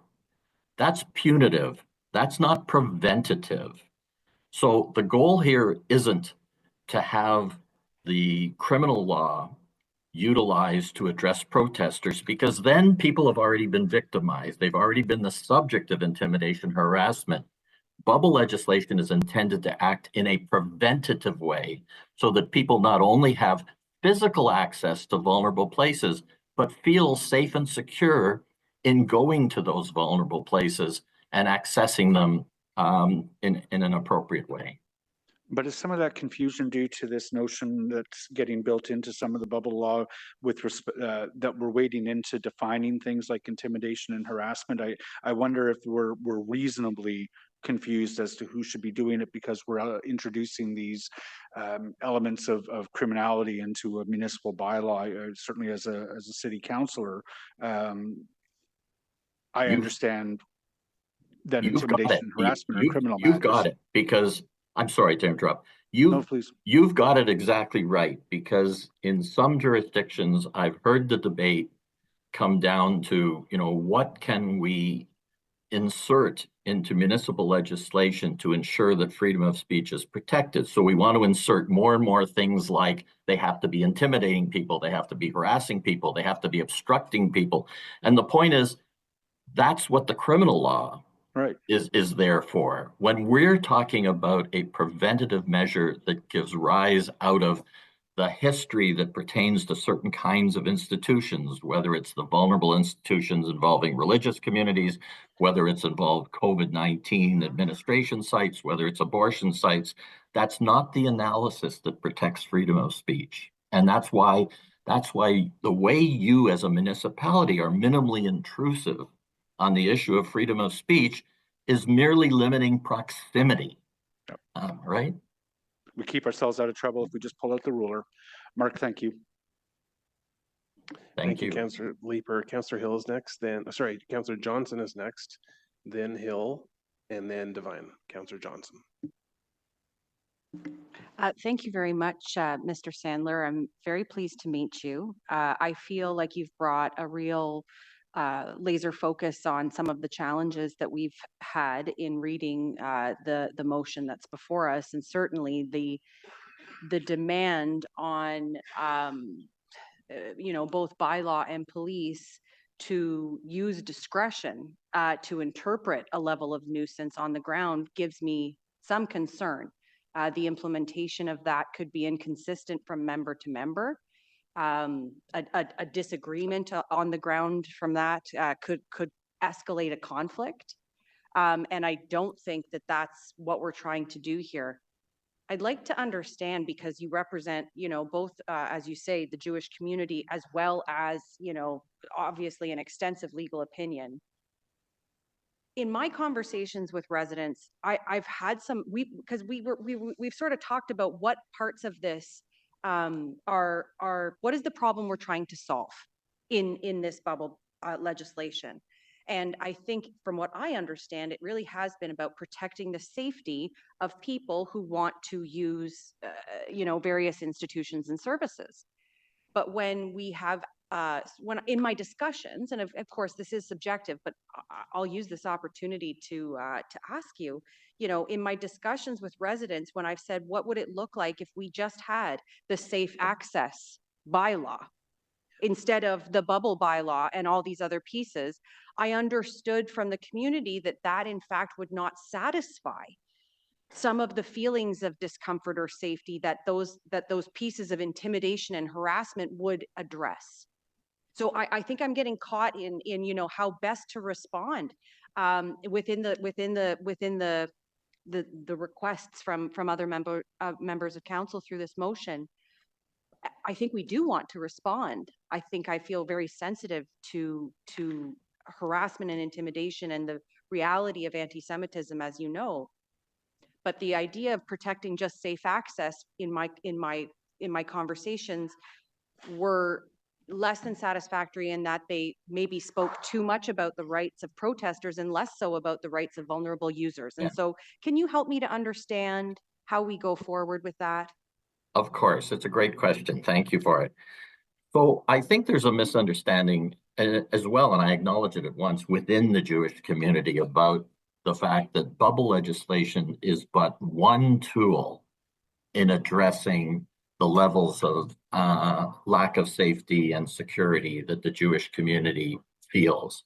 So I lecture extensively to police about available tools. There are intimidation sections of the criminal code, harassment sections, unlawful assembly, mischief, interfering with the use and enjoyment of property. There is obstructing a religious service or a social service. So we actually have criminal tools, and one of the issues that I raise with police is, are we adequately using the tools that you already have in your toolbox before we start introducing additional criminal measures? And that's why I always draw a very clear difference between the robust use of those criminal law measures to address true crime and the use of bubble legislation as a preventative safety net so that people feel that they can come to a vulnerable place, like a place of worship, with their children, with senior citizens within the community who have been exposed to terrible racism or discrimination in their own lives, and do so safely. So that's why, and I don't know if it's the complete answer to what you're saying, but I draw a distinction between the two. The goal of the bubble legislation isn't to litigate the criminality of people who are engaged in protest, isn't to regulate their speech, isn't to prevent them from protesting. The goal here is simply to allow people the use and enjoyment of vulnerable spaces without fear of their well-being. Thank you very much. That distinction, I think, is quite important. Thank you. Thank you, Councillor. Councillor Hill and then Devine. Thank you, Mr. Chair. Thank you for the delegation. Mark, from your position of extensive legal knowledge and background, is it your assessment that the City of Ottawa is well placed to go forward over the next 9 months to look at how we would put together a bubble zone bylaw and then implement it at that time? Is that the smart way for us to go forward at this time, or should we be waiting on the federal and provincial governments? Well, I've already explained, you should not be waiting. The federal government will be addressing criminal law, and even if it might be couched as bubble legislation, it really requires proof that conduct has risen to the level of criminality, and that isn't what the municipality should be waiting for.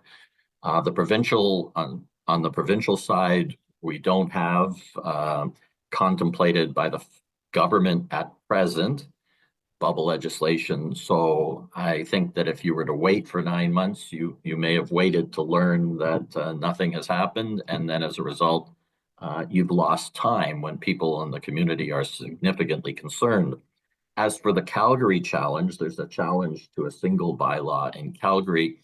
And if you were to wait for all legal remedies to expire in connection with that would have to go through the Queen's Bench, then it would go through the Court of Appeal, then it would be an application to the Supreme Court of Canada on different wording. And that's why I say, why wait for that when you actually have constitutionally upheld legislation that already exists that one can model your legislation on. So no, I do not agree with deferring.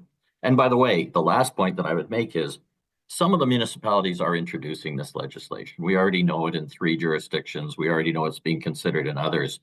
I think Ottawa would be poorly situated if you were one of the cities where there was no such legislation and other cities had such legislation.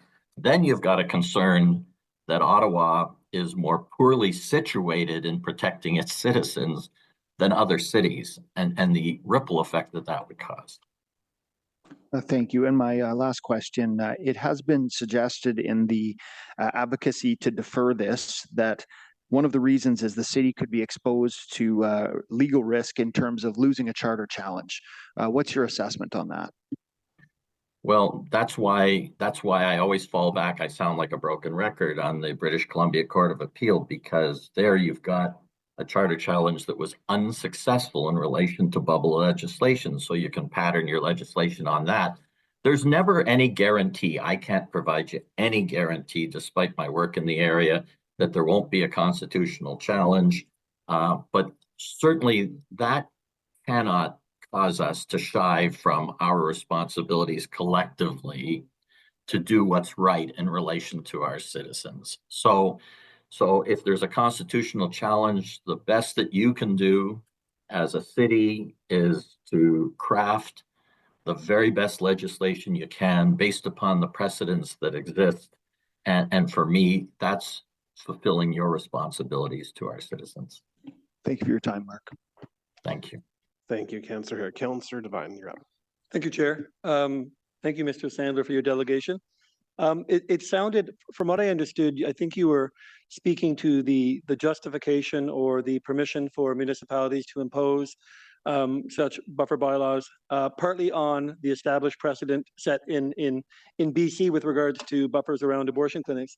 And I just want to ask, weren't the abortion clinic buffers created because of concerns around security of the person for patients going to those clinics? And by security of the person, I'm speaking about the literal definition, i.e. about harm and injury to the physical body, harm to the person himself. So weren't those buffers created because of concern of security to the person rather than simply concern about harassment or hearing harsh words? It was actually, all of those topics were discussed by the Court of Appeal that delivered its decision, including the emotional well-being of those attending the service, and also intimidation or potential intimidation of those providing the service. So it wasn't as narrowly confined as that. It reflected on all of those issues. All right. And then the other point I heard you make was about advocacy for the bubble bylaw as a preventative measure. But I think I have to assume, and would it not be true that the buffers put in place at abortion clinics was not done as a preventative measure, but as a responsive measure to incidents that had been happening? And well, you're using the term preventative and responsive as diametrically opposed to each other. I think it's both. And I think it's both that's applicable here. So I wouldn't be suggesting bubble legislation be introduced if we didn't have a legitimate, well-documented concern that people in vulnerable social infrastructures associated with, for example, places of worship, are justifiably concerned about their personal safety and security. So this doesn't come out of the abstract. Sorry, you go ahead. You go ahead. I suppose what I mean is if you were, basing your justification for the applicability of a buffer bylaw in municipalities based on the established precedent of abortion clinics, but those buffers around abortion clinics were based on actual incidents of harm to security of the person, prevention of safe access to abortion clinics. But yes, it sounds like you're saying that in this case here, that precedent would translate here into allowing for a buffer bylaw in the absence of established precedent about acts of violence at houses of worship. No, I'm actually saying the opposite. I'm actually saying that when one looks at the unprecedented increase in levels of anti-Semitism that is now taking place, and that we look at so many of the incidents have involved attacks on what I would describe as vulnerable infrastructure, whether it's synagogues, whether it's day schools, whether it's community centers. We have seniors' residences and the like, religiously affiliated. I'm saying that the same kind of showing has taken place through the hatred that's all too pervasive in our country now than was shown in relation to both abortion clinics and in relation to COVID-19 administration sites. So we have the evidentiary foundation for the need in my submission to you. All right, thank you. Thank you, Chair. Thank you, Councillor, and that concludes questions for this delegate. So thank Chair, you, Mr. I have a Taylor. question. Who's chiming in? It's Councillor Menard, Chair. Okay, sorry, I didn't see your hand. Go ahead. Not to worry. Thanks, Chair. You're doing a great job today on a big, long day. Thank you. Thanks to the delegate for presenting. I'm just wondering, how many incidents are you aware of that have occurred, let's say in the last 10 years, that have occurred near this type of infrastructure? So I think the answer is I could certainly get that to you if Mr. Robertson was still here. You know, the B'nai B'rith does an audit of anti-Semitic incidents and breaks them down based upon location. I don't have the numbers with me. I can tell you I used to be, in my other life, I was the National Legal Chair of B'nai B'rith back in the 80s, and we documented the number of incidents that were targeting synagogues during the Gulf War, for example, and the incidents are very much more pronounced that are taking place now, but I don't have the numbers for you. Yeah, I know the mayor on radio mentioned a couple of incidents over the last couple of years. Are there particular incidents that you are concerned about, let's just say in the last couple of years? Yeah, what I would commend to you, the answer is yes. I'm concerned about a number of protest activities that have gone rogue, and that we've seen vandalism at various schools. We've seen shootings. We've drive-by shootings. We've seen attempted arsons at synagogues in Toronto. So I have to say I'm very concerned about all of them. Some of them have taken place within the context of protests and demonstrations, some of them freestanding, and the cumulative effect and the number of these incidents alone is very concerning. I would agree with you completely. That is exceptionally concerning and needs to be dealt with. Certainly, I would suggest, and I'm sure you agree, things like arson and things like shootings and drive-by shootings, those are matter of police law and criminal law that police need to enforce in our city, correct? Correct. And you mentioned the concern about safety, and I agree. We can't have unsafe demonstrations, unsafe protests. This is not acceptable in our society. I think you would agree that the vast majority of demonstrations that occur in a capital city like Ottawa, where this is a free and democratic right, are safe and peaceful. Most people walk to the Hill. Most people walk by so-called vulnerable social infrastructure. Are those the type of demonstrations that we need to outlaw? Is it all of those that might be within 50 meters or 100 meters of a childcare center or a religious institution? Or are you speaking about specific types of more so criminal activity? No, I'm not. See, I want to be clear that the reason I talk about the criminal activity that's taking place is it gives context, it gives an evidentiary foundation to why communities, including the Jewish community, but not confined to the Jewish community, are fearful on a reasonable basis of their safety and security, and therefore the need to protect their their vulnerable places when their vulnerable places have also been the target. But I want to be clear, bubble legislation is not directed to protests in the public squares that are normally the places for protests to take place. It's not intended to address protests in close proximity to government places. I mean, that's quintessentially what the right to protest often entails. So we're talking about a fairly narrow category of vulnerable infrastructure that is the subject of the proximity limits. And I keep asking this question rhetorically when I discuss this matter, and that is, how does it, other than minimally intrude upon freedom of expression, to say to a protester who's protesting, and I'll just take the example, a protester who's protesting Israel's conduct in the Middle East, how does it impair, other than in the most minimal way, their rights of protest to say, you protest to your heart's content with your criticisms of Israel's conduct, or anyone else for that matter, but you just don't do it within X meters of places that have been shown to be vulnerable.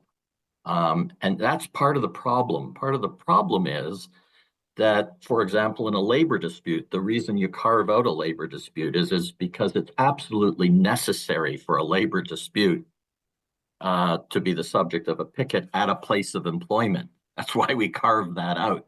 You know, you'd really be undermining the right to protest if you said that in a labor dispute you can't protest at your place of employment. But here we have situations where all too frequently the protests are all about making Canadian Jews or Canadian Hindus collectively responsible for what a foreign state is doing. And that's why proximity limits on vulnerable infrastructure do not prevent or interfere with fundamental freedom of speech or assembly in any significant way. Would walking by or briefly impeding access through, let's say, thousands of people walking towards the Hill by a vulnerable social infrastructure place, would that be a concern? Well, I'd have to know more about what you mean by example, because, for example, in British Columbia, the protest activity that is regulated within the proximity zone has to be directed against the vulnerable infrastructure and the police and the people who most frequently utilize it. So we're not talking about simply proximity. We're talking proximity of an event that is targeting the people who use the vulnerable infrastructure. And the British Columbia Court of Appeal said something else that was very interesting on this. And they said the reason why we so zealously protect freedom of speech, in part, is because others have the freedom not to listen to it, have the freedom not to be captive to it. So one of the points they made in upholding the constitutionality of that bubble legislation is saying that in the absence of a proximity zone, you're holding the people within those vulnerable infrastructure captive to having to hear the message that they're entitled to tune out. And that's the problem with such close proximity, for example, to places of worship. Some of you asked very important questions about, sometimes protests make people uncomfortable. And look, I've been in protests where the design is to make people uncomfortable, make governments uncomfortable, for example. And that's just fine.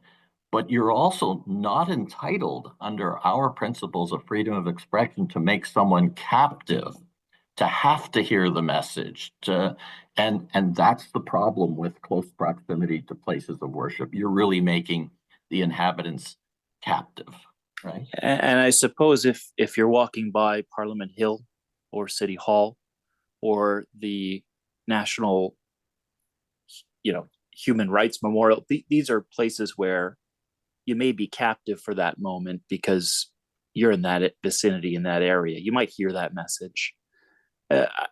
Would the Pride Parade in your view, which is traditionally a protest, traditionally a demonstration of the rights of people that are gay, would that be something that couldn't go by a vulnerable social infrastructure facility? Well, as I said, going by a vulnerable infrastructure institution wouldn't give rise to the use of the legislation. It would have to be targeted against that institution. Let's say it impedes access for an hour. Should those people be fined $100,000? Well, it depends on. Now I'm going to give you an answer that sounds too much like a lawyerly answer, for which I apologize, and it is going to be very much depending on the context. There can be situations where inadvertently access is impeded to, for example, a particular building because a protest is taking place on public streets, and the public streets front the institution in question. That's really not what bubble legislation is designed to address. It's designed to address protest activity that is directed against the vulnerable infrastructure, not the incidental impeding of access. Let's say the vulnerable social infrastructure is being utilized by a community group that may not be related necessarily to what that usual facility is used for. So it might be a church, or otherwise they have community gatherings there. Right. Let's say that they might be promoting, say, the selling of weapons of war or the sale of land. What would be the response in that case if it's not being traditionally used for what its usual purpose is, but another purpose that people find somewhat offensive and they want to make their views known? What about in that circumstance? So this is a great question, because the answer is there are two different approaches that can be taken to that. One is that you carve out as part of the definition of vulnerable infrastructure, the vulnerable infrastructure in relation to the ordinary activities performed within the infrastructure, or you take an alternative approach, which is that you say, on balance, if we're going to start litigating whether the particular purpose for which a religious institution, I'll take a place of worship, is being used, falls within the specter of freedom of religion or not, it's an exercise that's too difficult. And on balance, the better approach is to say that we impose a proximity limit, and the proximity limit doesn't prevent people, say, 100 meters away from protesting, not only at the vulnerable infrastructure, but the activities that are taking place within the vulnerable infrastructure. Because remember that's all we're doing. We're saying you can say whatever you want about what's going on in that place of worship, but you say it at a distance where you don't have the countervailing rights of the citizens who are using it impaired. That's all we're saying. So there's two different approaches. I find the carving out approach kind of difficult because you get into all definitional issues and subjectivity and makes a police officer's job even harder. I think the better approach is that you try to set some firm standards based upon geographical zone, and you recognize that there's no law that's absolutely perfect as long as these people continue to have the right to protest, albeit it's a little further away from the spot. That's really what you're talking about. And I suppose that's the concern is what is the spot? How is the spot defined? What is vulnerable social infrastructure, and how large do you cast that net? Those are questions that certainly need to be decided by the courts, not by local city councilors. Some city councilors around the table, they might come up with 10 vulnerable areas because they think, oh, geez, that's vulnerable. Others might come up with 3 or 4. The motion that's received before us, very, very prescriptive. And the courts may not agree. Other municipalities and mayors may not agree. And I think that's the heart of the question that we're answering, is that this is not easy. This is not an easy decision to come up with the parameters with which social infrastructure is defined by, what protest is acceptable and not, whether it's peaceful or not, whether it's in the criminal code or not, and how far you are and how big the fine is. Those are things that are exceptionally difficult to describe and to define. And it being, I guess, haphazard with this, ham-handed with this, wouldn't befit a responsible, respectable municipality that takes risk into account. I'm sure you would agree. Well, there's a lot loaded in that question. So I don't say that in a pejorative way. I say there's a lot of content in that, because I think a number of those issues needn't be addressed by the municipality if one were adopting the language that's, for example, used in British Columbia. But I absolutely agree with you that it is an important issue for a municipality to wrestle with, to say what is the scope of vulnerable infrastructure that's going to be protected. And I think you take your guidance from what the jurisprudence has been. I have suggested, for example, that vulnerable infrastructure might be defined by looking at some parallel situations. So, for example, under the criminal code, not that we're applying the criminal code, but under the criminal code, a section was created for mischief to certain types of property, religious-based property, and it sets out a description of the various categories that fall within the offense of mischief. Because and I appeared before the House of Commons and Senate when that legislation was being proposed. I was advocating for it, and because it gave special recognition to the more serious nature of a mischief when it's directed towards a religious-based institution. And there's a nice short list contained in that section of the criminal code of institutions that should be covered by that provision. And I find that a useful list to at least consider in determining what institutions should be covered under vulnerable social infrastructure. I want to thank you for the discussion today. Thank you, Chair, and I'll cede my time. Thank you. Thank you. Thank you, Councillor Menard. We have second rounders now. If we could please keep our questions to the point and brief. Councillor Leeper, and then Divine. Thank you very much. And Mark, again, appreciate hearing all of this discussion. There's some discussion. I think a number of us are seized with the simplicity of doing a safe access bylaw that is defined by geography and math. Pull out a ruler and say you're within 50 meters, you're within 75 meters, without having to go down the path of determining whether or not a reasonable person could decide that something is intimidating or harassing, which is, it just leaves us in a discretionary quagmire. Whereby if we enforce in one and don't enforce in another case, it's going to be city council who are on the hook when we're accused of being biased or otherwise.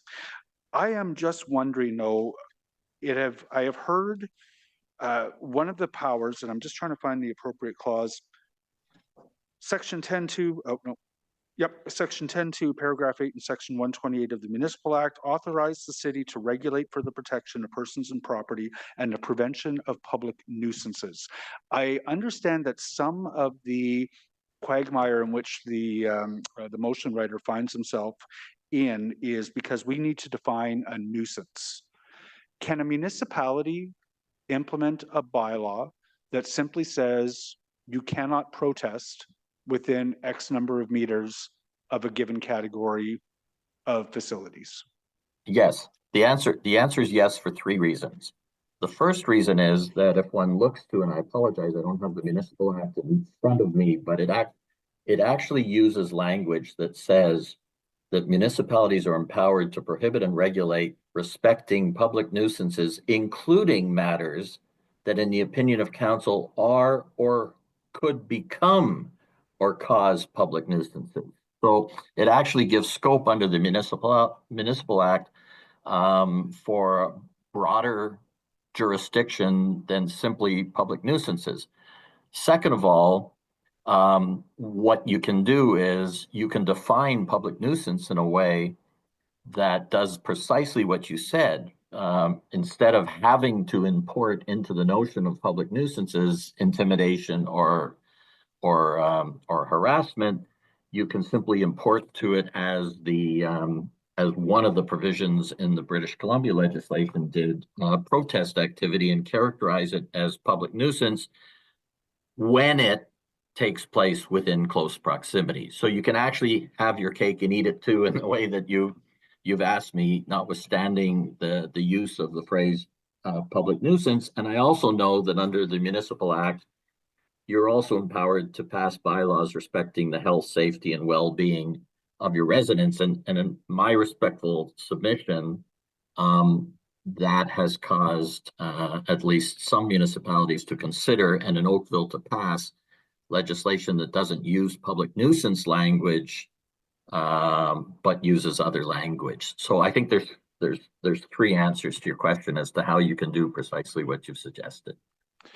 Mr. Sandley, we appreciate the free legal advice. This has been extremely helpful. And I just wanted to make note, I think staff have let me know that in the BC case that we were talking about earlier, the distance involved was 50 meters. Okay, thank you. Thank you, Councillor. Councillor Devine, and then Chair Tierney. Thank you, Chair. Mr. Sandler, we're eating up a lot of your time here. Thank you for being so patient. I swear to heaven that I do not want to address the issue of Israel at all, but you raised it, sir, and I just want to ask a logical question, far more than a political question. But in your comments just a few minutes ago, you said that in the case of a protester who simply wants to, let's say, perhaps I think you said a protester who wants to shame people by criticizing Israel's conduct in the Middle East. Then you asked, how does it restrict that person?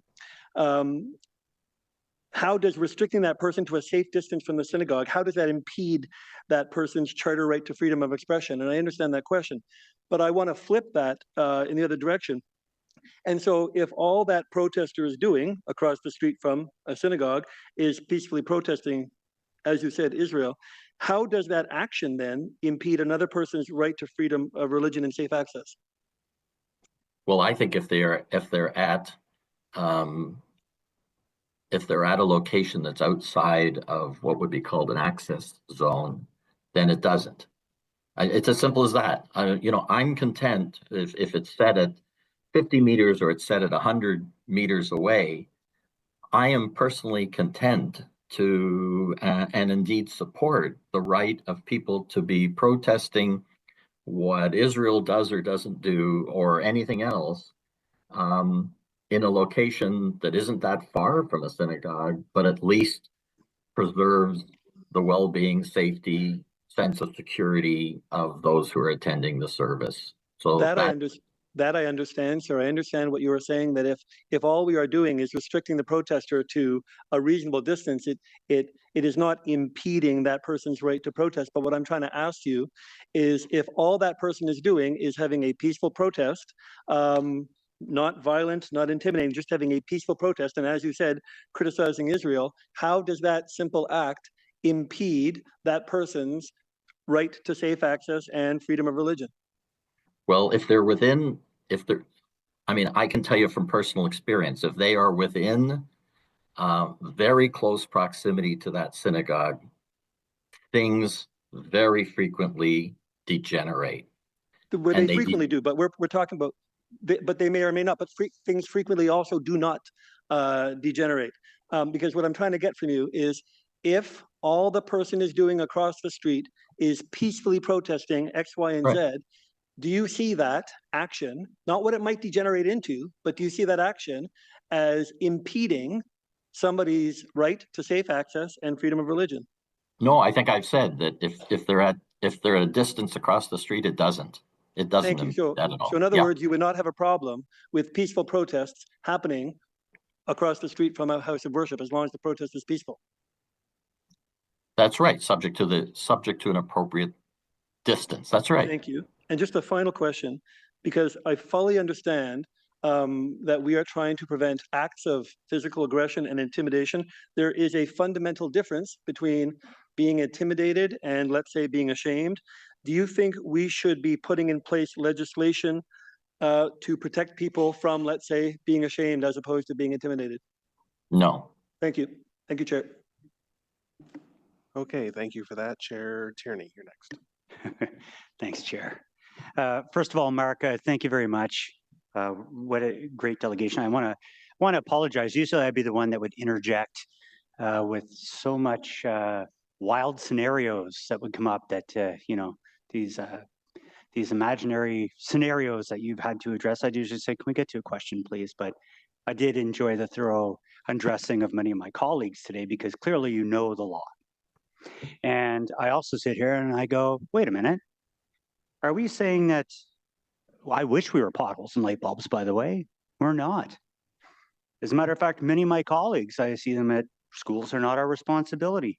Landlord tenancy acts are not our responsibility. Hospitals, social services, but yet all my colleagues are at protests for all these events. Why are we cherry picking not to do something on this level? It's beyond me. So I just wanted to apologize. And I also wanted to say and ask one question of you. If police were doing their job and enforcing, would we be in this position today where municipalities have to take it in their own hands, like Toronto and Olivia Chow and others, to go ahead and move forward on some kind of legislation like this to be able to force the police's hands?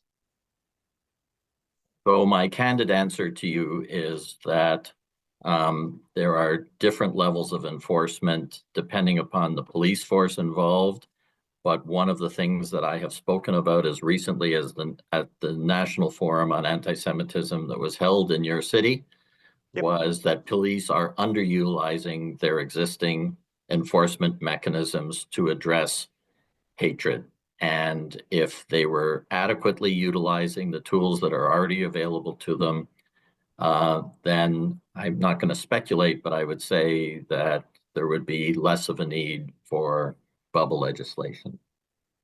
And I should add one thing in fairness to Ottawa, and that is that although, you know, I have had conversations about enforcement in Ottawa as well, some of the things that I've seen the Ottawa police do is superior to what I've seen in other jurisdictions, and I've commended them personally when they've done it. So. Oh, and if you don't know it, I am very pro-police.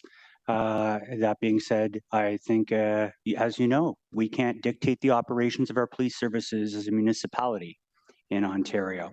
If we were able to, and again, it's a dangerous and slippery slope when you do that, but if you do have the power to be able to direct, okay, instead of having tons of detectives, we'd like to have more people enforcing laws on the street, boots on the ground. I think municipalities could certainly do more, but we don't have that power.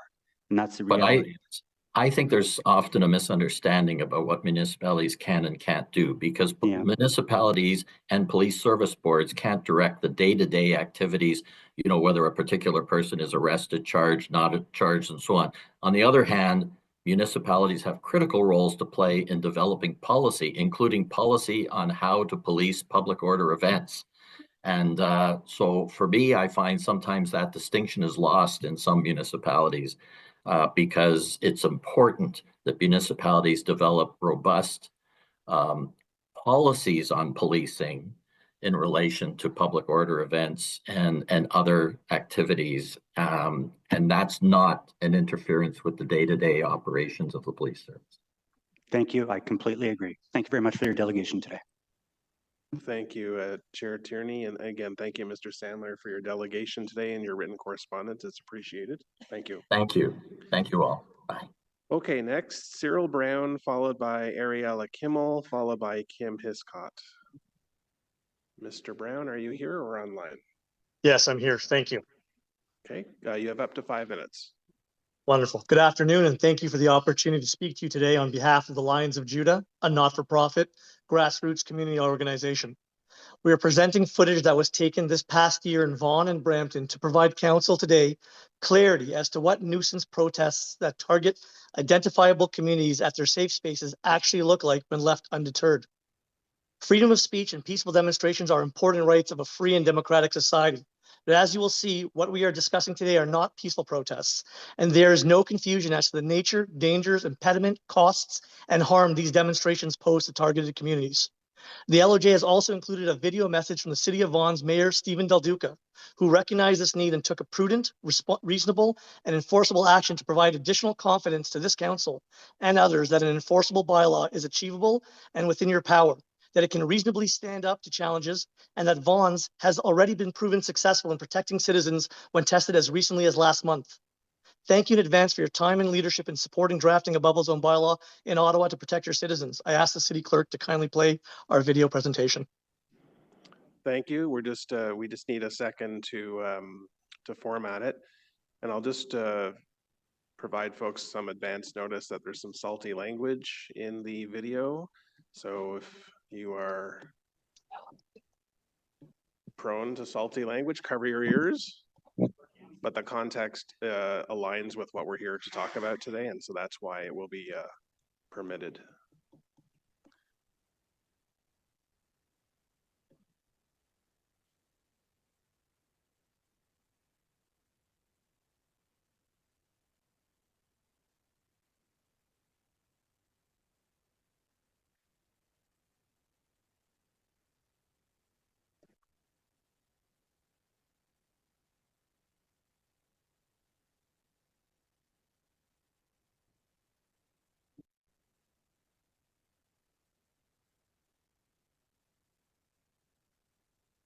Sorry, is it playing?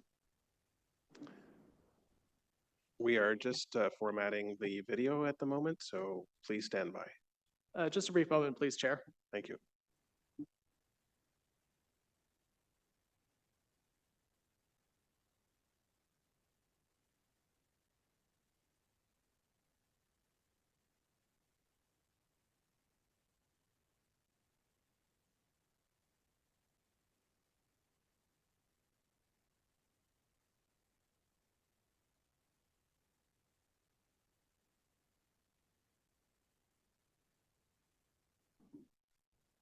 So, Mr. Brown, I'm informed that the clerk's office is able to play the video, but we cannot play the sound at the moment.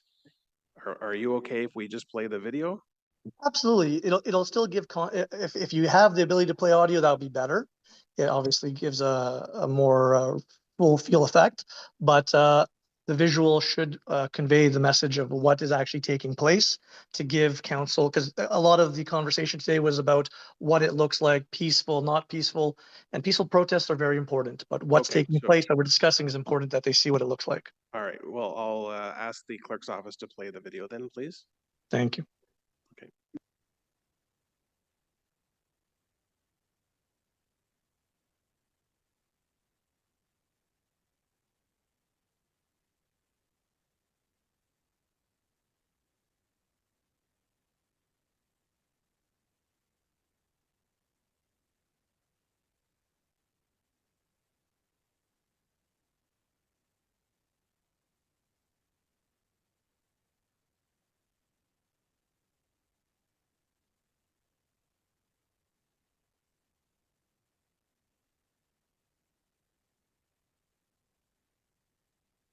In this part of the clip, they're screaming for Antifada in front of a Jewish school, and Antifada is defined in that screen.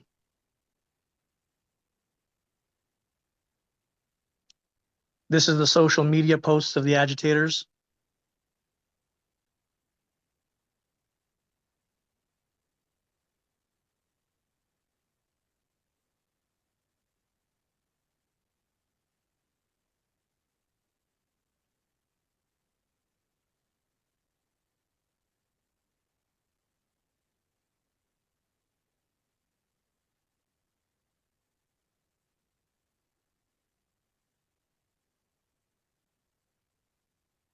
As you'll see, this is not a single faith issue. This affects all communities.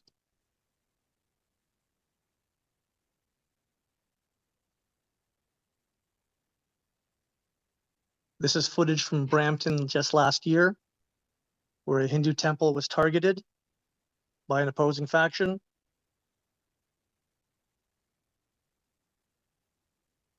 And extreme violence took place.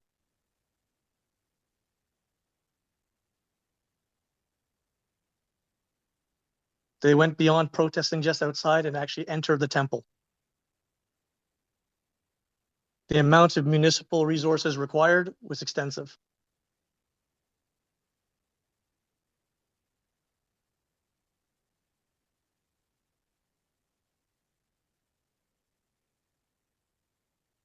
If the audio is not going to be playable, then you're probably gonna have to read Mayor Del Duca's message in his captions.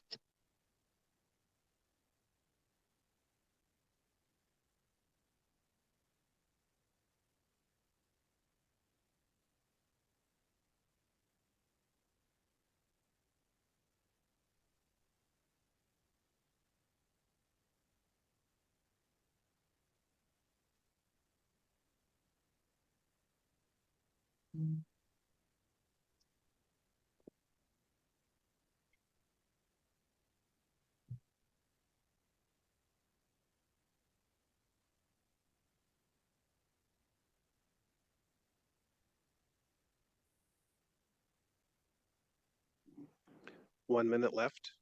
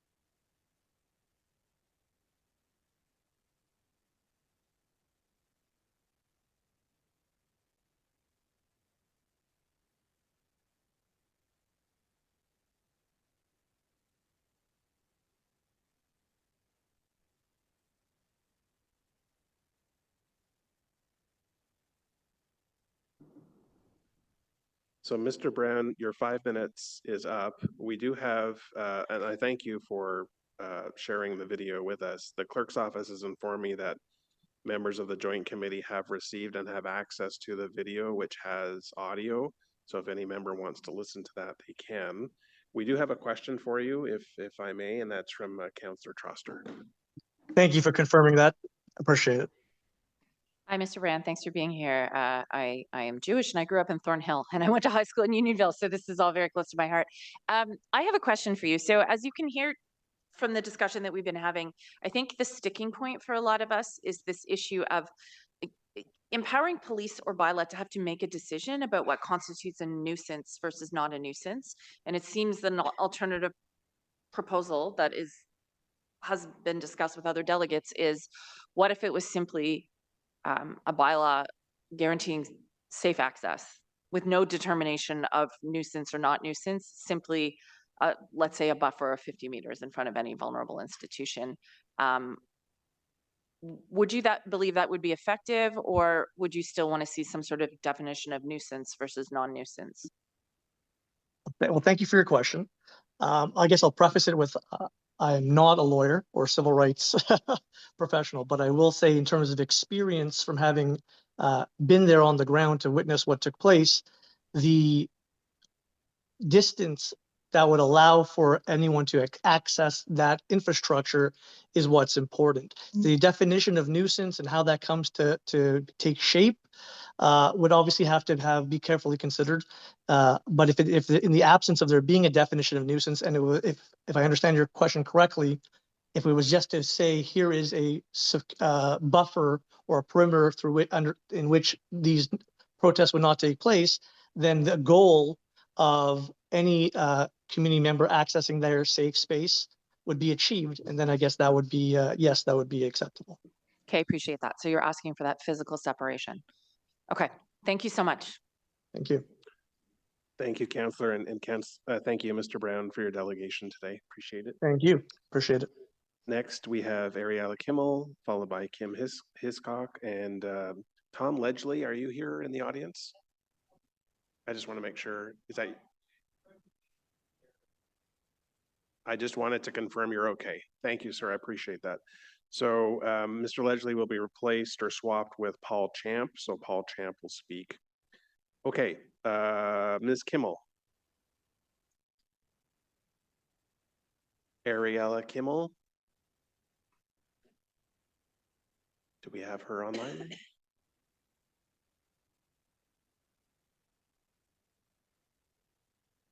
Okay, she's not online in queue, and I don't see her present here, so we will continue. Kim Hiscock, I see you online.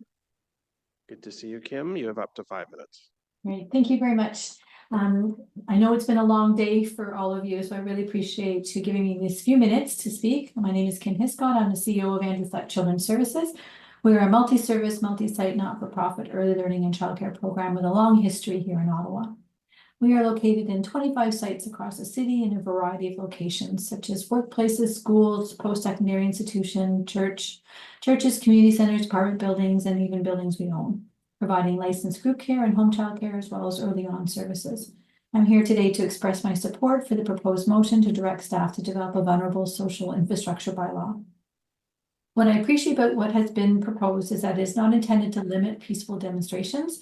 I interpret this to mean labor demonstrations, or if a group of people are wanting to express their concern about a proposed policy change, etc. But what the proposed bylaw will do is protect our youngest children and their families from having to be subjected to nuisance demonstrations, particularly those that are hateful messages. Attending early learning and childcare or school is typically not optional. It's not like families or staff can take another route or choose not to be there that day if a hateful protest is happening outside their childcare. The stage of childhood is short. Anyone who's a parent will agree that sometimes the days may seem long, the years do fly by. Families will and are already having conversations with their own children about acceptance, tolerance, their own values. They should be confident to know that they can address hateful messaging when appropriate and applicable, not having it thrust upon them while trying to drop off their child. Even if a young child does not understand the context of a message, the velocity and volume that often